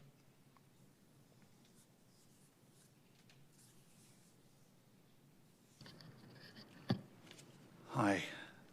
My name is Jung Suk Ryu. I'm the president and CEO of the National Access Arts Centre. I'm grateful for this opportunity to address you today. I represent the NAC, Canada's largest disability arts organization, headquartered right here, proudly so in Calgary. Today, we support almost 400 Canadian artists living with disabilities weekly through arts training and creation programs in the visual arts, music, dance, theatre, literary arts, digital media, and film. The NAC is also proud to be Canada's most globally active arts organization, promoting Calgary and Calgarians on the global stage in projects that have spanned across 12 regions, 8 countries, and 3 different continents in just under 6 years. Since the collapse of the Fairview Arena in 2018, however, Our artist community and our organization have faced ongoing struggles operating out of the dilapidated remains of this unprecedented disaster. And I would argue that our journey since then has also been truly unprecedented. From the City of Calgary's generous commitment in 2020 to revitalize the old Scouts Hall on Memorial Drive, to the preservation of its grand staircase through a heritage designation the following year, from the city's thoughtful efforts to reorient the main entrance in support of the NAC's vision for true barrier-free access, to the ongoing impasse over who funds what, we have been through a great deal. Through it all, it has created a real sense of anxiety for an organization and a community united by a pretty simple dream: to finally have a home that is safe, accessible, and worthy of the artists who rely on it. The fact is, however, almost 6 years since the designation of the Scouts Hall as our future home, we remain at an ongoing impasse which is rooted in the following. First, the NAC has been asked to raise new funds for the revitalization of the Scouts Hall, even though we have currently invested almost $2 million in tenant improvements at our current facility. We are being asked to start from scratch as though our previous commitments simply don't count. Second, despite our community stepping up and raising almost $1.6 million, city administration has unfortunately remained inflexible. We are told that accommodating the remaining $300,000, funding that is confirmed but is arriving in scheduled installments, is somehow impossible. For an organization our size, that rigidity is not only unrealistic, I believe it is punitive. And third, as delays continue, city administration has repeatedly pushed new unilateral cost increases onto our portion. And with every new number, we are expected to have 90% of that amount already in the bank. This is the first, and we fear not the last, of many moving goalposts. The challenge we face today is bigger than whether the NAC finds a new home or whether the City of Calgary secures a new tenant. This has become a reputational moment for all of us. With every delay, with every shifting goalpost, the risk grows. The funding commitments we have worked so hard for to secure are not abstract numbers. They are real dollars from real partners who believe in this project. From the Government of Canada's $750,000 to $500,000 secured from Trico Communities, to the $200,000 from the Optimist Clubs of Calgary and the $100,000 from the John Boland Fund, these are commitments made in good faith. And now the city needs to work with us to find meaningful, timely solutions that can keep this project on track and on budget. Because if we don't, we face something far more damaging than another delay. We risk reinforcing the belief that even with generous commitments from corporate and community partners, projects like this simply cannot move forward because they become mired in process. Today, I come with a simple and, yes, perhaps once again, unprecedented request. It has two clear components. First, we ask the city to recognize the extraordinary effort our community has already made. In less than 6 months, the NAC has raised nearly $1.6 million to support the revitalization of the old Scouts Hall. A portion of that will arrive in scheduled installments over the next 5 years. We simply ask that this be respected. A revised lease arrangement, for example, between the city and the NAC, where we can direct the outstanding amounts over a set period of time, perhaps not that unsimilar to the structure in the CSEC Arena deal, would allow the project to proceed without penalizing us for the timing of confirmed funding. Second, we ask that the NAC's total contribution to this project be capped at $1.5 million, the amount originally requested by the city in June 2024, and that the city increase its investment in the revitalized efforts by $300,000.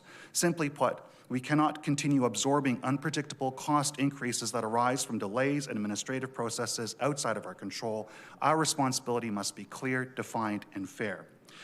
I want to acknowledge, perhaps you're feeling this from me, that emotions are high, and understandably so. This has been an unprecedented file, and we fully respect that city administration has been navigating complex processes, heritage constraints, and pressures far beyond their control. We do not question their integrity or their intentions, but I believe the city can demonstrate that it can indeed break down the barriers and leverage the partnerships already secured to get the job done. Thank you very much.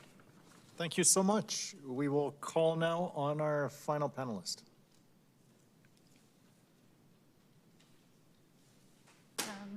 Good day, Mayor and members of Council.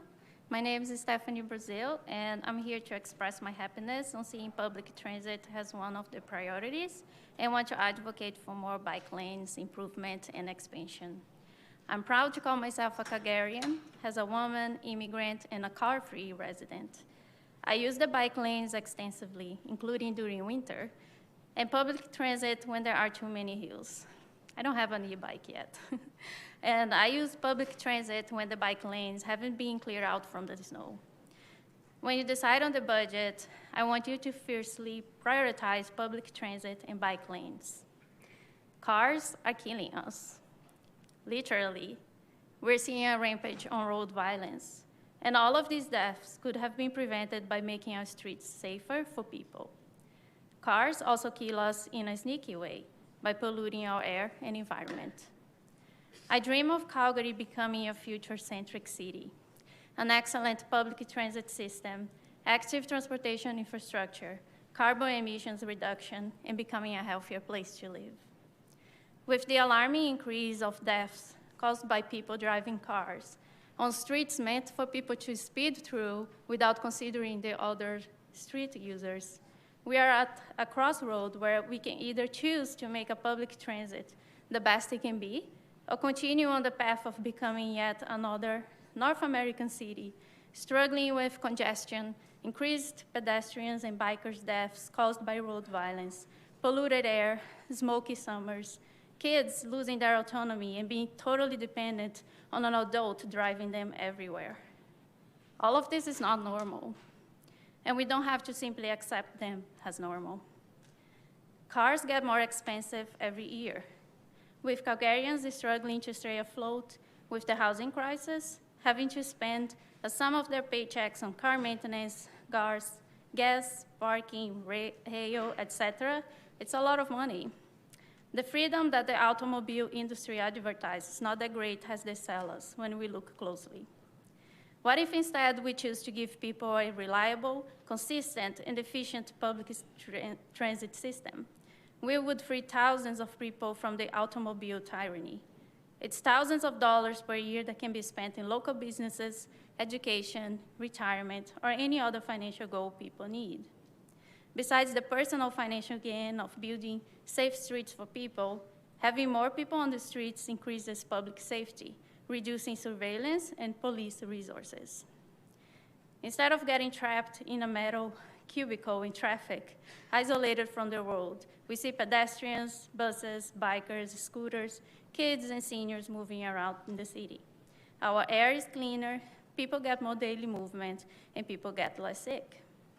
By investing in dedicated bus lanes, bus corridors with up-to-date information on the next buses, expanding our C-train network with more frequent cars, we will get fewer cars on the roads and drastically decrease the number of people killed by killing machines, AKA cars, especially as the car industry builds even more dangerous machines. Housing can be built for less because there are fewer parking requirements, positively impacting our affordable housing urgent need. More investment in bike lanes, sidewalks, traffic calming strategies, and excellent public transit system. Let's make our streets safer for people, not just build roads for killing machines. That's what I hope you keep in mind when voting for a budget. I hope to see you on our amazing bike lanes, which I hope grow and get better, and using our great buses and C-trains. Thank you, and back to you, Mr. Chair. Thank you so much to these panelists. We will now go to questions from members of council. First in the queue is Councillor Chabot. Thank you, Mr. Mercer.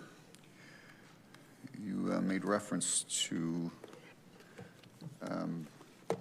some proposed greenfield development, and I did have a note in my budget documents to actually ask questions about that. I guess the question is going to be, you said it was levy funded. Is there any upfront capital requirements that you know of that might be required to facilitate some of this growth? Upfront capital requirements for the first growth application that I brought up, it's just the fire station. So just the fire station has not only capital implications but operational implications as well, right? That's correct. And so then there is some funding requirements associated with it. Yes, I would agree there are funding implications with that infrastructure, both capital and operational, yes. And is that levy funded, the the fire station? Yeah, the capital portion is levy funded. I see where you're going with the question. Yeah, so it will be funded, but over time, right? As development occurs, that's when we collect the levies, and then, so there's going to be some front-end capital requirements. Yeah, I mean, I'd love to be able to answer the question with great, detail, but I think some of that's better directed at administration. Okay. The mechanism in which they divvy the levy funds that have been paid and future collections of levies. Right. And so, well, we tend to collect levies more globally now as opposed to on a quadrant basis. So there might be some, I don't know if there's capacity within the existing funding envelope to accommodate that new growth, but it's certainly a question we can ask for administration. Yeah, I'd like to think so. Okay. But the operating cost is something that's completely outside of that, which means if it's required to allow for that development to occur, then there will be a... Yeah, no, I agree with you. I think the point I would emphasize is that the fire station benefits a much broader area.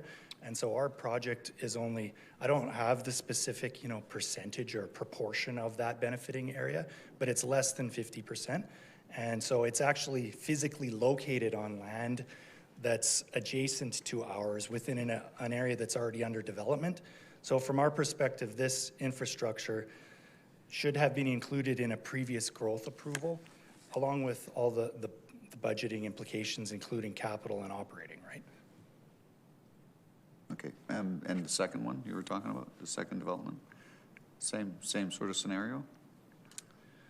So yeah, I'll admit I went over time and didn't have an opportunity to go through all of the specifics on the Westview growth application, but there are certainly capital requirements to support growth in that area, and over time there would also be operational budgeting implications. Over time, but not initially? I'll defer the question to Chris. He's got some answers ready to go here. Yeah, I can jump in. Chris Andrew with BNA Studios.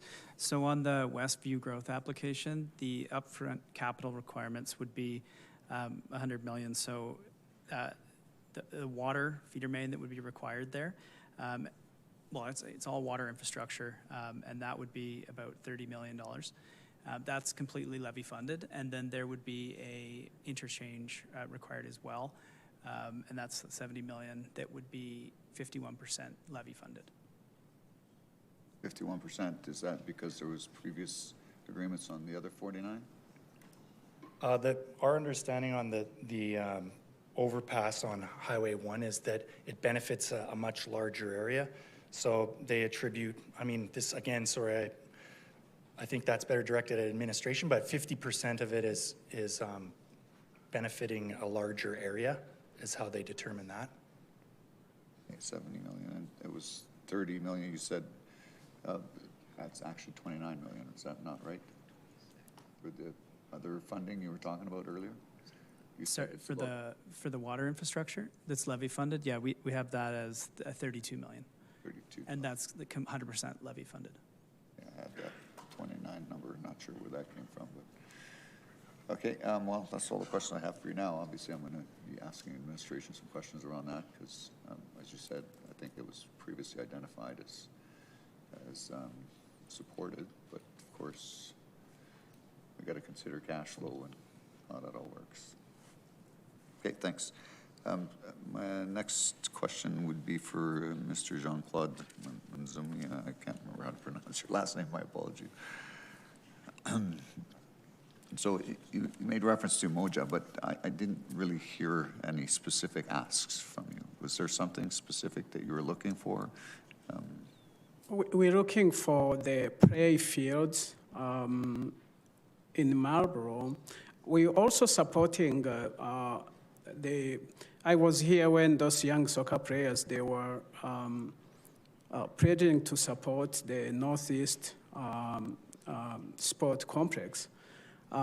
For me, I'm speaking of another demography, those who are not yet that level.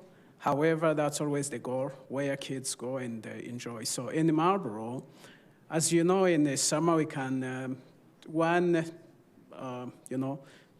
The soccer field, that is not a soccer field. We can have 250 children in one field. So we know there is a need.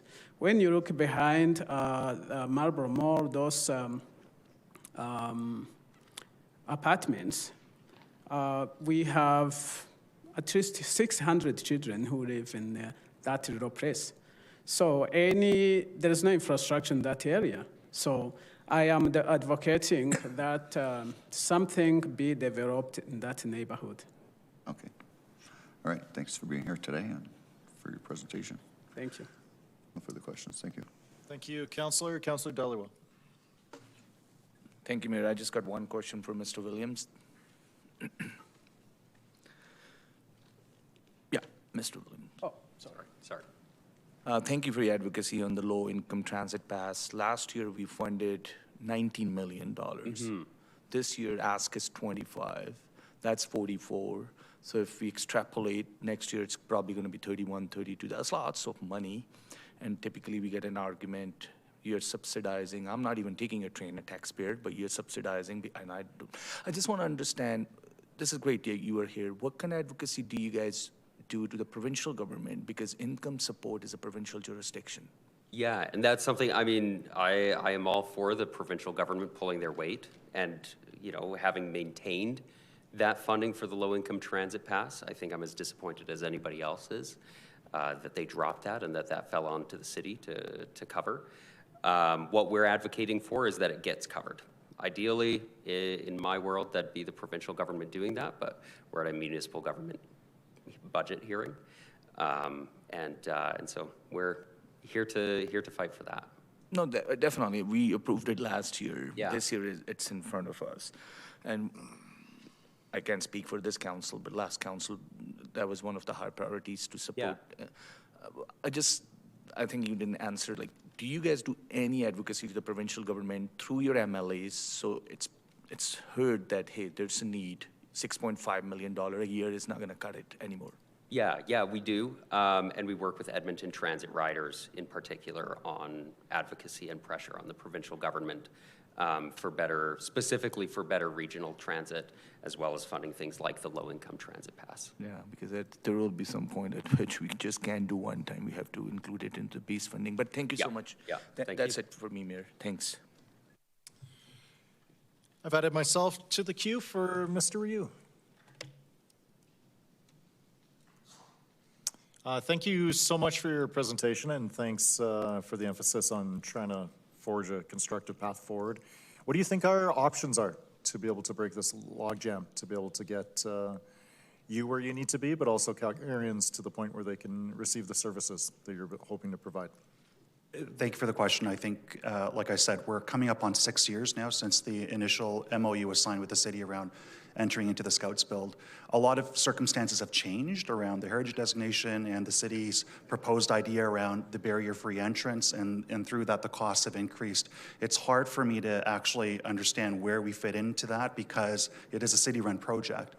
My understanding is that the estimates still remain at around the $6.5 to $6.8 million mark. Initially, we were asked to raise $1.5 million. As I've mentioned, 1.2 of that is in the bank, $300,000 of that through Trico and through the Optimist Club's very reputable city partners is coming over installments.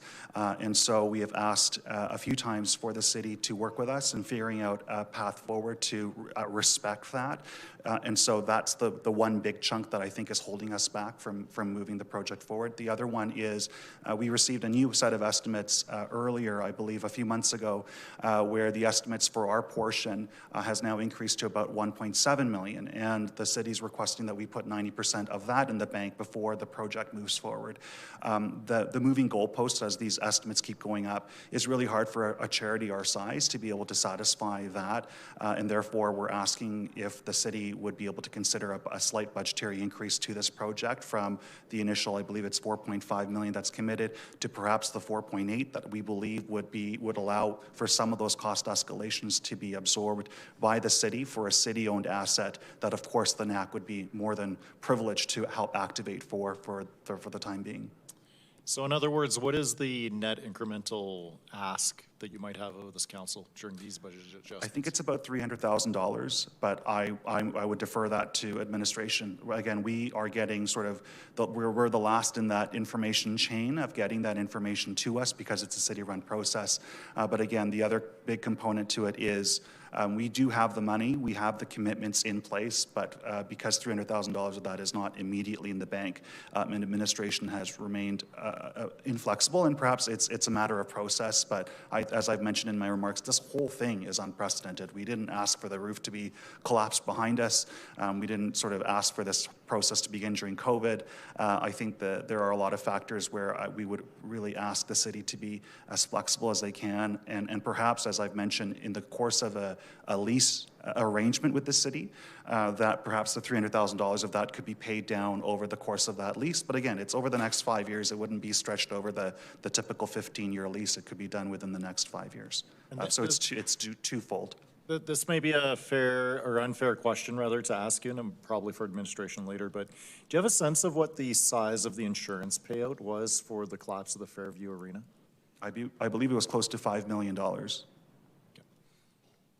And I think, and again, I just want to quickly reiterate that in our Fairview facility that we only started occupying in the late 2000s, 2009, I believe, and the roof collapse that happened in 2018, we had invested $2 million into that facility. And there is a caveat in our lease agreement, though it is rather ambiguous, where there is consideration for council and for the city to reimburse us for part of those tenant improvements that we've made to invest in a city-owned asset.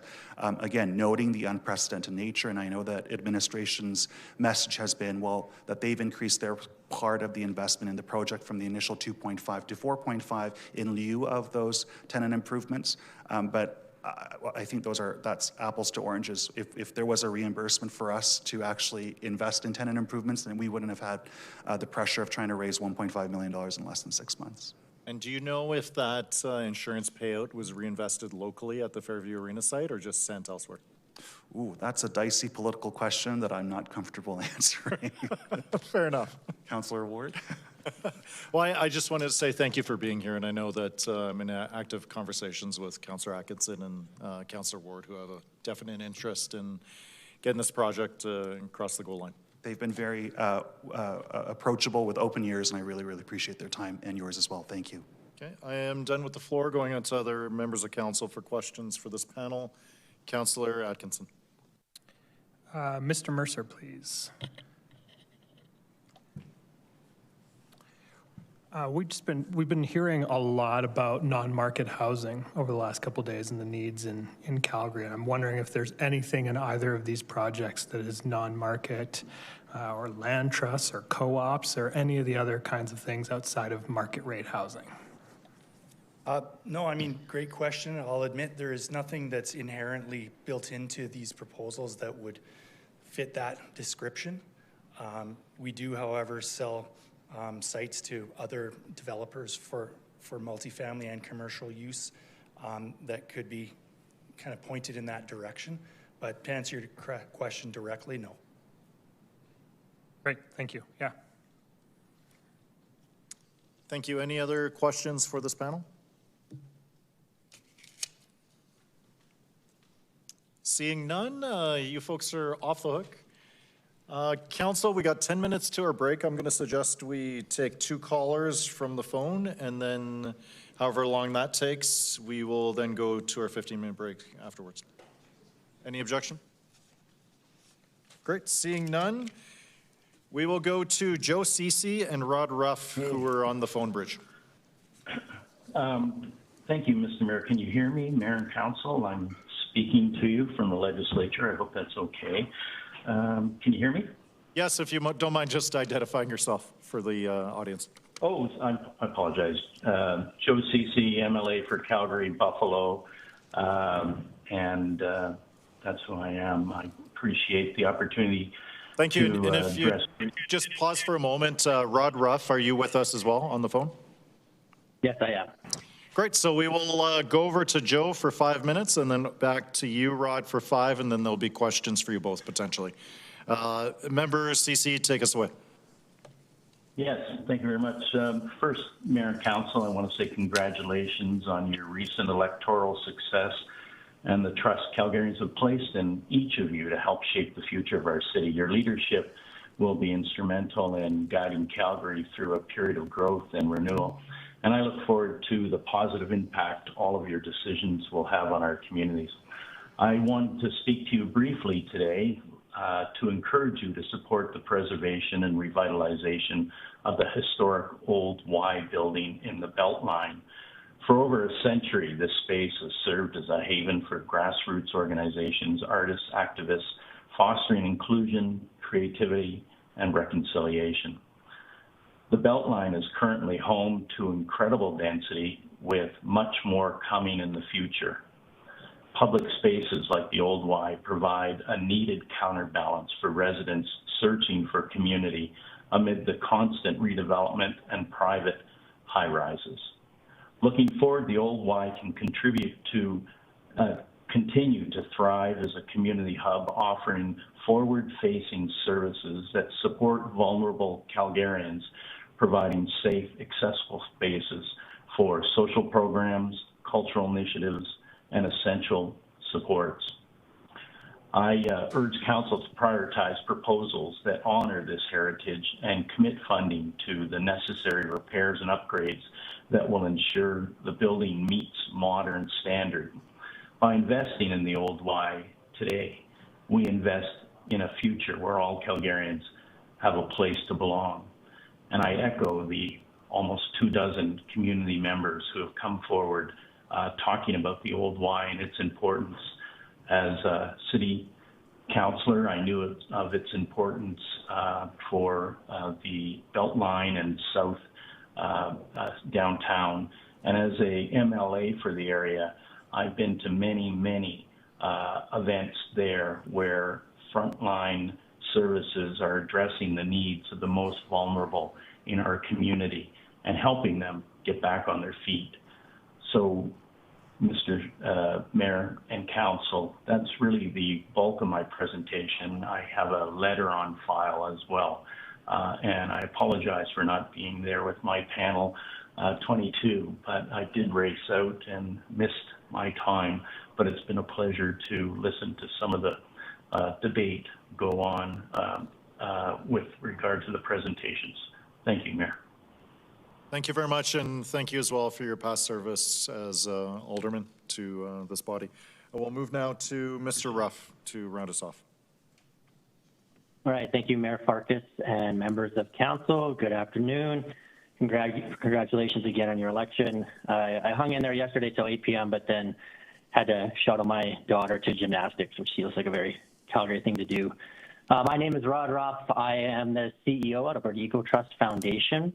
We are a longtime partner to the City of Calgary and an organization that has been advancing environmental and climate solutions across the province of Alberta for almost 35 years.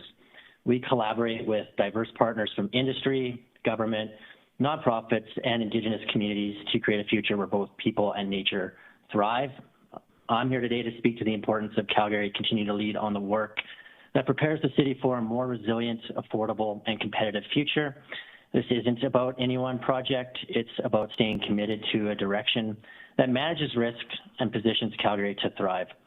Every major city right now is figuring out how to navigate this rapidly changing energy and economic landscape. I believe the cities that succeed take the long-term view, and Calgary has already done that through the Pathways to 2050 climate strategy, which is a framework designed not as a symbolic gesture, but as a practical response to economic shifts, rising costs, and increasing environmental pressures.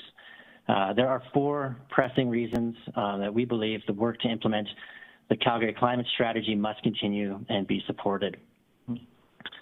First, the city's leadership in the space drives economic competitiveness. Calgary's early investments through this strategy have signaled to the market that the city is serious about innovation and ready to compete. And that signal matters. It attracts capital, talent, and new businesses.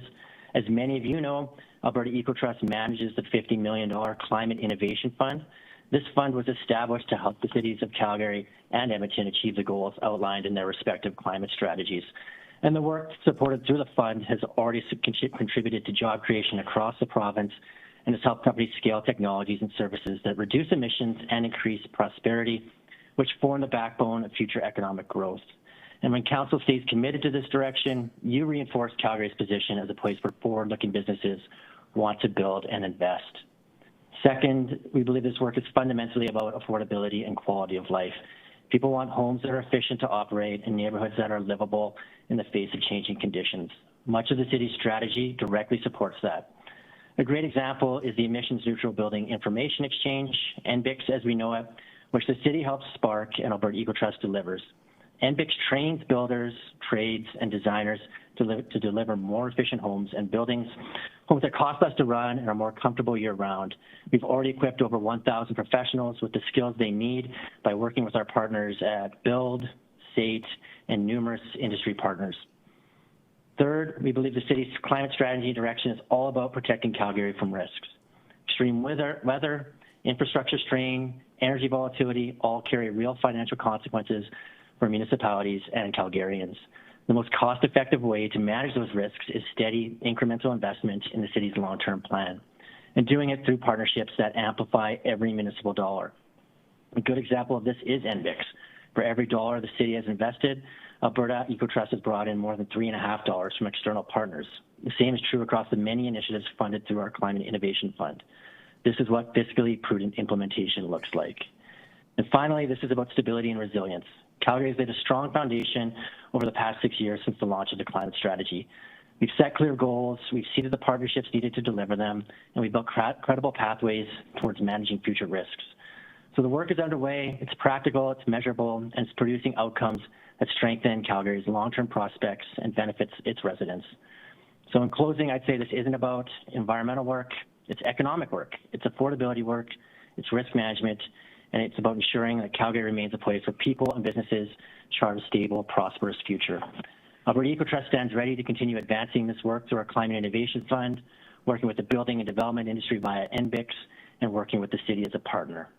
We know Council's focus is on discipline, accountability, and transparency, and those values also shape how we operate at Alberta EcoTrust. We encourage Council to maintain your commitment to the Pathways to 2050 strategy and the 2026 budget, and keep Calgary on a path that is resilient, competitive, and future ready. Thank you. That's the end of my remarks. Of course, I think I just have to give an Old Y shout out based on the inspiration that I've received over the last 2 days. You know, our fund also supports community organizations as they help advance. You're unfortunately at time. I'm so sorry. I have to be equally cruel to everybody. Are there any members of council with questions for the panel? Councillor Schmidt. Thank you. A question for MLACC. You mentioned it, but wanted to clarify that you're speaking as the MLA that the Old Y is within your constituency, correct? Yeah, Councillor Schmidt. It is on 12th Avenue, and it's been there for over 115 years. But yes, absolutely. I've been invited to many events at the Old Y over the years, starting back in probably 1990 when I was neither a city councillor nor an MLA.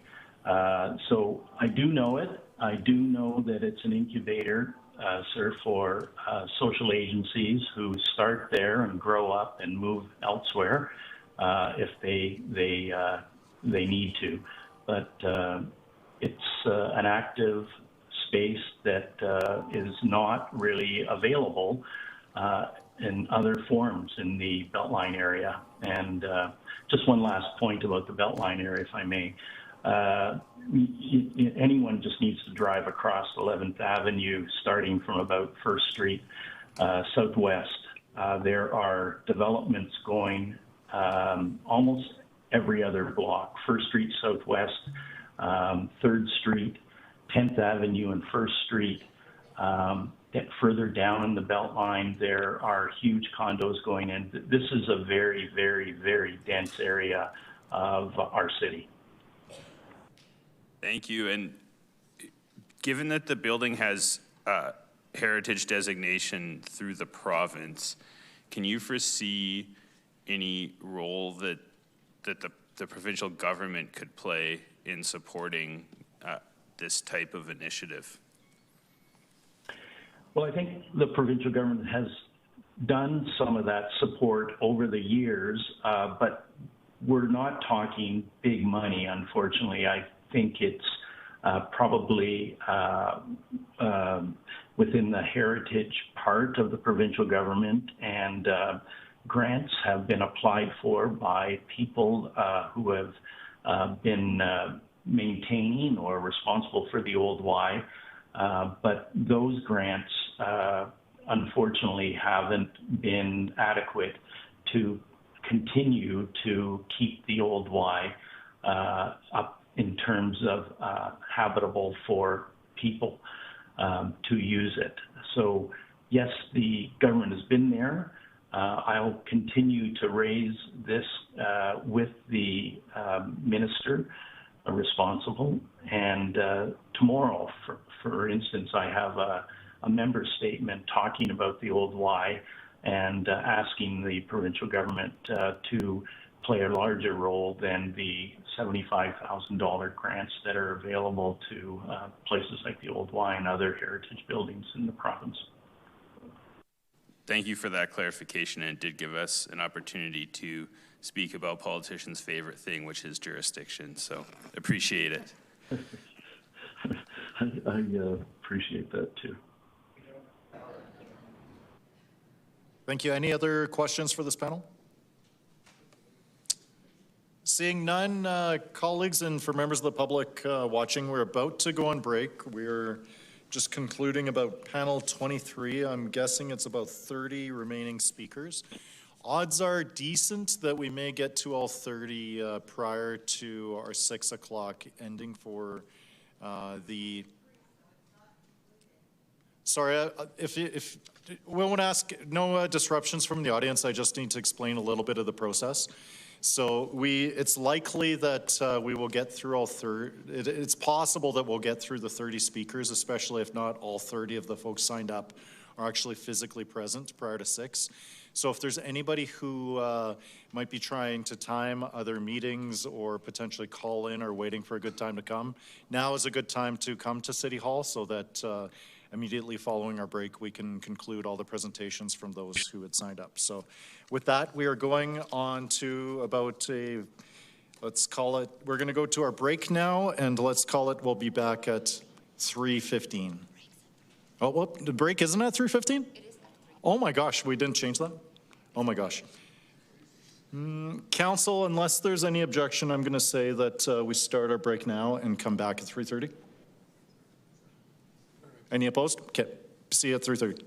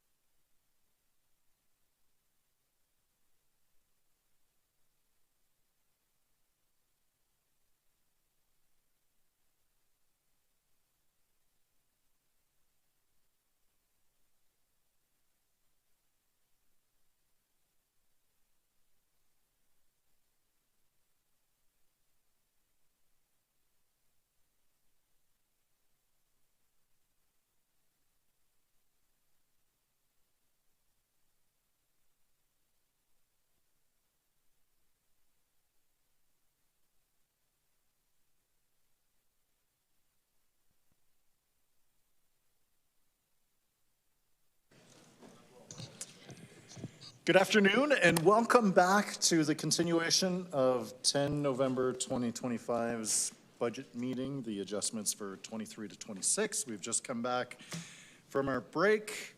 Madam Clerk, please call the roll. Thank you, Mayor. On the roll, Councillor Johnston. Councillor Kelly. Present. Councillor McLean. Here. Councillor Pantazopoulos. Councillor Schmidt. Councillor Tyers. Councillor Ward. Councillor Wyness. Councillor Ewell. Councillor Atkinson. Councillor Chabot. Present. Councillor Clark. Present. Councillor Dollywall. Councillor Jameson. And Mayor Farkas. Here. Thank you, Mayor. Great. So we are still in the public hearing portion of our budget meeting. We've concluded about 23 of the panels to date. And for those who are just tuning in, we call names until we have about 5 people present, either at the front or on the line, ready to be heard from. Each of those 5 individuals will have 5 minutes each for a presentation to council, and council will then have the opportunity, once all 5 of them have spoken, in order to ask questions or to otherwise engage in some discussion. So I will begin establishing our first panel, and I will begin to call out names, and if I call out your name and you're listening on the phone bridge, please chime in so that we know that you're present for us. Great, so from panel 22, Gianluca Cross-Pazzulli. Gianluca, are you with us? Okay.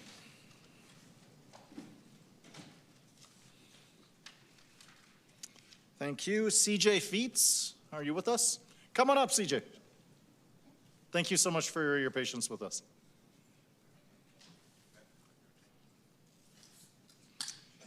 Beverly Redman.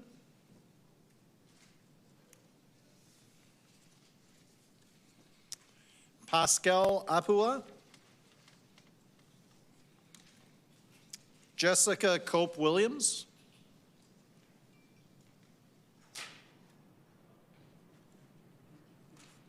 Christine Williams.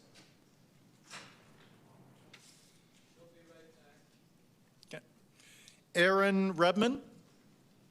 Come on in up here. And we have our first panel of 5 presenters. Gianluca, would you like to start us off? Thank you so much for being here. Of course. Hold on, let me just. Okay. Good afternoon, Mayor, Council, and City Administration. My name is Gianluca Cross-Pazzulli. I'm an undergraduate student at the School of Architecture, Planning, and Landscape. And I'd like to state my priorities as a citizen as it pertains to this budget, particularly on transit, the Beltline Y, and housing. Now, I don't know a lot about specific figures or anything, but what I do know is that the main reason that transit and active transportation, for example, isn't as phenomenal as it could be is gaps in resources and funding.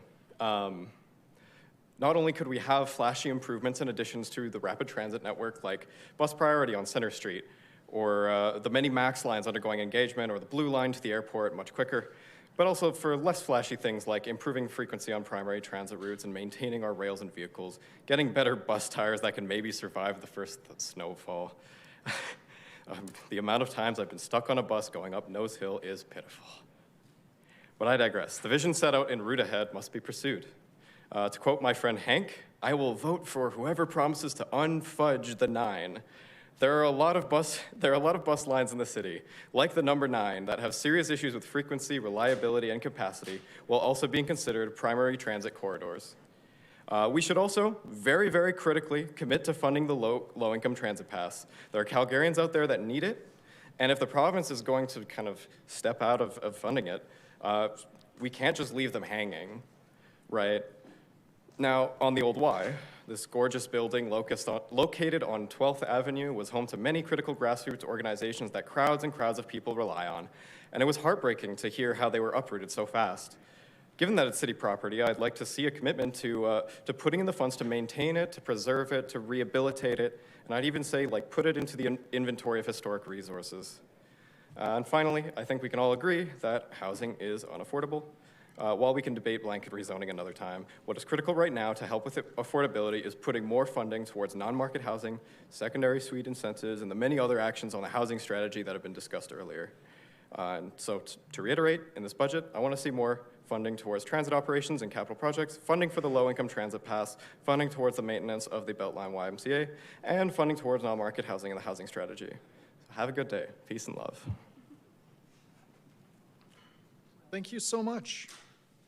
CJ? Thank you. I welcome old and new members of council, especially my Ward 11 councillor, Rob Ward. The council has inherited a mess. You have taken on the responsibility to be of service and to maintain the infrastructure and essential services of the City of Calgary. City administration is accountable to City Council. Council's challenge, including David Duckworth and administration, is to get our budget balanced and pay off the debt to reduce interest charges. Focus on essential needs and services like safety, policing, fire protection, and roads. Cut spending. You can influence simple common sense actions like reducing the city bureaucracy, stopping DEI, stopping electric buses, cut non-essential pet projects such as cafe patios and bike lanes replacing roads. Cut red tape. Across the street from me, I observed Brookfield building homes on Tessina land, likely a location choice due to fewer regulatory obstacles than Calgary Planning Department. Stop following agendas of FCM and unelected foreign entities unaccountable to citizens. Stop supporting climate emergency agenda costs which are not a civic responsibility. Get reimbursement from our previous mayor for her over $100,000 personal makeover shortly before the past election. Stop spending money on contaminating the City of Calgary's water supply with hydrofluorosilicate acid, which reduces the life of our water infrastructure. In the 70s, before fluoride was added to our water system, the city gave out fluoride tablets that allowed for individual choice. Yes, there was a plebiscite to re-add fluoride to our water. However, it is hydrofluorosilicate acid, a toxic waste, which is being added, not pharmaceutical-grade fluoride. My respirologist father was a dentist in Saskatchewan. He said that with fluoride, the adults there had fluorosis of their bones, which increases the danger of bone fractures. An RN friend of mine was fastidious that her children take fluoride tablets. Her eldest son ended up with fluorosis of his teeth. Well, an officer in the Navy, he had his teeth veneered to cover up the ugly white spots. Mayor Farkas is known for over 4 years, and I reminded him recently that I am sensitive to fluoride. My obstetrician prescribed a vitamin supplement with fluoride in it. I itched constantly until changed onto the same supplement without fluoride. Water is a necessity of life. I now suffer economic and physical harm by my spending resources to avoid fluoride exposure.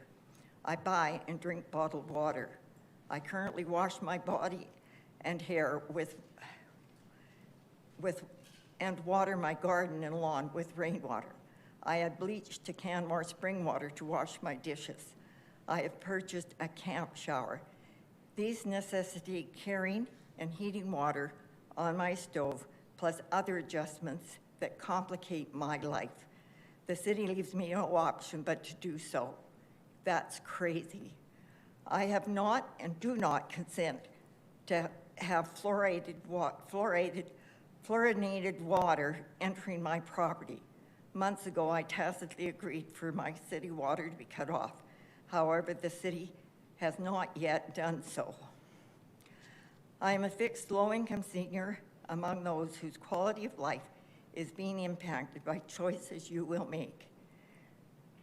Recreation user pay is needed as property taxes need to be reduced. Should non-users' taxes pay for a hockey arena? I bought my current residence in 1996 for $109,000. The city tax department now value at over $500,000 and taxes over $3,600 this year. Taxation values are increased to raise tax revenue. My income has not increased, so I have to sacrifice something else to cover this added tax expense. Accountability is important. An amendment to your oath of office needs to be added to include that I swear with integrity and justice to uphold the values, rights, and freedoms, laws, and needs of the public who have elected Ms. Feets, me. unfortunately, you're at time. There may be a member of council with a follow-up question for you, but I have to move now to the next speaker. Thank you. Thank you. Thank you. Please come on up. Sorry, Mayor, who's next? You can just come up in the order perhaps that you're seated.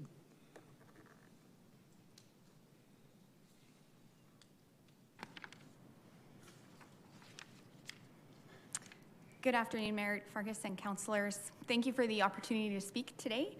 I'm Jessica Cope-Williams. I'm the Vice President of Community Impact at the Calgary Homeless Foundation. First, I want to begin with a very sincere thank you. The City of Calgary, including council and administration, have been extraordinary partners in helping us advance to a day where homelessness is rare, brief, and non-recurring, perhaps an episode in somebody's life, but never a condition that defines them.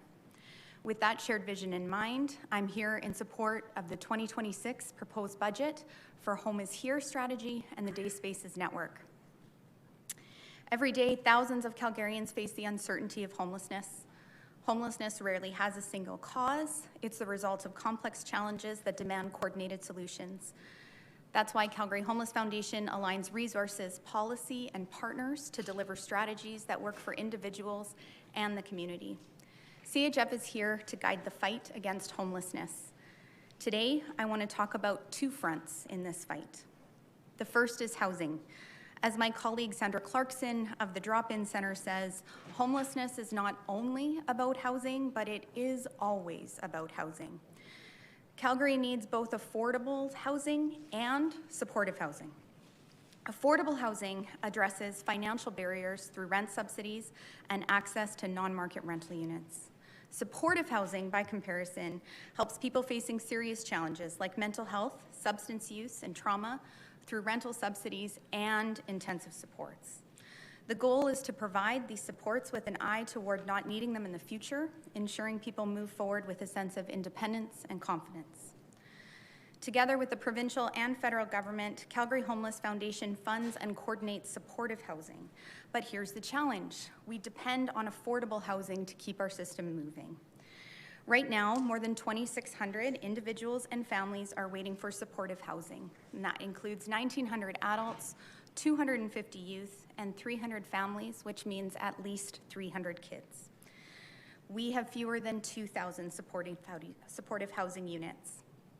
Of the participants housed in supportive housing units today, many have stabilized and no longer require as intensive supports, but they can't move forward because they still have financial barriers and affordable housing isn't available. This creates a traffic jam. People stay longer than needed, blocking access for others who need supportive housing now. So people get stuck in shelters or on the street. As this bottleneck grows, its impact spills into public spaces like LRT stations, plus 15s, and right outside council chamber doors, making safety and dignity urgent priorities for everyone. And this is our second front, meeting the immediate needs of people who are not yet housed and ensuring safety for all. The Day Space Network, including Calgary's extreme weather response, makes this possible. Last winter, temporary warming spaces coordinated by CHF and the city were visited over 37,000 times. These spaces offer more than warmth. They provide food, rest, supplies, and connection to services. After 3 years, we learned that demand does not drop when the weather warms up. That insight led to the Day Space Network, safe, accessible spaces for every season, from freezing cold to heat waves and smoke. 2 day spaces are now open year-round, and we are ready to scale this initiative with your support of the budget. Day spaces aren't just for those seeking shelter. They improve public safety and our sense of safety. And while they don't solve the root cause, that's a lack of affordable housing, they address a symptom that demands a compassionate response. Before you is a budget that will give our city what we need to stay in both fights. Calgary is the only city in Alberta that has not only kept the rate of homelessness in line with population growth since 2008, but has actually reduced the rate of homelessness. This remarkable progress is the result of strategic investment by all orders of government, collaboration among dedicated service providers, and strong system planning. But with continued affordability pressures and more people coming to Calgary every day, this will be increasingly difficult to maintain. Your decision with this budget will determine whether Calgary continues to lead the province in reducing homelessness or risks losing the hard-won progress we've achieved together. I sincerely thank you for your thoughtful consideration, and we look forward to working together to ensure Calgary remains a city where anyone who experiences homelessness does so only briefly, is housed quickly and successfully, and is unlikely to ever return to homelessness. Thank you. Thank you very much. I will ask our next speaker to please approach the podium.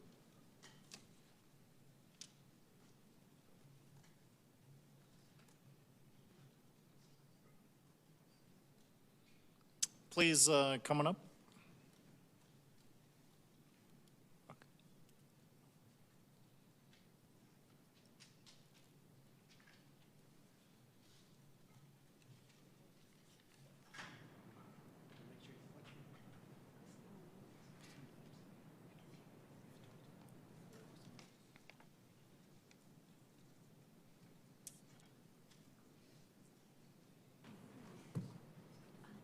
Trying to figure the slides out. I'm here to speak on the budget, presenting a way to save money immediately, as well as on future infrastructure repairs. I'm not here to ask for money. I ask that you please just introduce yourself. Oh, I'm Beverly Redmond. Thank you so much for being here. 1,600,000 people use water treated by Calgary. In a confusing plebiscite question of 2021, only 206,320 people voted to reintroduce fluoride into Calgary's water. Less than 13% of those on Calgary's water. Strathmore, Airdrie, Chestermere, and Regions had no say. There is an annual $1 million operating and maintenance cost to keep fluoride in Calgary's water. Here are some good reasons to save that $1 million. Number one, after the 2021 plebiscite, on September 24, 2024, Judge Edward Chen stated, quote, established by a preponderance of evidence that fluoridation of water at 0.7 milligrams per liter pose an unreasonable risk of reduced IQ in children, end quote. That 0.7% that reduces the IQ in children is the amount in Calgary's water. Number two, studies show it can increase the risk of ADHD by up to 3 times.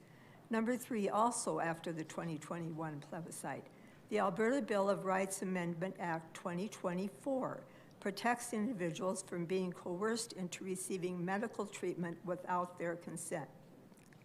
Number four, Kathleen Tyson, toxicologist, stated, quote, there is no safe level of fluoride exposure during neurodevelopment, end quote.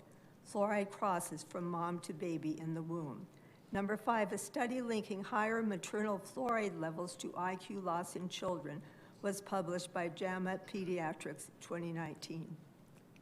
Number six, a bottle-fed infant has the largest dose of fluoride per weight of anyone, causing an IQ drop of 3 to 15 points. This can result in more people being dependent upon others their entire lives. Number seven, the National Research Council published Fluoride in Drinking Water, Authoritative Review of Fluoride's Toxicity in 2006. Quote, fluorides have the ability to interfere with the functions of the brain and the body. quote, "The chief endocrine effects of fluoride include decreased thyroid function," end quote. 72% of women experience hypothyroidism.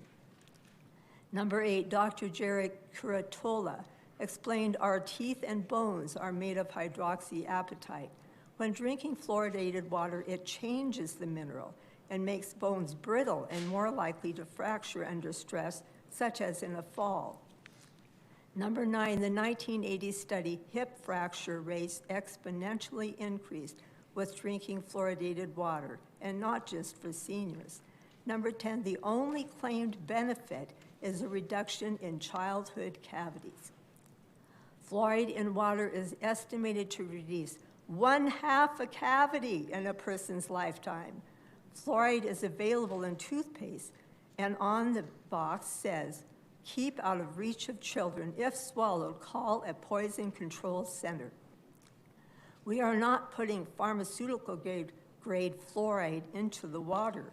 We are putting a hazardous industrial waste, hydrofluorosilicic acid, which includes other contaminants, into our water supply. It is too hazardous for the fertilizer industry to dispose of it on land, in the air, or in the water, but they can sell it. Number 12, fluoride is not needed for a single body function. Number 13, City Council voted to remove fluoride from Calgary's water on May 19, 2011, due to a lack of scientific evidence to support the practice, due to the mass medicating of people being a concern, and also due to costly upgrades to the infrastructure. This council can also vote to remove fluoride, really hydrofluorosilicic acid waste, from our water. With this information on saving babies and children from IQ loss, adults from fractures and falls, from thyroid and kidney disease and arthritis, you too can take fluoride, really, the hazardous waste, hydrofluorosilicic acid, out of our water. Save us $1 million and babies' IQ and people from getting fractures and falls and all the other results of putting fluoride in water. Thank you for your attention. Thank you so much for being here this morning. I'll ask our next speaker to please approach the podium.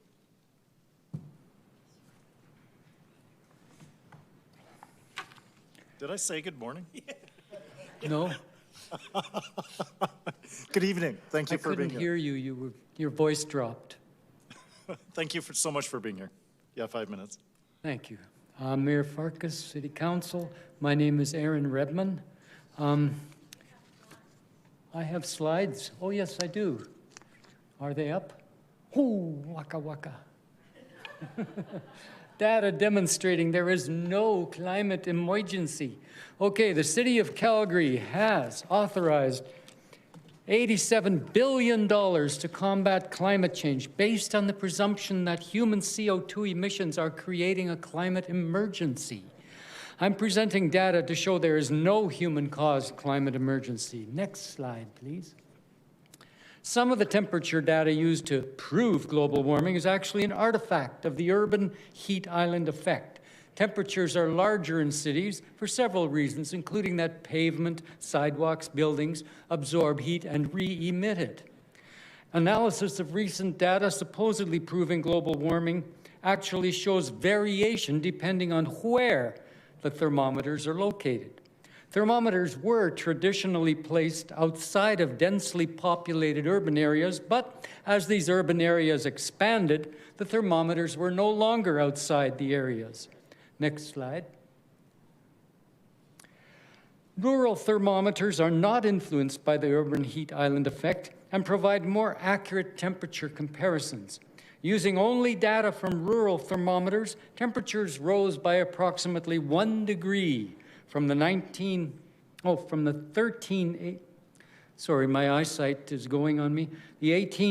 to the 1940s, followed by a marked cooling in the 1970s, after which temperatures recovered but are still barely higher than they were in the 1940s. I remember 1965 or so when we had 41 days of minus 40. The graph shows, this graph will change again, sorry. This graph shows temperature fluctuations over the last 2,000 years. This data shows we're currently warmer than it was during the Little Ice Age in the 1600s, but not as warm as the medieval warm period around 1000 AD or the Roman warm period around 200 AD. There was no climate emergency during these warmer time periods. Next slide. And cloud cover. What am I? Oh, nope. Did I go along there? Oh, nope, I'm sorry. Many dire warnings about catastrophic global warming are based on computer models, not actual data. Climate models are not accurate. Next slide.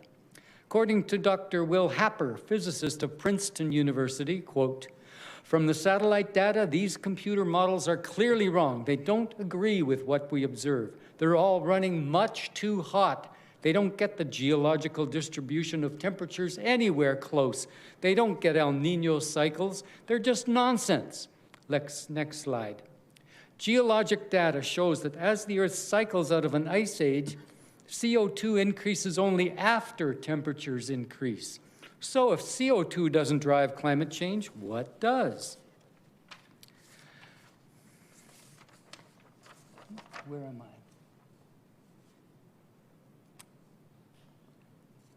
Oh, I'm really mixing things up. My apologies.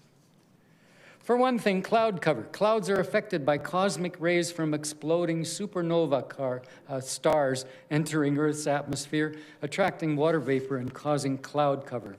And cloud cover is affected by Earth's journey through the spiral arms of the Milky Way galaxy with more cosmic rays causing cloud formation. Next slide. According to Dr. John Clauser, Nobel Prize winner in physics, quote, "CO2 is quite unimportant in controlling the Earth's climate. What is important is clouds. Clouds don't absorb any energy at all. They simply reflect all the sunlight back into space." Professor Niv Shaviv of Raqqa Institute of Physics found that the amount of cloud cover on Earth is related to our journey around the Milky Way. As our solar system orbits the galaxy over millions of years, it passes through the galaxy's spiral arms, dense clusters of stars. As it does, we're exposed to more or less cloud-forming cosmic rays, and this corresponds to historic temperature changes on Earth. Using geology, you can reconstruct the climate on Earth over the past million years, and you can reconstruct our galactic journey, and they both tell the same story. Next slide. Another major factor affecting the Earth's climate cycles is the sun. The sun has gigantic magnetic storms that vary in strength and number over time and affect Earth temperature directly and indirectly. Professor Niv Shaviv says, quote, "When the sun is more active, you have a stronger solar wind. You have less cosmic rays thus reaching the inner solar system and reaching the atmosphere, and the clouds which are then formed are less wide. They reflect less of the sunlight, which means it's going to be warmer on Earth." Next slide. This is a graph showing temperature over thousands of years in blue. You got the graph there? Or did you go past it? In red, we see solar activity over the same period. Thank you so much. Unfortunately, Okay. you are at time, but there may be follow-up questions for members of council. No amount of money is going to change natural climate. Thank you so much for being here. I believe we have one more presenter for this panel.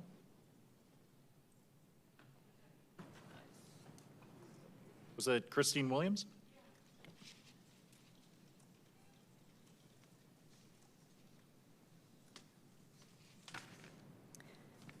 Good afternoon. I appreciate your attention and the opportunity to address the city's $87 billion climate action budget. My name is Christine Williams. There is no climate emergency. Next slide. Thousands of highly credentialed scientists say there is no climate crisis. All data and quotes in this presentation are taken from these scientists, university professors, and from the institutions shown here. Next slide. If there's no climate crisis, we don't need to spend $87 billion of Calgarians' money to fund climate action. It's irresponsible and a breach of duty of care for the mayor and council to spend an enormous budget on unnecessary climate initiatives, driving up the tax burden and increasing food insecurity and other economic harms. We should cancel the climate emergency declared by the last administration and cancel the climate action budget and focus instead on local priorities like maintaining infrastructure and normal operations. Next slide. We are told that current CO2 levels are dangerously high. This is not true. This graph shows that current CO2 levels are much lower than they have been for most of the past 600 million years. The current atmospheric concentration of CO2 is around 420 parts per million, or ppm. 550 million years ago, it was around 7,000 ppm, and 400 million years ago, it was around 4,000 ppm, about 10 times higher than it is today. Periods of elevated CO2 tend to be time periods of a huge biodiversity on the planet. CO2 is actually good because it supports life, which supports all other life on the planet. Next slide. CO2 does not drive warming temperatures. This graph shows temperature fluctuations on the left and industrial CO2 output on the right. As CO2 output increased, temperatures fluctuated up and down, uncorrelated with CO2. Next slide. The Earth has continually cycled in and out of ice ages. After an ice age, temperatures begin to rise. Approximately 800 years later, CO2 levels increase. Then temperature and CO2 tend to rise together for a time. The cycling in and out of ice ages is primarily due to the Milankovitch cycles, which are variations in the Earth's orbit. Earth's orbital variations drive these temperature fluctuations, not CO2. Next slide. We are being told that Earth's current temperatures are unprecedented and dangerously high. Earth's climate has always changed. This has not been driven by human behavior. 100 million years ago, Alberta and most of the prairie provinces were submerged under a sea that connected the Arctic Sea to the Gulf of Mexico and was surrounded by tropical forests. 12,000 to 16,000 years ago, most of North America was covered by the Laurentide ice sheet. For 200 million years, dinosaurs roamed the Earth, and the Earth was covered in dense tropical forests. At no time during these 200 million years was the Earth as cold as it is today. The geological data indicates that the Earth was approximately 13 degrees Fahrenheit warmer than it is today. We're actually in a remarkably cool period if you look at data covering the last 500 million years. Next slide. This data from studies of the geologic record clearly shows that our current temperatures are nowhere close to historic highs. Next slide. We are currently in the late Cenozoic ice age. This explains why the poles are covered in ice. Climate data over the past 100,000 to 800,000 years clearly shows temperatures fluctuating in fairly regular cycles. Obviously, human CO2 emissions are not causing these cycles. Next slide. Average temperatures from New York Central Park since 1940 show slight temperature fluctuations of up to 3 degrees Celsius from year to year, but no increasing trend. Next slide. On the left, we see temperatures recorded from 1880 to the present. On the right is the same data with the vertical axis stretched out to exaggerate the difference. It's the very same data. This graph is often used to prove that temperatures are rising at an alarming rate. This is very misleading. There is no climate emergency, so the city doesn't need to cripple taxpayers with exorbitant and ineffective climate action spending. We must cancel the climate emergency and cancel the climate action budget. Thank you. Thank you so much for being with us. We will dive into questions for the panel, starting with Councillor Johnston.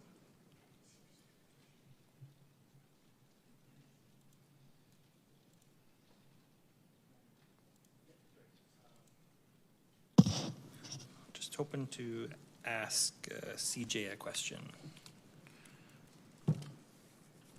Yes. Hi there. I was just hoping, you mentioned something about the FCM. I was hoping you could elaborate on that. That's the Federation of Canadian Mayors. Municipalities? Or Yeah, so sorry, municipalities, I'm the representative for our council, so I was just wondering if you could let me know what your thoughts are on that. Well, they're not elected by the citizens of the city, and yet they're making choices that we're having to live by. So they're an unelected foreign, well, I guess they're not foreign entity, foreign to Alberta. Right, okay. But there's other organizations also that fall into that, like, let's see, it used to be called ICLEI. I'm just trying to find out what it's called now. It's the Local Government for Sustainability, and it used to be called ICLEI. There's also the PCP, the WHO, and the UN. This city is currently following recommendations by these organizations, and they're not elected by these citizens, so we should not have to follow them. They don't know what we need, where we are, what's going on here in Alberta, in Calgary in particular.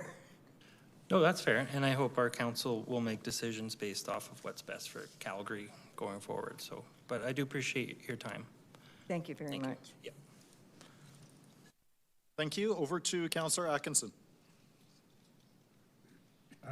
For Jessica Cope-Williams, please. Hey, Jessica. I'm wondering about the day space program. We had someone come earlier from Good Neighbor, and they were just talking about their sort of need in their program. Can you explain a bit about how that program will work and how the money will be allocated to potential partners? So the investment that came in the previous year, and we hope to see moving forward, allowed us to release requests for proposals that a number of organizations applied for. And then we were able to look and make best decisions about what most closely aligned with the Day Spaces Initiative. There's new dollars coming into day spaces, but we also know that just because there's new dollars coming in doesn't mean that that's the beginning of day spaces. Shelters have day spaces. There are other organizations that have day spaces. And so we've been quite intentional about taking the language of a day space network, where some of those may be funded spaces through the initiative, but also looking to bring in approaches like coordinated data, communities of practice that allow for a more permeable boundary around just the funded spaces as opposed to an entire community-based approach. Gotcha. So it's a mix of both sides. That's perfect. Thank you very much. Thank you. Over to Councillor Schmidt. And for Ms. Cope-Williams again as well. Thank you. From your perspective, based on the infrastructure and the services we have in place, what gap are day spaces filling as far as that type of service delivery that you help coordinate and the public safety aspect of that as well? So I would say from a gap perspective, one of the, I think, most important aspects of the Day Space Initiative is truly a place to go. That's the connection with public safety. And really looking at very trauma-informed, dignified spaces where people can be and do things that many of us get to do all the time in our daily lives. A place to go to, use the washroom, have a shower, get a place to eat or something to eat, do our laundry. Those types of services are what we're endeavoring to provide through the day spaces, as well as I would say low barrier or kind of low touch ways for folks to interact with social services. And so if you think about some of the resource centers that are available, so like the Navigation Center or Source, whereas they have more of a service orientation, the Day Space Initiative is about space as a service. And so it's not to say that there's no services available there. That's absolutely not the case. It's secondary to making sure that there's a safe place for people to go. And it's the alternatives to places like libraries, parks, plus 15s, some of those spots I already mentioned, yeah. And from a cost-benefit perspective, because we are proposing to use more city funding to push this pilot forward, is this something that, based on your knowledge, is a good use of our money to address these types of needs? I do think it's a good use of dollars, and CHF wouldn't be partnering with the city on this initiative if we didn't. I think what we've seen in the growth through the extreme weather response, up to the 37,000 from, I think, just over half of that 2 years ago, signals to us that these types of spaces are really needed when they become available. And so it's not an initiative that works in isolation. There's so much work that has to be happening, as I said, from the affordable housing perspective, to really move people forward in their journey out of homelessness. But all of those initiatives are going to take time. And so this is, the Day Space Initiative is, I think, a good investment for city dollars right now because of the way that it provides that interim solution and bridge to folks who are very much in need today. And because outcomes are so important, how will your organization be assisting us to ensure that we're measuring tangible outcomes for this kind of spend? We have an outcomes framework established for the initiative, and it focuses kind of on two broad categories. So one is the public safety aspect of it. Certainly community engagement is a huge part of the Day Space network, and for those day spaces to be successful, the community engagement piece really matters. And then the other side of it is the participant service delivery component of it. And so looking in there to connections to services, connections to housing, those types of outcomes, and we're tracking that data very closely. Thank you. Thank you, Councillor Schmidt. This concludes the council member questions for this panel. Thank you so much for being here. We will now assemble our next set of 5. So I'll begin listing out some names, and if your name is called, please either chime in if you're on the line, or if you're here in person, please approach the podium. So calling Betsy Mustard, Enam Teja,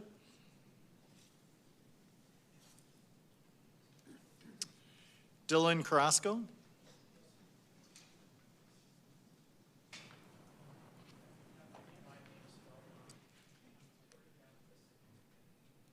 come on down.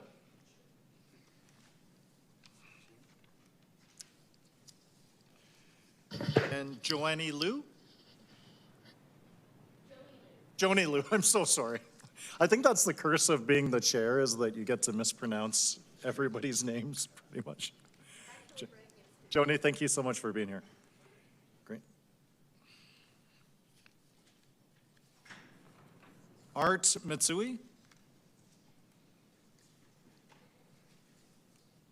Fantastic, and those are our 5. So Betsy, why don't you start us off? Thank you so much for your patience. I know you've been waiting a long time. Thank you. I am from Calgary. I've been here for 27 years. I'm concerned too about the 87 billion action budget approved by City Council based on the Mayor's declaration of the climate emergency, fueled in part by claims that we are experiencing unprecedented weather disasters. Next slide. But are we really having more severe weather? What does the data show? From Dr. Stephen Koonin, a physicist in NYU, quote, "My first instinct as a scientist and what I teach my students is to look at the data. And when you do that, you discover, as you can read in the IPCC reports themselves, that it's pretty hard to find trends in extreme weather events, much less attribute them to human influences." Next slide. Are we having more heat waves? No. The U.S. government has maintained the best temperature records in the world. From the official government record of heat waves in the U.S. over the last 120 years, we see far more heat waves in the 1930s than we are experiencing today on the left, and the heat waves in the 1930s were much hotter on the right. Next slide. This USHCN data shows the number of hot days in the U.S. has markedly declined since the 1930s. That little red line you can see. Next slide. Temperature regulations from England show that average temperatures have not increased for the summer, but there is a slight increase in the winter months. This indicates that the climate is not getting hotter, but cold weather is getting milder. Next slide. Has there been an increase in wildfires? No. The number of wildfires has actually decreased globally since the 1900s. Next slide. This graph shows that since the 1930s, the land area affected by wildfires in the U.S. has decreased by approximately 80%. Next slide. Has there been an increase in hurricanes? No. In fact, there's been a slight decrease in hurricanes in the U.S. Financial damages may be higher due to rising costs and increasing density of population, but there has not been an increase in hurricanes. Next slide. Nor has there been an increase in hurricanes globally over the last 40 years. Dr. Will Hapner, a physicist from NYU, says, quote, "We've got good proxy records of hurricanes and there's been no change in their frequency. Even the IPCC admits that." Next slide. Are the polar ice caps melting? No. Satellite records of temperature in Antarctica since the late 1970s show fluctuations, but no increase. Next slide. Have global droughts increased? No. This record of global drought since 1950 shows fluctuations, but no increase in droughts. Next slide. If there is no climate crisis, why are we being told that there is? The climate crisis narrative is about power and control. Globally, $2.8 trillion has been pumped into the climate research over the last 20 years. $1 trillion is spent annually on climate action initiatives. Scientists who show the data that doesn't support the climate crisis narrative lose their funding, are vilified by colleagues and the media, and often get fired or are forced to retire. That leaves only compromised researchers who are afraid or unwilling to contradict the narrative. Next slide.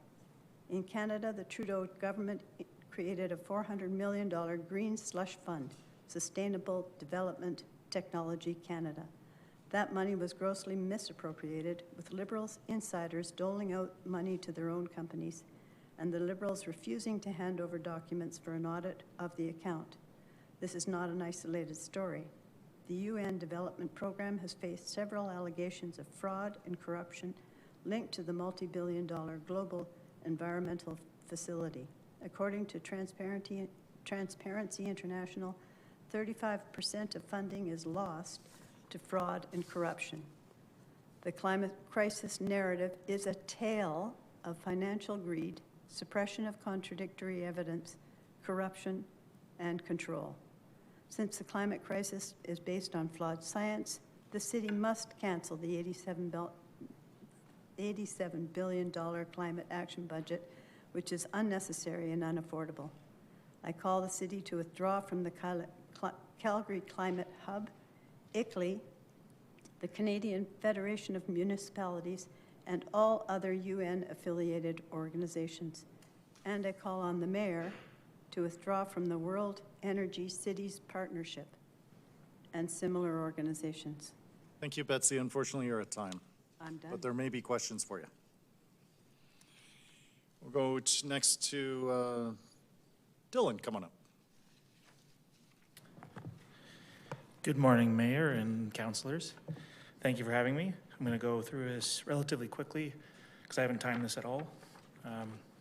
So my name is Dylan Calhoun. I was born in Foothills Hospital in '92. I actually had a surgery at Calgary's Children's Hospital for a heart defect, and I was on the Miracle Network in Calgary in '93. My family moved to Ontario, and I wasn't cleared for contact sports until basically a teenager. Played soccer, football, track and field, and I almost competed at the collegiate national level for cross country. But my primary sport was essentially sailing. I was gold certified at the highest level in Ontario, and I went to the Ontario Summer Games as a sailor, and I was working towards an Olympic campaign. I was in the Cork Gold Fleet, which was essentially the Olympic regatta for the radial team, radial class sailboat, as a precursor to the Olympic bid that I was looking to do. But I didn't have any knowledge or know where to get funding for sports, and so I had to make a lot of really difficult decisions at around 14, 15 years old for funding. At one point, I had to actually bike 15 kilometers to and from my sailing training grounds in the morning and at night just to get to the training and then train. And I had to decide whether or not I wanted to go for the Olympic bid or go to university. Ended up choosing to go to university and kind of throwing all those dreams out. My mom actually played soccer in what she called the Dome in 91 to 94. She suffered a knee injury after giving birth to me, and her bones were kind of weak. But she kind of separated with my father and moved to Ontario as a single mother, and couldn't exercise that much anymore because of her knee injury. But there are a lot more elderly options now for her in Ontario 30 years later. My father passed as basically a teenager, and so there was a lot of financial balancing my expenses, contributing to the household, and paying taxes. And they've quite steadily increased since I was 15. I came to Calgary actually this summer to run for the Member of Parliament Battle River Crowfoot against Pierre Poilievre and the other individuals in the longest ballot committee. I ended up getting 7 votes, and they recounted it to 1. I've had a lot of different topics I wanted to kind of discuss with you guys, and I've heard a lot of things here today, but I'm going to kind of keep moving it forward. There's myriad problems, and it's seemingly a Sisyphean task ahead for you guys to decide on the budget and for kind of bridging that kind of decision with the public. So I went to university for a double major in kinesiology and engineering, and I actually left quite literally because of one class. Otherwise, I was essentially on the honor roll. There was basically a rule that if you have even one failing class, you kind of just have to leave. So saddled with debt and more taxes, mostly caused by inflation, which is another topic altogether. I pushed on. I went back to college eventually, graduated from a massage therapy program there, and then COVID kind of hit. And so I missed, again, kind of one thing. I missed a certification test by the board in Ontario, and I can't practice there until I go back to school another 3 years and then do the certification exams again. But currently, to the best of my knowledge, I can practice in Alberta and pay taxes here. But I'm not sure that's what I want to do just yet, but I'm going to kind of try to get through this next part real quick. I don't represent any organization or any association of people, but I am a kind of identified naturalist, naturist, nudist, and I kind of want to bring that up to you guys today because there's a lot of stuff going on around these topics. And there's actually quite literally about 1 kilometer from here, a statue called Family of Man, I think it's called, which is basically a 20-foot tall statue, group of people kind of just having fun together. There's children on their arms, and I've been walking around the city and seeing other statues of kind of like nudist, naturist topics. And if I have time, again, if you give me time, I'd love to talk about the rest of my kind of thing, but I'll go sit down. Thank you so much for being here. I'll ask our next presenter to please approach.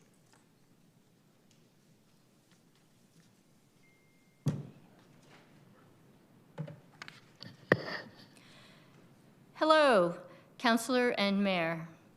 I'm Dr. Joni Liu. I was born in Canada, and I've called Calgary home since 1979. I originally came here looking for work as a civil engineer and soon found myself in the oil patch, where I built a wonderful life. Many years later, I shifted gears, and I studied Chinese medicine, and I also practice here. Like many Calgarians, I'm part of a so-called minority community.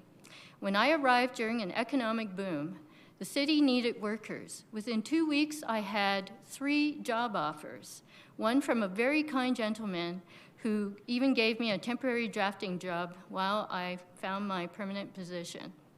I never once felt the need for special treatment. Today, I'd like to talk about the City of Calgary's budget, specifically the money going into certain training programs. Calgarians no longer feel that DEI programs are a responsible use of our tax dollars. I often hear that DEI programs are meant to level the playing field, but what I've observed feels more like favoritism, preferences that aren't always connected to someone's ability to do the job. Currently, DEI training is grouped within the city's general HR costs. The projected HR budget for 2026 is about $44 million out of a roughly $6 billion budget overall, supporting around 16,000 employees. DEI initiatives have existed since 2011 with the Diversity and Inclusion Advisory Committee and continued with the 2019 Gender Equity, Diversity, and Inclusion Strategy. Because costs aren't tracked separately and are buried in general HR spending, it's difficult to see how much is actually being spent on these programs. So I just took a guess that if DEI accounts for about 5 to 10% of HR spending, that's roughly $1.9 to $3.8 million per year, or adding up to about 11.4 to 22.8 million since 2019. From city websites, I found 9 courses and 1 DEI-based employee survey. With such a high number of courses, it makes me wonder how much time these courses are taking out of employees' work year, and whether workers actually need these courses. Across the country, productivity is at record lows.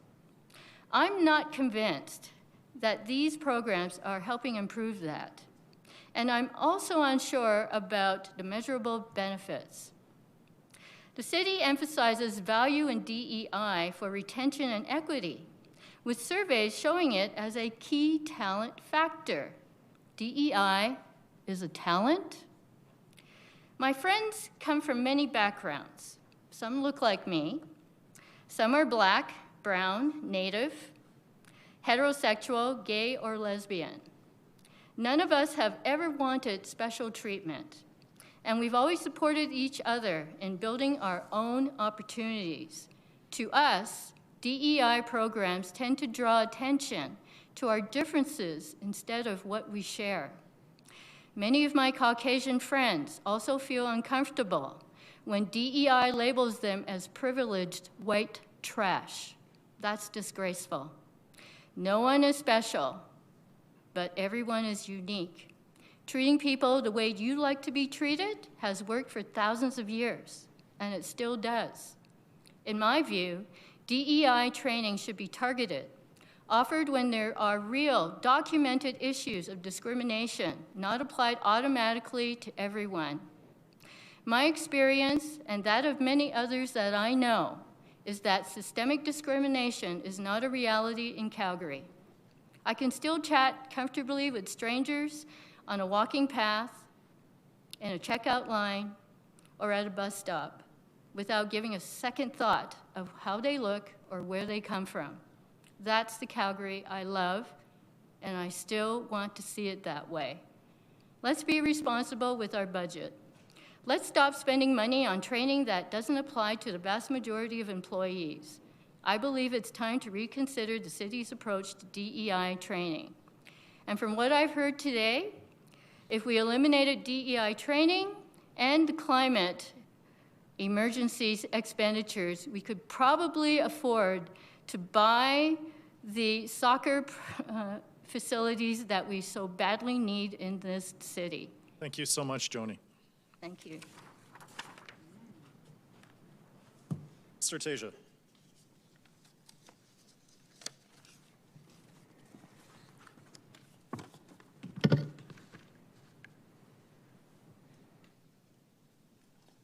Mayor, members of council, My name is Inam Teja, and I'm a proud Calgarian here representing myself. I was born and raised in Calgary, and I've been really excited to see how this city has grown. Calgary has set a really ambitious direction. We've decided that we do need more housing in more forms, in more neighborhoods. And there are neighborhoods in Calgary, like West District, which have delivered. You know, West District is near my home, and I've seen it welcome a large share of multifamily homes, and it's dense, walkable, and aligned with exactly the kind of growth pattern that this council and previous councils have laid out. It's, you know, been a place that has welcomed renters, newcomers, young people, seniors, and families looking for housing. When a neighborhood steps up and supports the city's housing goals, the city must also step up and support that neighborhood with the amenities to make that growth successful. Housing doesn't exist in a vacuum. It succeeds when residents have places to gather, play, learn, and build community. That's why I'm here today, to urge Council to fund the new library and YMCA proposed for West District in the 2026 budget. To be clear, I'm advocating for West District because I know it well, but the principle that I'm speaking to is universal. If we want more housing, and we absolutely need more housing, then we must pair that growth with investment in the public infrastructure that makes neighborhoods more livable, equitable, and complete. We've heard about the need for investments in transit, in the Northeast Sports Complex, in the Old Y, and many other projects in areas that are experiencing growth that fit this profile. So speaking to West District, I personally can attest to the need being real. There are thousands of residents who are already living in and around the new district, with more homes coming every year. Families are choosing these neighborhoods precisely because they promise more urban, complete community lifestyles. Our city has rightly built up the housing in this area, and now it's time for some of the investment to catch up. The nearest library is kilometers away, and the transit access to it is quite limited. We often hear, with density comes amenity, and this is a moment to make good on that promise. Funding these facilities is not just about one community. It's about sending a clear signal that when Calgary asks neighborhoods to take on significant new housing, the city will also follow with investment. That's how we build trust. That's how we make our housing strategy sustainable. We've seen the private sector already reward this kind of density with new shops, restaurants, services, and now we need to make sure that government spending does its part too. Importantly for this project, committing to this in the 2026 budget positions Calgary to secure matching funds from other levels of government. We heard yesterday night from organizations like Silvera that cobbling together funding from different orders of government is a really brutal coordination challenge. Someone needs to take the first step. Projects that have clearly defined shovel-ready priorities are the kinds of projects that attract this kind of matching funding. By advancing the West District Library and YMCA now, Council can ensure that Calgary is ready to seize the opportunities rather than leaving money on the table. An investment in a library and a rec center in Calgary would be generational. It would serve families, seniors, newcomers, students, young professionals.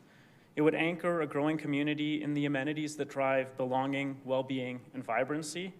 And it would demonstrate that Calgary keeps its promises when communities are growing.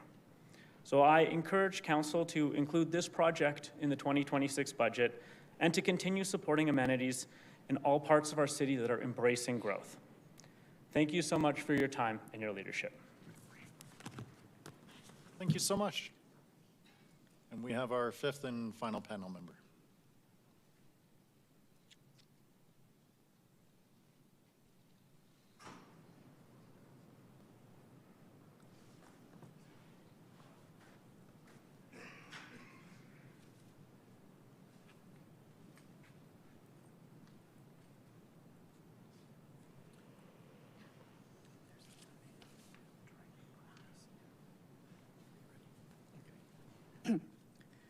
Mayor and members of council, my name is Art Matsui, and I thank you for this opportunity to speak on the 2026 budget.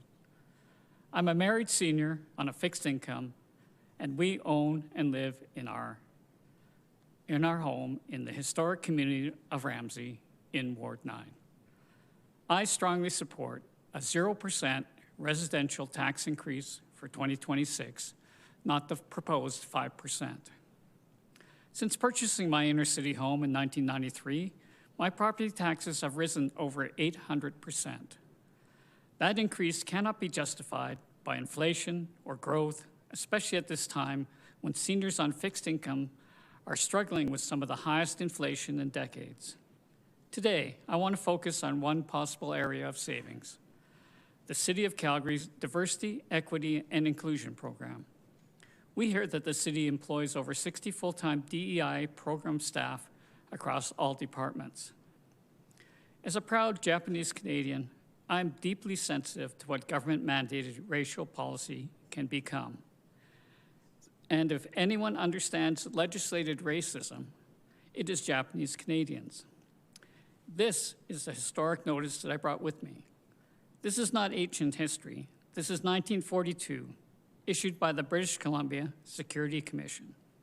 It declared that all persons of the Japanese race, including Canadian-born citizens like my parents, and naturalized citizens like my grandparents, were now enemy aliens and banned from entire cities. Our families were dispossessed, displaced, and stripped of property and dignity, all under the authority of government policy. This is what government-sanctioned racial discrimination looks like. Growing up after the war, anti-Japanese prejudice was still widespread. In the media, we were portrayed as less than human. When I entered the workforce in 1980, the racism was quieter, but it was still there. But all I ever wanted was equal treatment, to be judged on merit and the quality of my work. This is why I am deeply concerned when modern policies, even if well-intentioned, begin to divide people by race and treat them differently based on group identity. Many in the Japanese Canadian community worry that DEI policies risk repeating the logic of the past, where equality of opportunity is replaced by racial categorization and unequal treatment. In my view, merit must never be replaced by equity quotas in government hiring, in education, or anywhere. Which brings me back to today's budget hearing. A city-run DEI bureaucracy of roughly 60 staff comes with real financial costs and, in my opinion, real risks. When hiring is guided by criteria other than merit, productivity suffers. When the entire workplace is built around identity-based policy, taxpayers pay the bill. The total cost of the DEI apparatus likely reaches into tens of millions of dollars, and it deserves close, serious scrutiny. If the City of Calgary wants to achieve a 0% tax increase, it must make better use of residents' hard-earned money.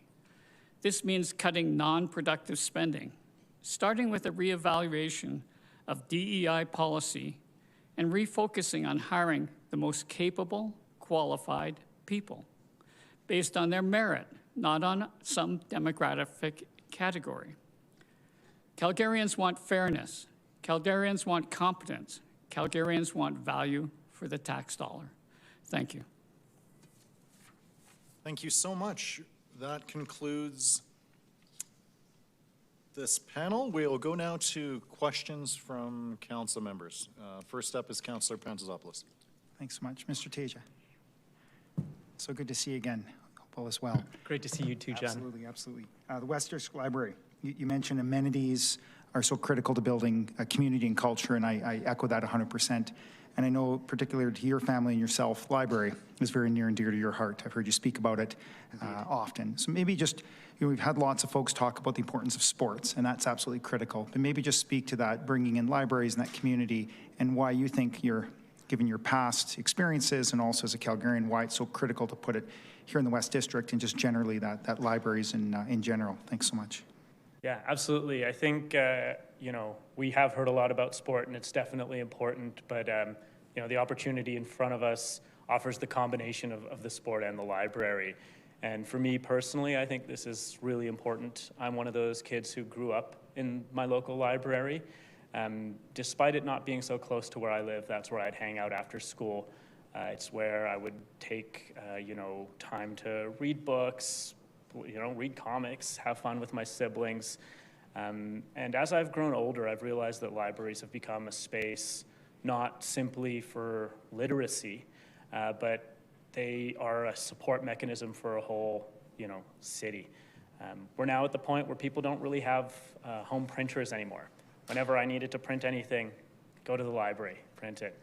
I used to work at the Calgary Drop-In Centre. The amount of times that somebody wouldn't have access to a computer but still need to apply for their benefits, use the library. And when it comes to, you know, a lot of the folks who have moved into the West End, it's a lot of families, a lot of kids. And, you know, I hang out still at the Signal Hill Library and chat with the staff there, and they tell me that when they open up their programs, you know, they have hundreds of people logging on right as soon as 8 o'clock hits for them to sign up. And lots of folks won't ever be able to get into those programs. And so I think that's a real shame as someone who's really benefited from our library system and knowing the supports and resources libraries provide for a whole bunch of people. It sucks to see families wanting to use the library and not being able to because of capacity constraints. Thanks so much for that. I think I echo your comments. The library, as an organization, should have died 20 years ago, but they've reimagined themselves completely. It's no longer about books and literacy. It's about community and everything. So thanks so much for your thoughts and comments. Thank you, Mr. Mayor. Thank you. Next up is Councillor Johnston. My question was for Dylan. I was just hoping if you wanted to finish your presentation. Sure, yeah. I mean, might be 2, 3, 4 minutes, but I can jump through it quickly. Okay. So there's a park, Family of Man. There's a bunch of kind of statues around the city. The Supreme Court has kind of decriminalized nudism, but in Alberta, to the best of my knowledge, they have community standards kind of bylaws as well as provincial laws that if you're kind of claimed to have caused kind of a disturbance in the public just by being nude, then you'll get a ticket, like a bylaw infraction, which they can kind of throw a criminal offense at you, but you can kind of argue that in court, and then that's kind of gets squashed and whatnot. But it's interesting that like the bylaws are quite literally on the same level as you're not allowed to go to a park after 8 p.m. as well as I'm not sure whether or not in Calgary, all of the parks, or whether or not you're allowed to smoke in the park. So smoking in the park is whether or not it's legal or illegal, it's kind of at the same level of just being nude in the park. And after 8 p.m., it's also illegal to be in the park, or 10 p.m., I'm not sure what the bylaw is. But inclusion seems to be like a boogeyman word these days. And then the location and intent of exposure to include people that kind of want to be included, of other lifestyles, and to kind of more sheltered families is difficult. The liberty of citizens is kind of paramount, but obviously our Oaks compliant Section 1 laws of our Constitution, of our Charter, are very important. It's very important that we kind of pass reasonable laws, and even if you don't agree with them, you just kind of abide by them until you have a chance to kind of voice your opinion and change policy. In terms of the budget, roads are great, buses are great, water is amazing. Housing is a hard problem to solve. It's a hard problem across the world. There's so many different kind of desperate kind of underlying issues. But when it comes to residential kind of big buildings, no one wants to live in the bottom 2 stories. So most of the time we can just, as a civilization, put stores in there. Or that's kind of the lower income housing. And the bottom kind of like 2 to 5, 3 to 10 is lower income housing. Now people have talked today about whether or not we have laws that can quite literally hold people accountable to selling them after building it, and then they get out of as a loophole of the law. I don't know about that. I have absolutely no idea. But guaranteeing that these kinds of agreements are like enforced is definitely going to be like a major kind of driving force in building high rises and whatnot, and getting low-income housing kind of available to people in the bottom kind of 10 floors of any kind of high rise. Better solutions are possible, and there's quite a lot more that I kind of wanted to talk about, but if you'll let me keep going, then I'm happy to keep going, but if you want kind of an end to this. I'll leave it up to the chair. That was definitely the most interesting path to a budget. Right. Thought. I'd probably just ask the questioning to laser in the budget vote that hopefully will not be 2 weeks from now. Well, my main concern here is that there's a lot of people kind of like driving a public discourse on evil billionaires, and most of the time those billionaires kind of the monetary aspect of their billionaire status is in assets or in kind of hedge funds or like stocks portfolios that is on the balance sheet essentially, but it's not actually their capital. They can obviously take loans out against the capital like Elon Musk did with his purchase of Twitter. And then they did this kind of purchase stock thing with NVIDIA and OpenAI recently where they're kind of circling around who pays who, and then they pump up the stock a little bit. This all kind of inflates our entire kind of monetary policy, fiscal decisions around the globe essentially right now. And so we're entering in quite literally an industrial revolution's crossroads, but also kind of like a gentrification, becoming a homeless shelter drop-in almost to the level of a genocide. And I don't throw that term out lightly because people are really suffering, right?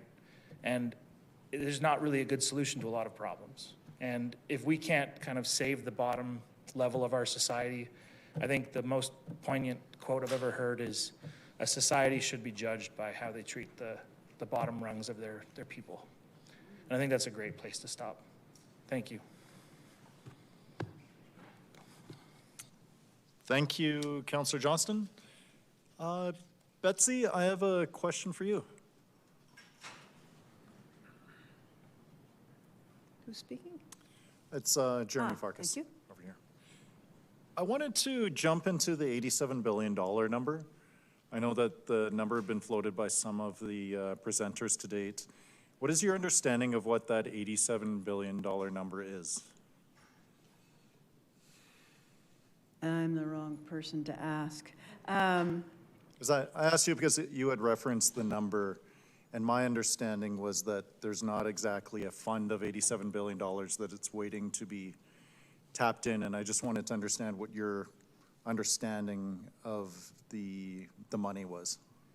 Just that it's beyond the common use of funding within the city, but it's a budgeted item. So I don't know how to explain that.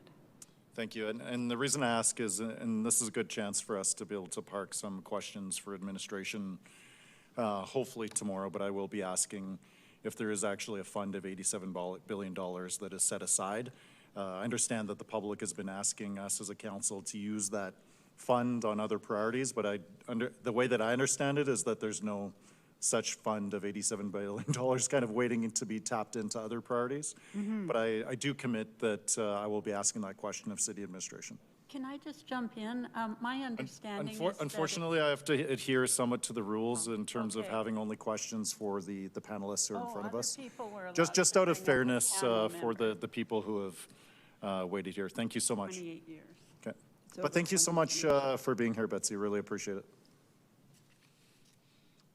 Are there any other questions for these panelists? Seeing none, we will assemble our next panel. Thank you so much, everyone, for being here.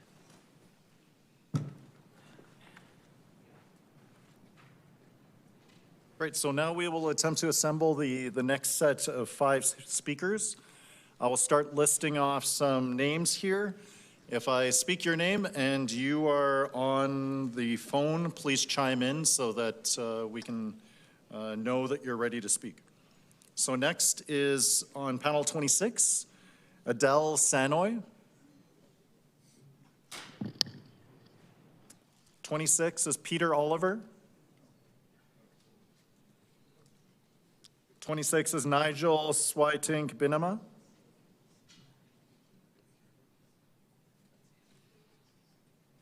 Matthias Ricalda.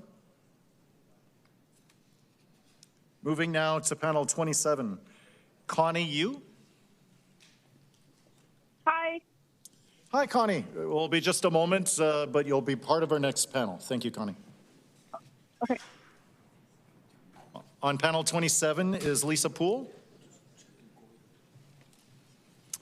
We are getting a little slim on quorum, council members, so just make sure to count 8 or 9 before you head to use or grab a drink so that we don't lose our meeting. 27 is Nathan Green. Rodney Salter.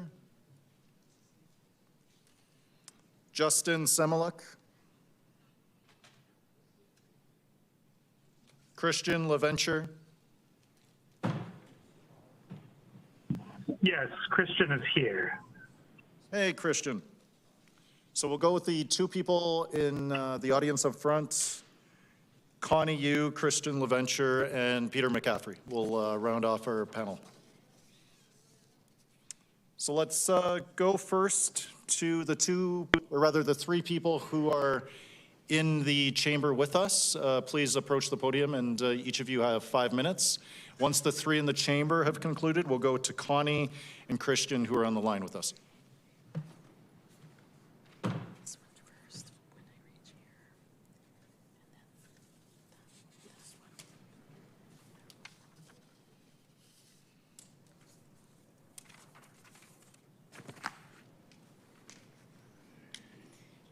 Good evening, Council.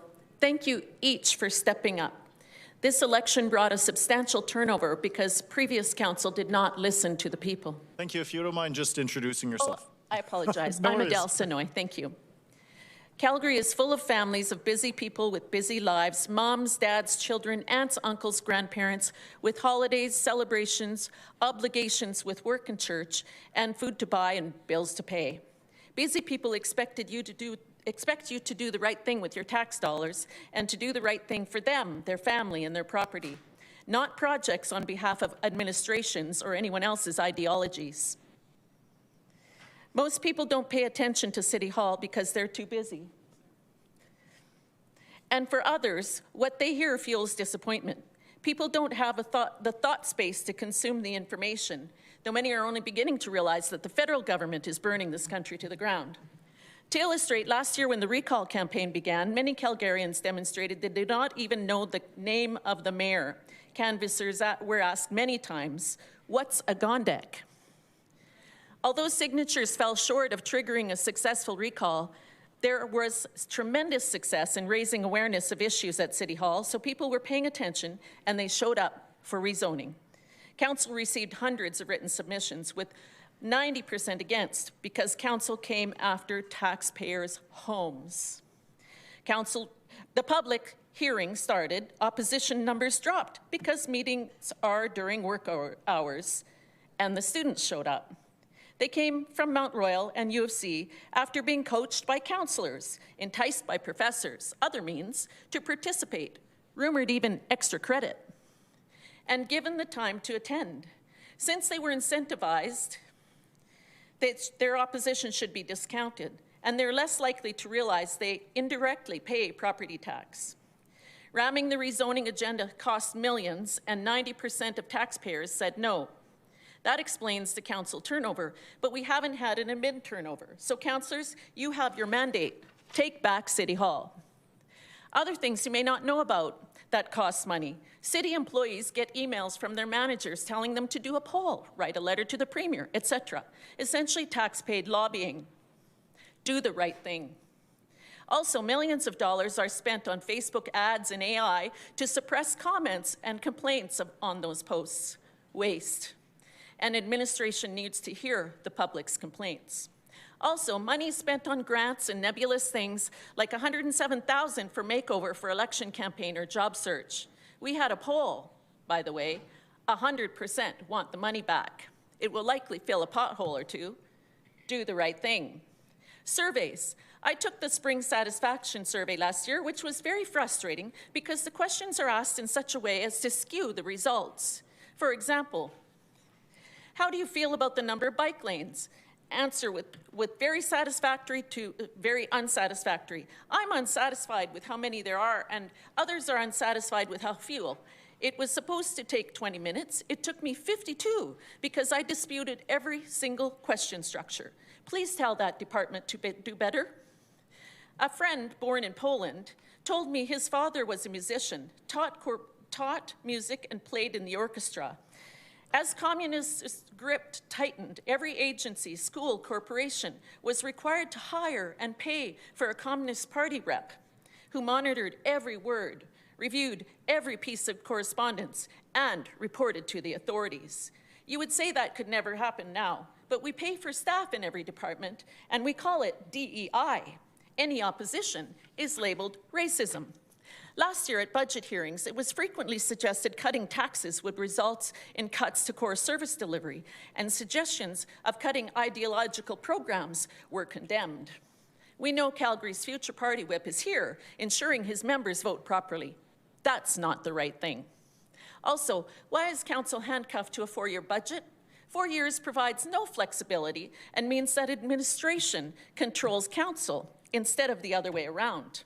You're not part of their union, and neither are Calgary taxpayers. It's time tax dollars get spent on core services rather than union ideological practices. Council, take back City Hall. Admin, do the right thing.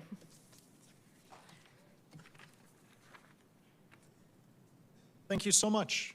We will ask the second presenter who's in the audience here with us.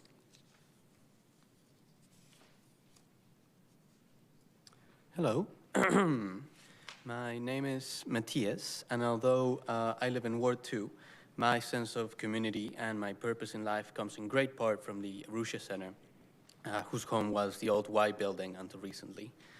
After COVID, like many Calgarians, my life spiraled into confusion, and I lost a sense of direction in life that I had been so sure of.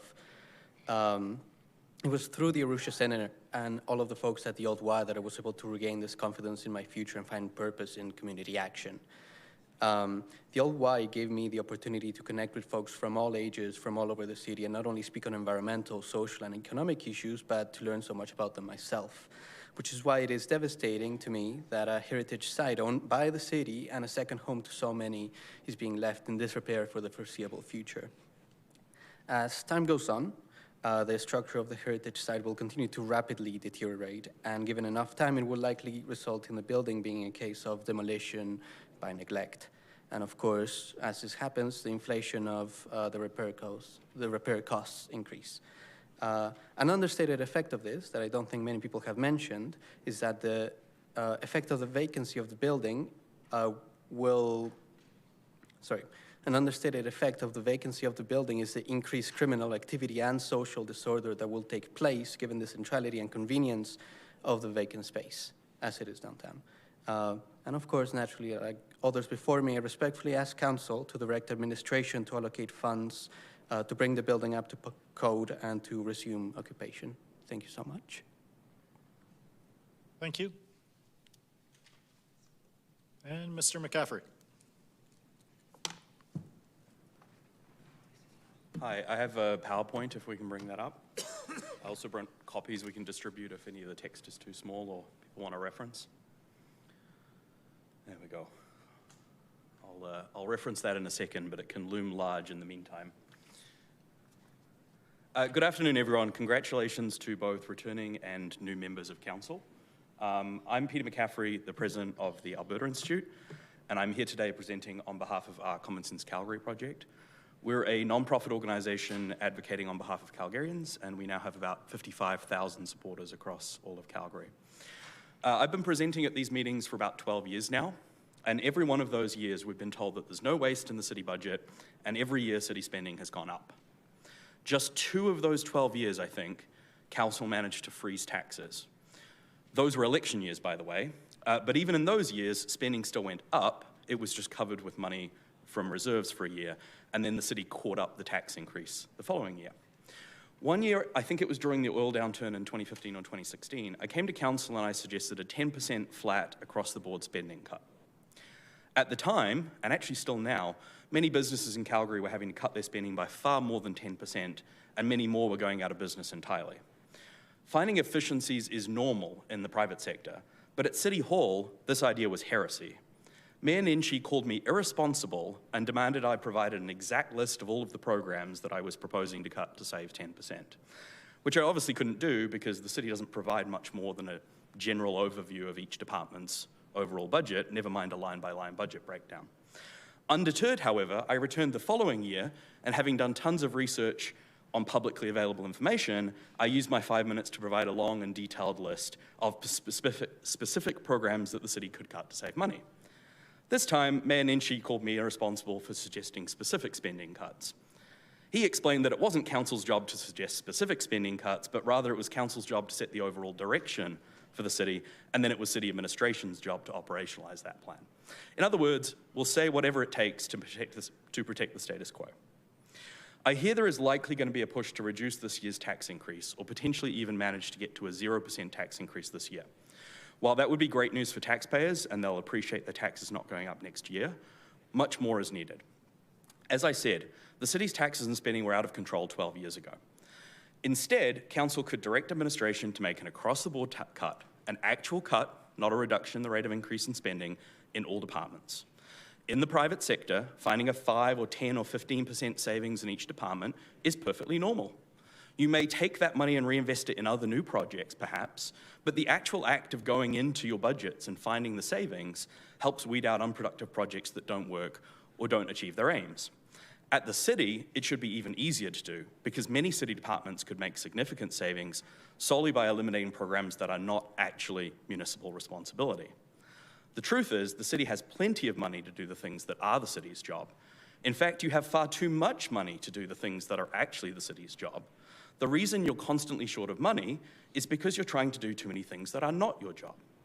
Worse than that, all the time and money and resources that the city spends on things that are not your job has led to a deterioration in the quality and reliability of the services that are your job. To emphasize my point, I'll point to this slide from that known radical extremist group, Alberta Municipalities, that shows what the job of a municipality actually is. In particular, note the things that are not listed under local government. I'm short on time and probably won't get to finish all my presentation unless someone would be kind enough to let me finish later. But in case not, let me emphasize one more point.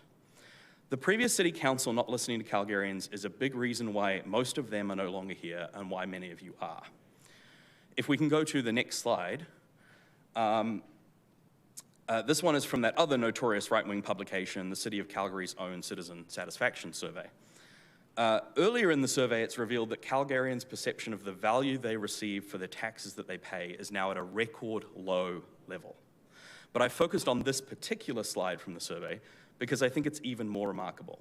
First, I would argue the wording of the survey is pretty biased. I won't get into the details, but it specifically assumes that cutting spending would cut services, whereas I've already talked about how there's this thing called improving efficiency.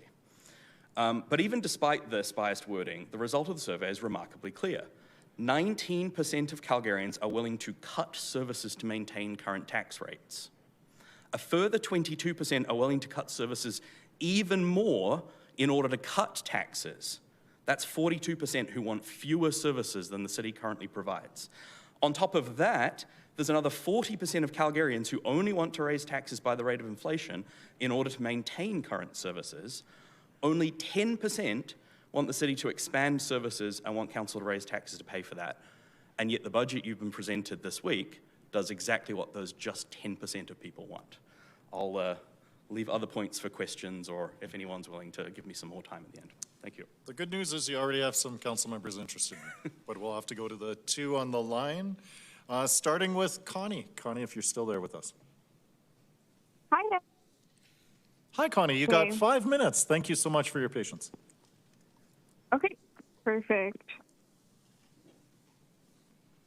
So I'm here to advocate for the inclusion of the historic the old Y for the budget. This building is not simply a heritage structure. It is a critical piece of social infrastructures, which revitalization aligns directly with evidence-based urban planning, community safety net frameworks, and the council's long range of strategic priorities. For decades, the historic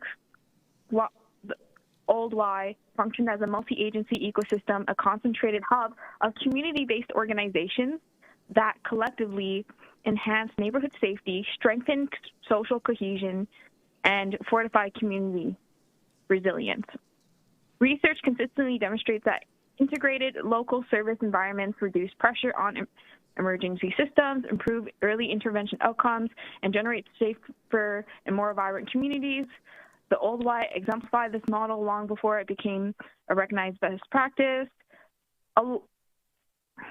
It is also essential to acknowledge that there is nothing like the Old Y anywhere in Calgary. It is architecturally, historically, and functionally a singular asset. Calgary does not have another centrally located owned facility capable of offering affordable, stable tenancy to multiple nonprofits within a collaborative and mission-aligned environment. In policy terms, the Old Y served as a social service incubator, a rare synergistic space where agencies could co-locate, share resources, reduce operational costs, and coordinate services in real time. This model is not merely efficient, it is transformative. When nonprofits cluster in a shared environment, service delivery accelerates, cross-referrals strengthen, and community members receive holistic support. Calgary currently has no alternative facility that is capable of fulfilling this role at the same scale or with the same impact. Affordable, stable tenancy is not a luxury for nonprofits. It is a prerequisite for their survival. Rising commercial lease rates and fragmented spaces force many organizations into constant relocation, interrupted programming, and sustainable overhead costs. Without a space like the Old Y, Calgary's social service ecosystem becomes more fragile, less coordinated, less able to respond to community needs. Revitalizing this building is therefore not simply just about preserving history. It is a structural investment in the strength and sustainability of our nonprofit sector. Now, I want to highlight that our objectives are aligned. None of us wish to see a prolonged vacancy of this municipality-owned asset. The research is unequivocal. Vacant urban buildings correlate with the increased safety risks, accelerated structural degradation, diminished neighborhood vitality, and exponentially rising life cycle costs. Directing administration to allocate funding for the Old Y's renovation into the 2026 budget is preventative, fiscally responsible intervention that protects both the building and the surrounding community from well-documented risks. It's also important to note that many well-known nonprofits that helps the Calgary vulnerable population and just marginalized groups were such as the Aboriginal Friendship Center, Anwar, Calgary, Outlink, just several very famous nonprofits that have helped so many people. So it's important for downtown revitalization, rehabilitated heritage assets, catalyze pedestrian activity, community engagement, and economic regeneration. It's important for social equity, for a restored multi-tenant hub that expands equitable access to essential supports and reduces systematic barriers. It also is important for land use and local area planning. Renewing an existing centrally located building exemplifies a smart, sustainable urban development that also makes it easier for people to access resources. And it's good for hosting and hospitality, a thriving community hub that strengthens Calgary's core identity as an inclusive, welcoming people and centered in the city. From an economic standpoint, the argument is equally clear. Timely capital intervention significantly reduces long-term costs. Deferred maintenance compounds annually, increasing of both financial liability and the probability of irreversible damage. Investing now is not simply advisable, it is fiscally optimal, and it would be helping multiple nonprofits thrive. The historic Old Y has already demonstrated both empirically and historically its capacity to generate community benefit far exceeding its physical footprint. It's a material Connie, and intangible. unfortunately, you are at time, but it's quite likely that a member of council will have a question for you. Okay, thank you. Thank you so much for being here with us. Yeah. Now over to Christian as the final presenter for this panel. Hi, Council. My name is Christian. I got to say, I loved it when Councillor Johnston posted that video of him filling that pothole. An argument could be made that it's a bit gimmicky. After all, it'd be weird for him to fill every pothole. But I saw someone not afraid to volunteer their time and get their hands dirty to fix a real issue in their community. What's top of my mind is some of these pedestrian fatalities we're hearing about in the news. I don't know if anyone else is like this, but my grandma is a pretty slow walker. I doubt she could cross some intersections in the time given on the clock. My daughter is just taking her first steps, and there's nothing better in the world than seeing that happen. And so when that elderly lady was killed downtown, I saw my grandma's face. And when that toddler was killed in the Northeast, I saw my daughter's face. And I think part of the reason why I see those faces is some of the close calls I've had and I've heard of happening in my community. Just anecdotal, but I was crossing the street wearing my daughter in this Baby Bjorn baby carrier at a three-way stop. I saw a vehicle coming off to my right, but they were pretty far away. And then as I'm in the middle of the intersection, they just blew right past me, like inches away. And I get a look at this girl, and she's on her phone paying attention. And I mean, yeah, that makes me pretty angry. And I guess I'm left wondering, what can I do, directly with my own hands to help fix this? I don't think probably a whole lot. The issue just seems a little bit bigger than me. But what I was wondering is if we could expand the use of the Ward Community Event Fund for community association-led traffic calming, especially in like emergency situations where someone has been hit. Why should Courtney Penner or Rob Ward or any of you have to wait for a mobility study after someone has been hit, sometimes has died, only to see that study say that the volumes don't meet the threshold for improvement? It's a bit too little too late anyways at that point. Community associations, if they're working properly, should probably be gathering traffic complaints, and just from living in the community should have a pretty good on-the-ground idea of what's needed safety-wise. There's also, these organizations are full of people who are already volunteering to try and make their community better. On the site for this program, it says $20,000 per year available for each counselor to support events. There was a lady here yesterday who was saying the crosswalk paint is faded by her school, for example. It's like, cool, volunteers can purchase some paint from this money that's already been earmarked in this fund and redo the crosswalk. It doesn't seem like the hugest lift for volunteers to do. Permanent safety solutions seem expensive. I'm just reading this CTV article right now, and it's quoting the flashing lights where that man died in Ward 11 at 80 grand and full signals at 300 grand. So maybe this could be like a two-bird, one-stone scenario where it's like, okay, what can the volunteer community that knows this issue do with like 10 or 20 grand? Could they get some like flashy flexi posts and put them around the spot with bad lighting? Could they put some speed cushions out? Could they build a ramp for someone with a wheelchair so they don't have to like Tony Hawk onto the curb? It's not perfect, but maybe perfect is the enemy of okay, and right now things don't seem okay. Also, not maybe completely relevant to this discussion, but wow, I'm on the speakerphone coming into the council room. The rezoning for affordability the city did seems to be having an effect on affordability. Rents and prices are down, baby, and it would be a shame to completely remove it instead of amending it to meet some of the concerns that have brought up, especially as it's a policy that builds more housing, and it costs the city, I think, $0 dues, nothing. It doesn't cost anything for the private sector to build row homes in communities. However you want to hold the graph upside down or sideways, that bad boy still says zero. A complete repeal seems to cost us money, at least $129 million in federal funds, And you guys don't want to cost us more money, do ya? Come on. Also, I wrote this script in the morning, so I have down here, also good morning and thanks for your time. So that's that. Thank you so much, Christian. Please stay on the line. There may be questions for you. Before I acknowledge members of council for questions for this panel, I just want to do a quick time check. It's still our intent to go to 6 p.m. today to hear from as many people as possible.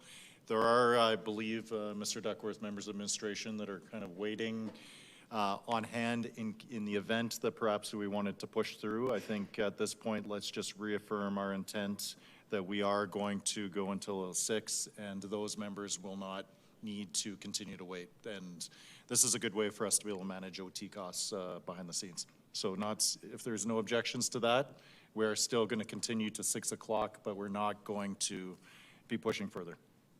Okay. Seeing no objection, we will jump into questions for the panel. One more speaker, panel 26 on the phone. Who is speaking? Peter Oliver. Peter, I'll get you for the next panel. We have just concluded the 5 speakers, and we'll go into questions for this set of 5. Okay. Thank you. We will go now to Councillor Johnston for questions for this panel. I would like to give Peter some time to finish, if that's okay.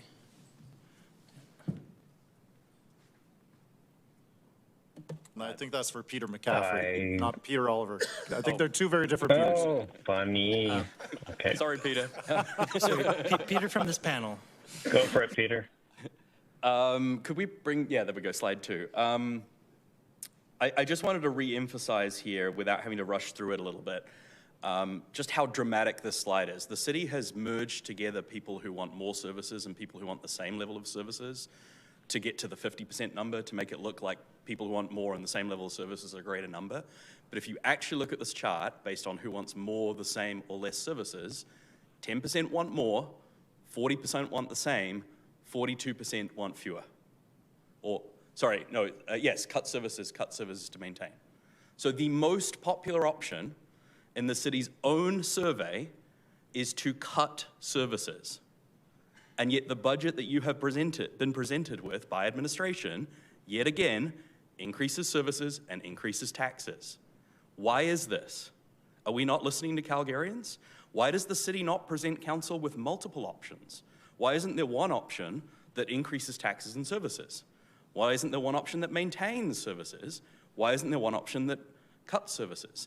I understand that many of you are new to the process and that this probably isn't an issue that we can solve in this particular budget process. But I really wanted to emphasize to you the challenges with this entire process, that this is how this is worked through by the city, that you get presented with an almost fait accompli, and then you're allowed to make some tweaks in the last couple of days of this week. And mostly those tweaks are to reduce the rate of increase in spending, as opposed to the fundamental structural fixes that are needed, and the fundamental structural fixes that Calgarians clearly want, according to the city's own data.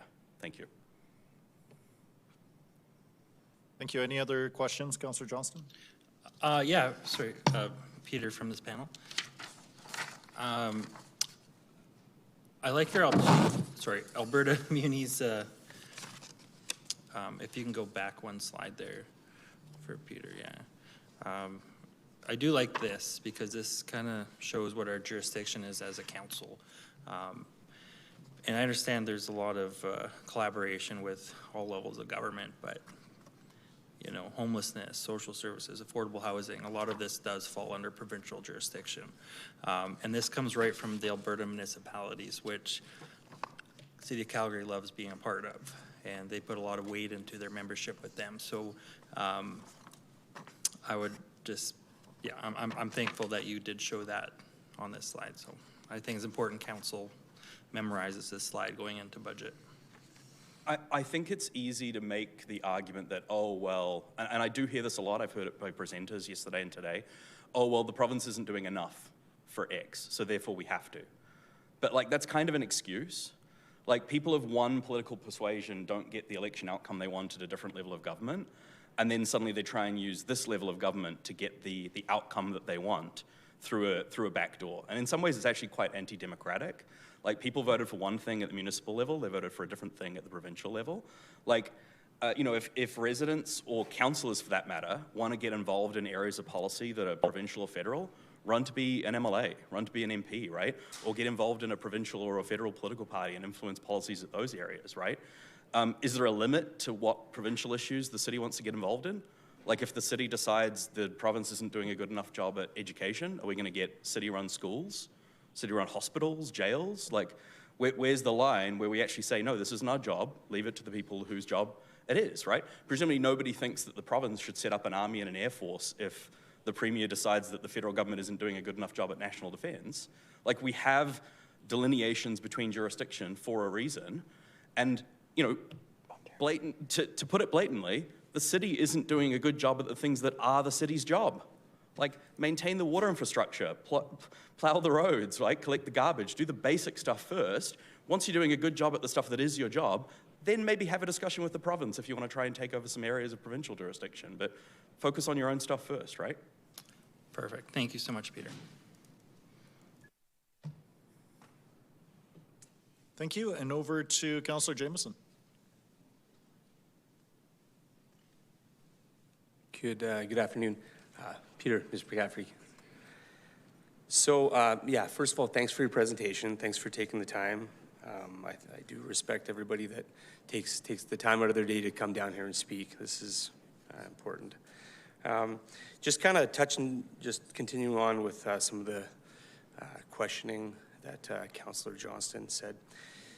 So today, we've had a lot of presentations tell us that we need to spend more money on things that aren't the city's responsibility because the province isn't doing a good enough job in those areas. We can all agree. So my question to you is, what would you say to them, and what would you propose?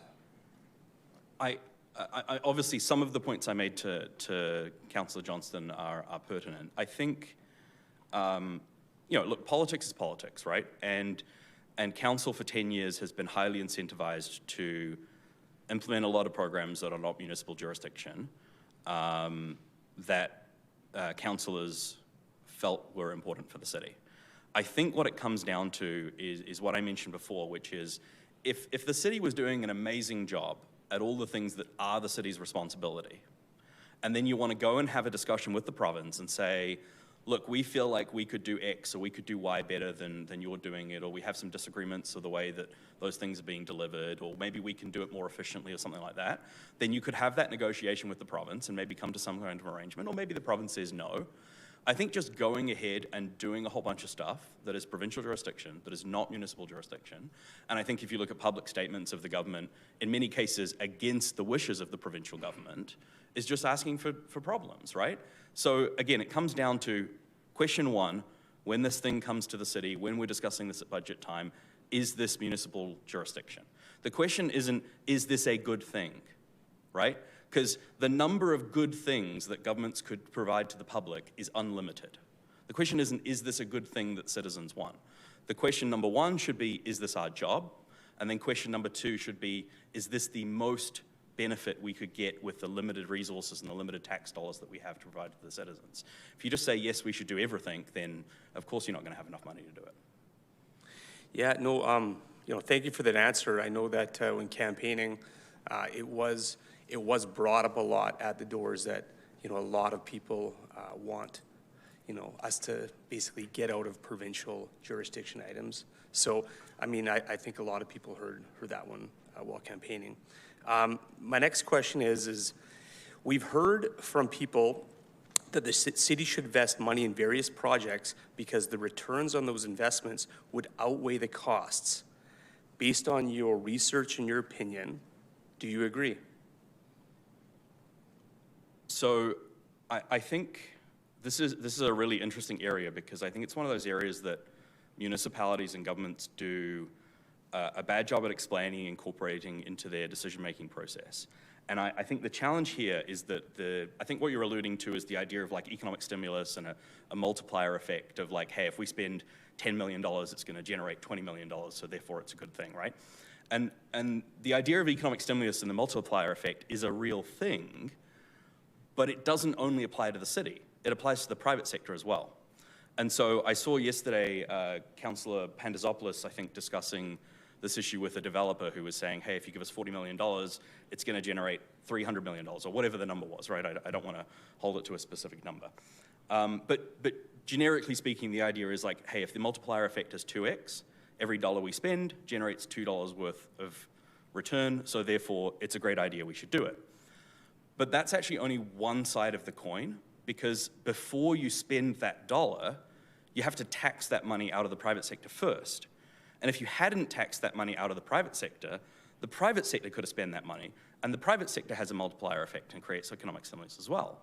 And so what if the thing that the business would have spent that dollar on would have generated $3 worth of value? Well, now by taking that dollar and spending it at the city, you've actually made the city overall worse off because you've only returned $2 worth of value, not $3. And the challenge we have at the city is that when the city proposes programs, and if you look through the various cost-benefit analysis that they do, they compare the direct benefits and the indirect benefits, the multiplier effect, to the direct costs of the thing that is being funded. But they ignore the indirect costs, which is the foregone multiplier effect that would have happened had you not taxed the money in the first place. Now, that's not to say that there's never anything that the government shouldn't spend money on, but the calculation that the city should be doing is the return that the city gets in their investment greater than the return that would have been received on the private sector side? And that's actually really difficult to calculate because without getting too far down the weeds into the economics, Frederick Bastiat talked about this in like 1840 or something. The benefits that derive from government spending when you spend money on a program are very visible. The city advertises all of the benefits that come from all of the money that's spent. But all of the benefits that are foregone, that don't happen because you've collected the taxes from businesses, you can't see them because they didn't happen. And so you're comparing very visible smaller benefits with invisible foregone larger benefits that have been given up. So this goes back to also the priorities question of the question council asks should not be, is this thing we're spending money on good for the city?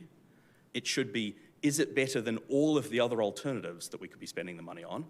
And one of those alternatives you could be spending the money on is not spending the money in the first place and letting the private sector spend the money, and they might have generated a better outcome than the city. So that's the frame that I would look at this budget. Again, I understand this has been thrown at you. It's very early in your term, but I'm happy to talk with all of you more offline on that in preparation for next year's budget as well. So, thank you. Mr. McCaffrey, thank you very much for that answer. I think that was a great answer. And, you know, we all have a variety of backgrounds and, you know, and experiences that we're bringing here. So I appreciate your opinion on the matter. And I just, you know, want to thanks again. Great, thank you. Thank you. Over to Councillor Kelly. Peter, if you just stay there. Just stay there, buddy. It's all good. I don't want to be presumptuous that it's for me. No, I appreciate that. That's totally fair. And Peter Oliver waiting on the phone is probably like, come on, guys. Love both of these slides. They're great. They're ones that we've actually referred to internally as well. They're wonderful.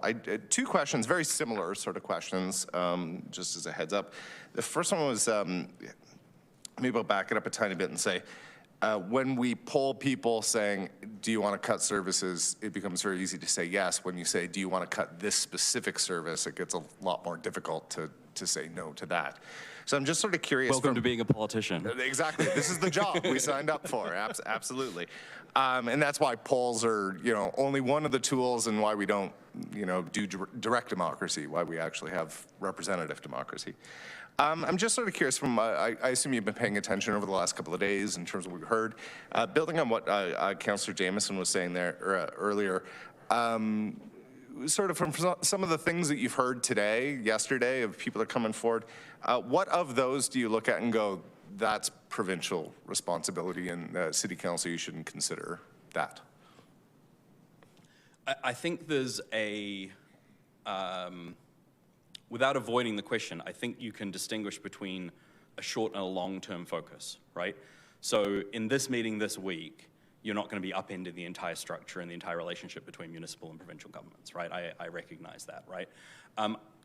So I think short-term, specifically, you can look at things like subsidies to corporations, environmental programs that are really provincial jurisdiction, expenditures on things that really don't fit into the list there, and particularly some of those new areas. So that might be the subsidies to office conversion. We spoke out about the initial program when that was first proposed, right? Like, we don't need to be subsidizing developers to convert office buildings into housing. I think I read this morning that it's like a minimum 32-year payback before the additional property tax revenue from those conversions actually offsets the initial cost. And like, that assumes that the calculations are correct. It could be longer. You're telling me there's no possibility within the next 32 years that we might have a glut of apartments and actually the investment might not go that well? Like, at some point, these things are cyclical, right? So I think stuff like that that's coming forward to you where it's new spending and it's clearly not with a municipal jurisdiction, that's a really easy line. I think long-term, over the next 4 years, and I hope through discussions with the province as well, that there should be a more general negotiation as to where some of these lines are, right? So I'm not saying slash everything tomorrow, leave people unhoused, all that kind of stuff. I recognize that there's practicalities about that, but I do think there needs to be a focus on getting some clearer lines there so that we know who's responsible for it. We could also have a discussion about who's responsible for tax collection, right? That's one of the challenges I know that the city is very frustrated about. Like, the city has to collect the municipal property tax, and that misaligns priorities and incentives. But then equally, the city is reliant on a huge number of grants that the province gives the city, and that misaligns incentives as well, because that means you have the province collecting money on behalf of the city. So I think there's a whole rearrangement that could be had there that kind of makes those lines clearer. Hopefully that kind of addresses what you were Yeah, maybe I'll jump in there just as a run. My question was anything you'd heard today or yesterday that you would Okay, I'll be honest, I haven't been paying attention to all 20 hours. That's totally but fair. I can talk offline with then you. maybe I'll go to a place that is a little more fair for you than you probably haven't paid. I said the second question. Actually, I'll jump in with one other, just building on what you were just saying. You'd mentioned the exchange yesterday with the developers and Councillor Pantazopoulos about the 4-to-1 ratio and the payback period and that kind of thing. Councillor Pantazopoulos, if I remember correctly, asked a very specific question, say, if that subsidy didn't exist, would you do this? And the answer was no, we wouldn't do it. Just wondering if you have any feedback on that part of the exchange. I mean, that means it probably shouldn't be done. I totally respect that. I think it will get into debate when we start talking about it, because it definitely is obviously that massive hole in downtown is something we definitely have to address in order to be able to lower property taxes for everyone. But that's a matter for debate. We'll get to there. The second question I had for you, very similar to before, was just because you've obviously done a bit of a deep dive and studied the city a little bit. Just wondering, similar to the question I asked before, getting specific rather than sort of general, and anything in the proposed budget adjustments, the additional things that are being proposed here that you take a look at and say that specifically is provincial jurisdiction that I'd recommend that council does not fund. Again, I haven't had a chance to go through it line by line. My focus on municipal is a part of my role. I've tried to watch as much of the session as I can, but I can't pay attention to every line. I certainly will continue to pay attention over the next few days, but sorry, I just can't be on top of every single line item. No, that's fair. That's definitely our job, and we'll obviously get to those specifics over the next couple of days. Thank you. Councillor Schmidt. Yeah, thank you, Mr. McCaffrey. I'm going to preface this by just quickly referencing legislation, which I should never do. But, the Municipal Government Act in Section 3 sets out the purposes of a municipality, for example, to foster the well-being of the environment, to foster economic development, to provide services, facilities, et cetera, that are desirable for all or a part of the municipality. Then under our jurisdiction, we have things such as public utilities, services provided by or on behalf of the municipality. Then when we look at the city charter, which is a regulation given to us by the provincial government, which means we have to follow their direction because it is a higher level of government providing us with that direction. Section 16.1 has climate change mitigation and adaptation plans, and climate's often referenced as something outside of our jurisdiction, but the charter places it within our jurisdiction. This chart that you have as well is for general public consumption, which of course results in oversimplification. So with that in mind, could you comment on perhaps the messaging around oversimplifying these arguments, because there's a lot of things that we need to follow as far as regulatory requirements and broad powers under the MGA to provide a benefit to our citizens, and whether or not some of these arguments put us in a place where we're oversimplifying things to focus on too narrow of a context for what municipalities can provide for their citizens. Yeah, so a couple of points on that. First off, I know that the charters have actually been amended several times, and so I'd be hesitant to quote or like reference them specifically without it in front of me, because I know that some of the responsibilities were changed between some of those versions. It may well be the case that, for example, the climate change plan is one of the things in there. I would also say my understanding is that the municipal charters gave cities expanded powers, not necessarily that all of the things in the charters were required, right? So there's certain taxation powers and things like that that are enabled. But the bigger point I'm making, I think, is that there's broadly accepted and understood jurisdiction for municipalities. I'm not saying that the city is acting illegally by doing certain things, just that it should not. And also that you will note, if you're paying attention to provincial news, that there is increasing frustration at the provincial level at some of the diversions that city is going into in some of these areas, right? So, you know, can the city choose to continue to do some of these things? Yes, but both the province and your own taxpayers are saying you shouldn't. So, your choice. And then we get into the game of politics, so thank you. Thank you, Councillor Chabot. Thank you, Mr. McCaffrey. It might interest you to know that if we look at the increase in tax revenue generated from properties that have gone from non-residential to residential, the payback period is 65.65 years. If we look at that exclusively, now there are other benefits, of course, that result from having some of those properties redevelop, including increasing the assessed values on adjacent properties, believe it or not, and many of those properties are non-residential properties, which also generates, it allows some of the tax burden to shift back into downtown, helps to support a lot of local businesses, it creates employment, maybe makes somebody buy a house to pay additional property tax, so there are some other benefits from it. But to your point, if you look at it, just a direct comparison on investment versus returns, it's a pretty long payback period. Yeah, and all of those ancillary benefits that you're referencing are the indirect benefits that the city is very good at calculating and estimating and including in their pitches for particular projects. And so once again, those numbers you're quoting, I won't get into the exact years because I think I read something in the Calgary Herald or something like that, but whether it's 32 or 64 or whatever, you're comparing direct benefits and indirect benefits to direct costs. And the missing piece is the indirect cost, which is all of the economic activity that would have happened had the city not taxed that $40 million in the first place. And that's really difficult to calculate. I'm not suggesting that the city hire a team of 100 econometricians or whatever the word is, to go and calculate that number, but it needs to be a factor that the city considers, that you're actually not comparing apples to apples when you do those kinds of cost-benefit analysis. And in reference to the chart that's before us, one of the biggest challenges, of course, for us as municipal governors is that many of the effects that we experience here at a municipal level are best experienced and maybe managed by the corporation, by the City of Calgary. The challenge, of course, is that we don't necessarily get the funding to actually deliver on those services, and many of those things fall under, as you pointed out, predominantly provincial responsibility. The challenge, of course, is that it's hard for us to just overlook those things because we're the ones who are there tasked with having to deal with it. The unintended consequences of not doing anything can actually be worse for us as a municipal government. So how do we bridge that gap between what is ultimately or legislatively falls under our expectation, if you will, maybe not legislation, but expectation versus having the actual funding for delivering on things like income support and affordable housing and that sort of thing.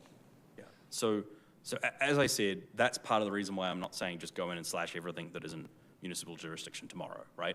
Obviously, this has to be done in a kind of a planned, ordered process, but I think that process really needs to be a fulsome negotiation with the province where there is a full discussion on whose jurisdiction is this and who's responsible for collecting the taxes to pay for it, right?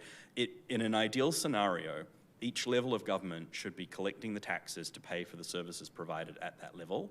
That means that the politicians that people elect to that level of government are accountable for the level of taxation that people have to pay for the provision of services. And every time you have one level of government paying for services provided by a different level of government, or not paying for the services provided by a different level of government, you have a mismatch in that accountability, right?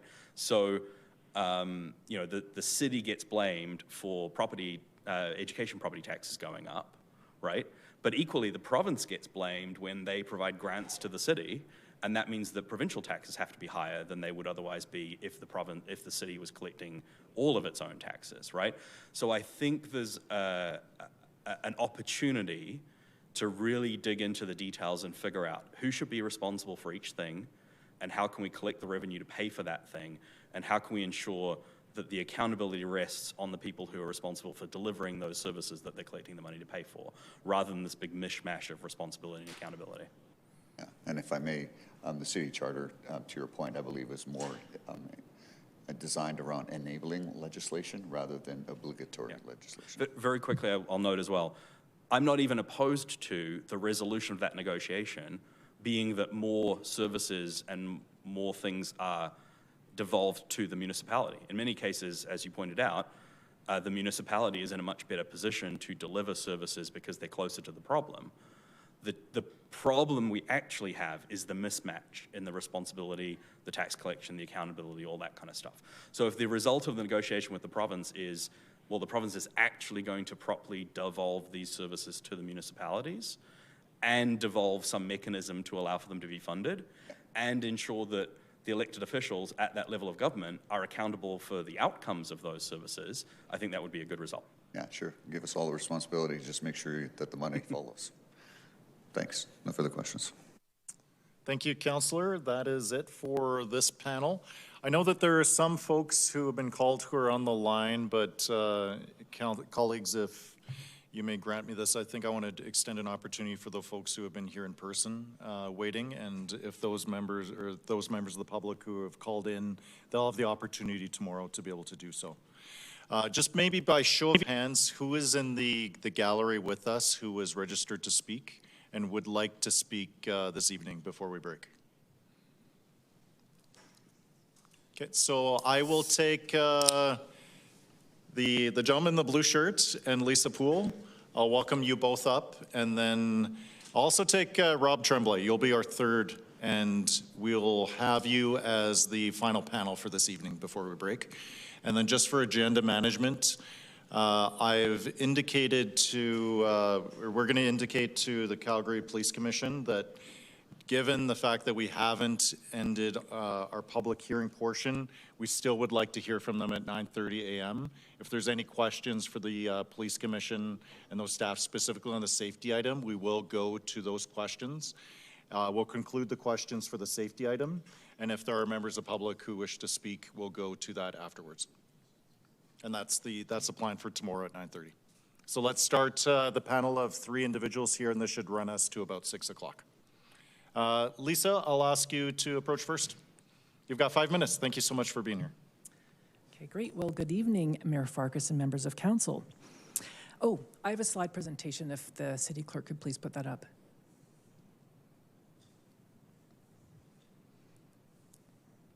Can you stop my time, please? Thank you. Could you just please confirm to us, did you submit it today? Yes. Okay. It's under the name Lisa Poole Budget 2026.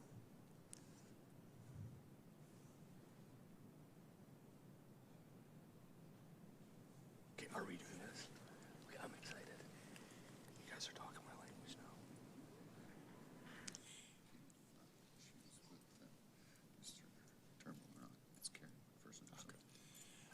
Actually, I may have missed you giving me the wave, Karen. I sent it at 1:45. Karen, did you want an opportunity to speak this evening? Yeah, come on down. So I'm so sorry for missing you.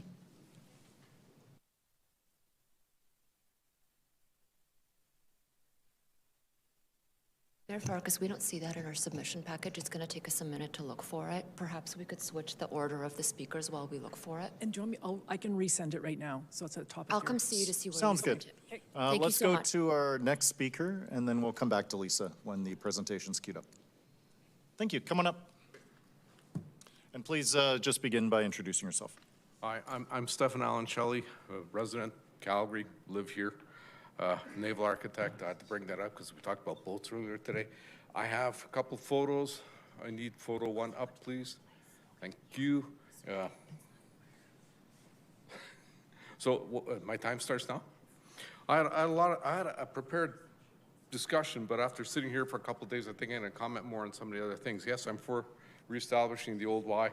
I'll even contribute $100 to that if it gets around to it. One of the things I want to talk about is like, I sat through the meeting a couple weeks ago and there was a lot of discussion, slides, presentations on the budget. There were things like dollars per person spent compared across Canada, averages and things like that. That's not really a good metric. It's a simple metric. But if you have a simple, uniform, linear distribution, averages are great.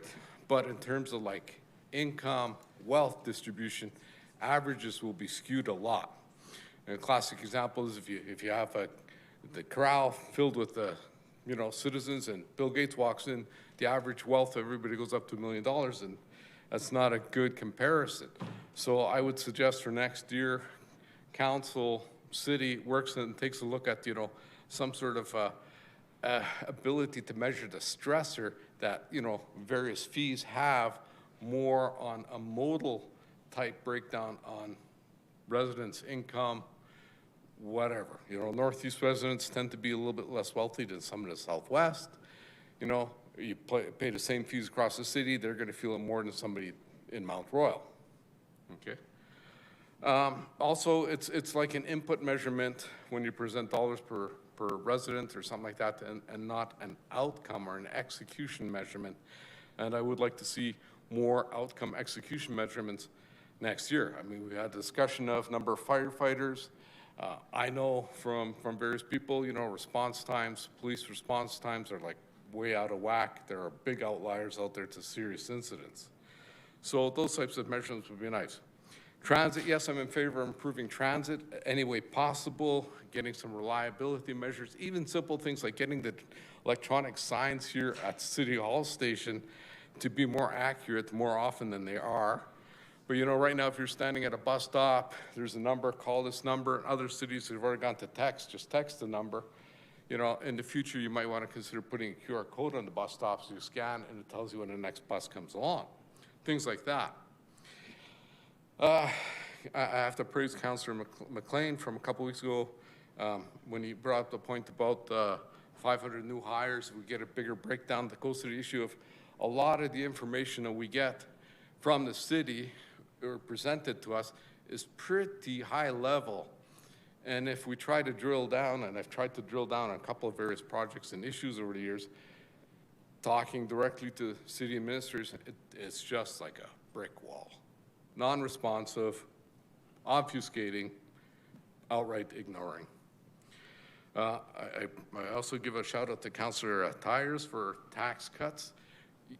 Council is kind of stuck with last year's budget for this year. I understand that.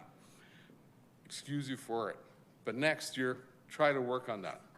Tax cuts would be really great. There was some discussion about shifting residential, commercial taxes.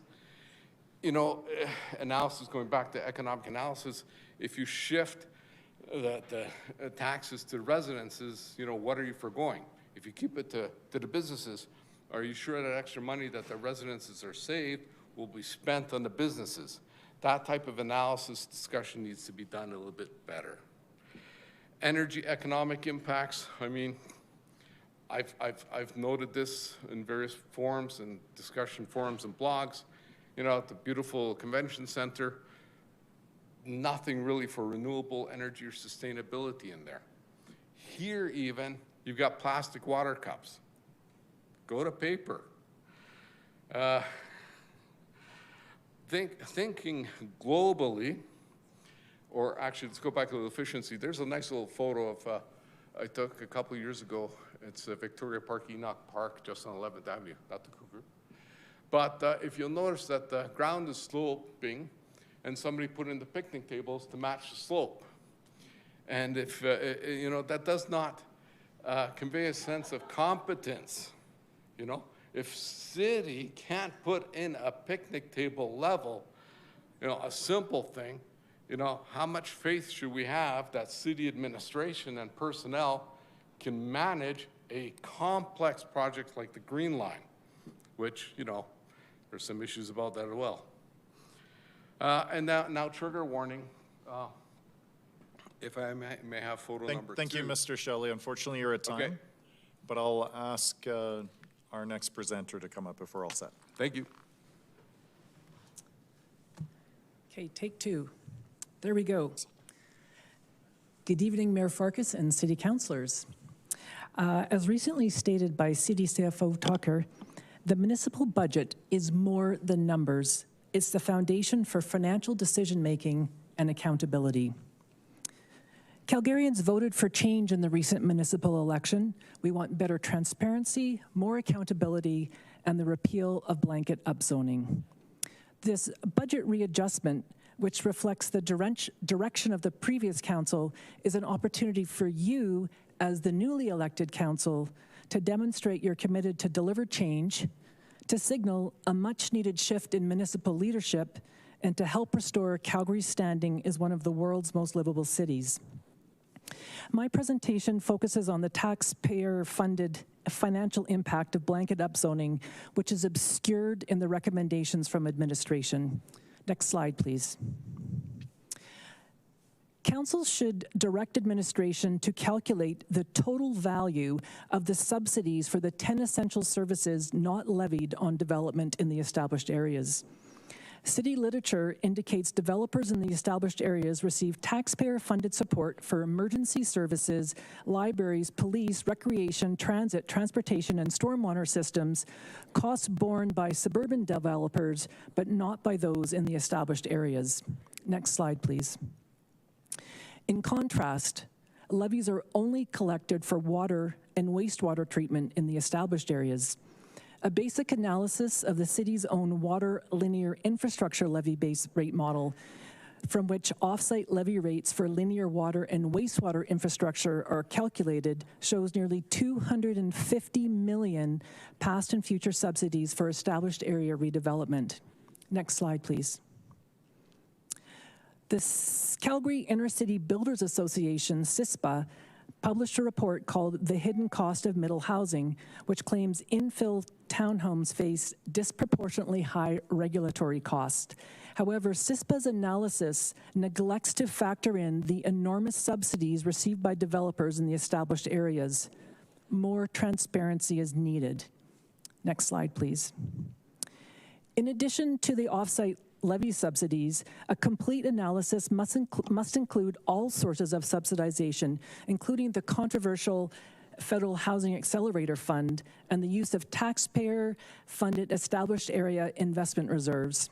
Now, I've just heard about the federal government's threat to withhold the remaining half funds if blanket upzoning is repealed, and this would be comical if it wasn't so offensive. So, Council, please remember that you've been elected to represent your constituents, not bureaucrats in Ottawa. Next slide, please.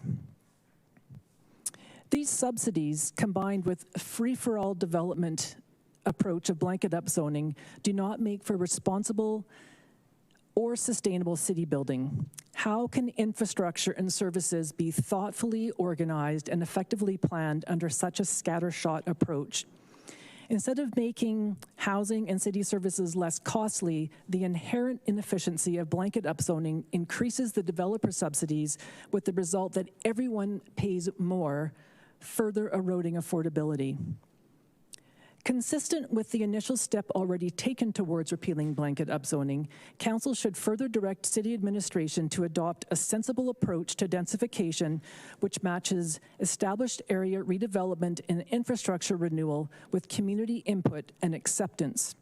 We need a planned, targeted approach rather than a no-plan, blanket approach that the majority of Calgarians do not support. Please stop the unsustainable taxpayer-funded subsidies.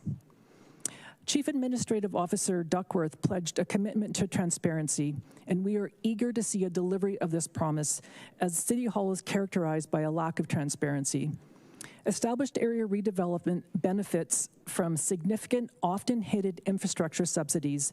These subsidies need to be fully and transparently disclosed and addressed within the budget readjustment. And in my remaining time, I'm going to quickly say I will add my support to those who are calling to save the downtown Y, the Inglewood Pool, and also ask Council to direct administration to fix the excessive rate of water loss from the City of Calgary's water network. We need to do a better job of maintaining city assets to restore trust in the city and to ensure that Calgarians are getting value for their tax dollars. Thank you so much. We'll call on our next speaker.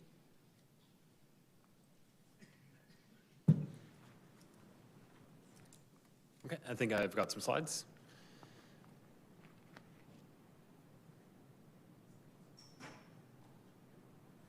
Okay, perfect. Good evening, Council. My name is Robert Tremblay, and I live in Ward 8, and I'm the co-chair of the Calgary Climate Hub, and today I'll be speaking on behalf of the organization. Next slide, please. Just a bit about the Climate Hub. We're a volunteer-led municipal action climate group, and we educate and empower Calgarians to become active climate citizens, as well as advocate directly for climate action in Calgary. Next slide, please. Okay, so this is obviously the end of this four-year budget, so I'm not going to go in really heavy with any ask for new spending, just highlight a couple areas where we value in the current budget. So one, we'd like to see the continuation of the climate implementation plan. It contains important means to make Calgary more efficient with investments in transit and energy efficiency. And then as well, we'd like to express continued support for the funds that are already committed to the 5A investment streams. These are each critical means for Calgarians to access clean and affordable transportation. And these should be viewed as critical investments in the efficiency of our city's transportation system, which pay off. Of course, both transit and wheeling are more energy efficient and thus lower emissions than driving. But each of these are also much more efficient from the perspective of both municipal and societal costs as well. And that's something I'll get into through this presentation. I know an issue important to Calgarians is the condition of our roads. I heard one presenter earlier call roads a basic issue, and I actually agree. But the only way to get a handle on this issue in the long term is to build a city that allows for more Calgarians, more ways to get around than to just drive. C-trains, buses, scooters, and bikes simply cause less potholes per capita than personal cars and especially trucks. Next slide, please.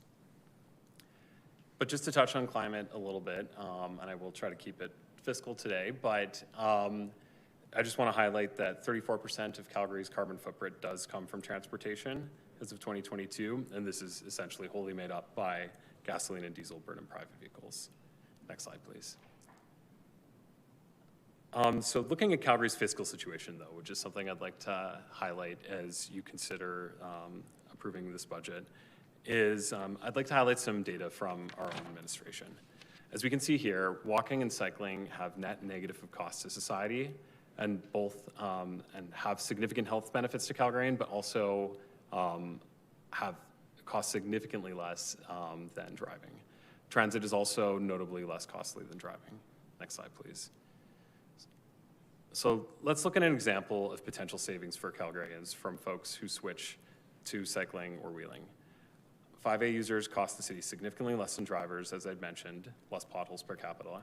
As you can see here, folks who wheel cost the city less than 2 cents per kilometer, while drivers cost the city more than 30 cents per kilometer. Additionally, drivers travel significantly more than cyclists and e-mobility users, and combined this leads to a delta of $4,500 per person per year. Next slide, please.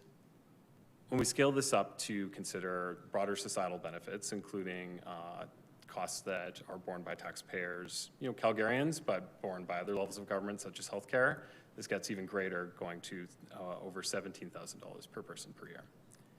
And while healthcare costs are not a municipal concern, Calgarians are also provincial taxpayers, and I hope you'll consider that reducing healthcare spending stemming from healthier Calgarians will also deliver commensurate affordability benefits to Calgary as well. I'm sorry to interrupt you, Rob. There was previous council direction to recess at this time at 6 o'clock. We require a formal motion if we are to continue. Can I please have a motion to reconsider that direction so that we can hear out this panel and then immediately recess afterwards? Moved by Councillor Kelly, seconded by Councillor Atkinson. I will call the question. All in favor? Any opposed? Thank you, Council. We will complete this panel and then start the recess. Madam Clerk. Just one more vote is required. So that was a vote, if we could just put it back up. That was the first vote on the reconsideration, and that is only with respect to today. The second motion will then be to complete the panel prior to recess for today. So this being concluded, we need one more motion, please. Okay, so the first was a reconsideration moved by Councillor Kelly, seconded by Councillor Atkinson. The second vote is moved by Councillor Ewell, seconded by Councillor Jameson. On the second motion to adopt the new continuation, are we agreed? Any opposed?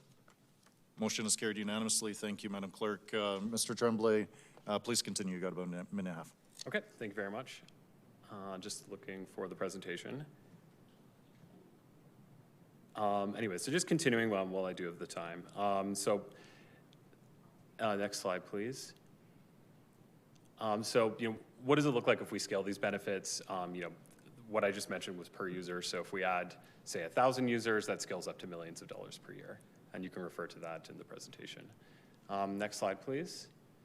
So just to kind of contextualize this a bit for a personal example for myself. So in 2021, New Year's resolution I had was to decarbonize my transportation, and I considered purchasing an EV, but it just didn't feel like a fiscally responsible decision for myself at the time. So I ended up selling my car and I bought a bike, and I'm running out of time, so I won't go through all the numbers here. But in total, over the last 4 years, I've been able to save almost $20,000. That's enabling me to save for a home and have more disposable income to spend in the Calgary's economy.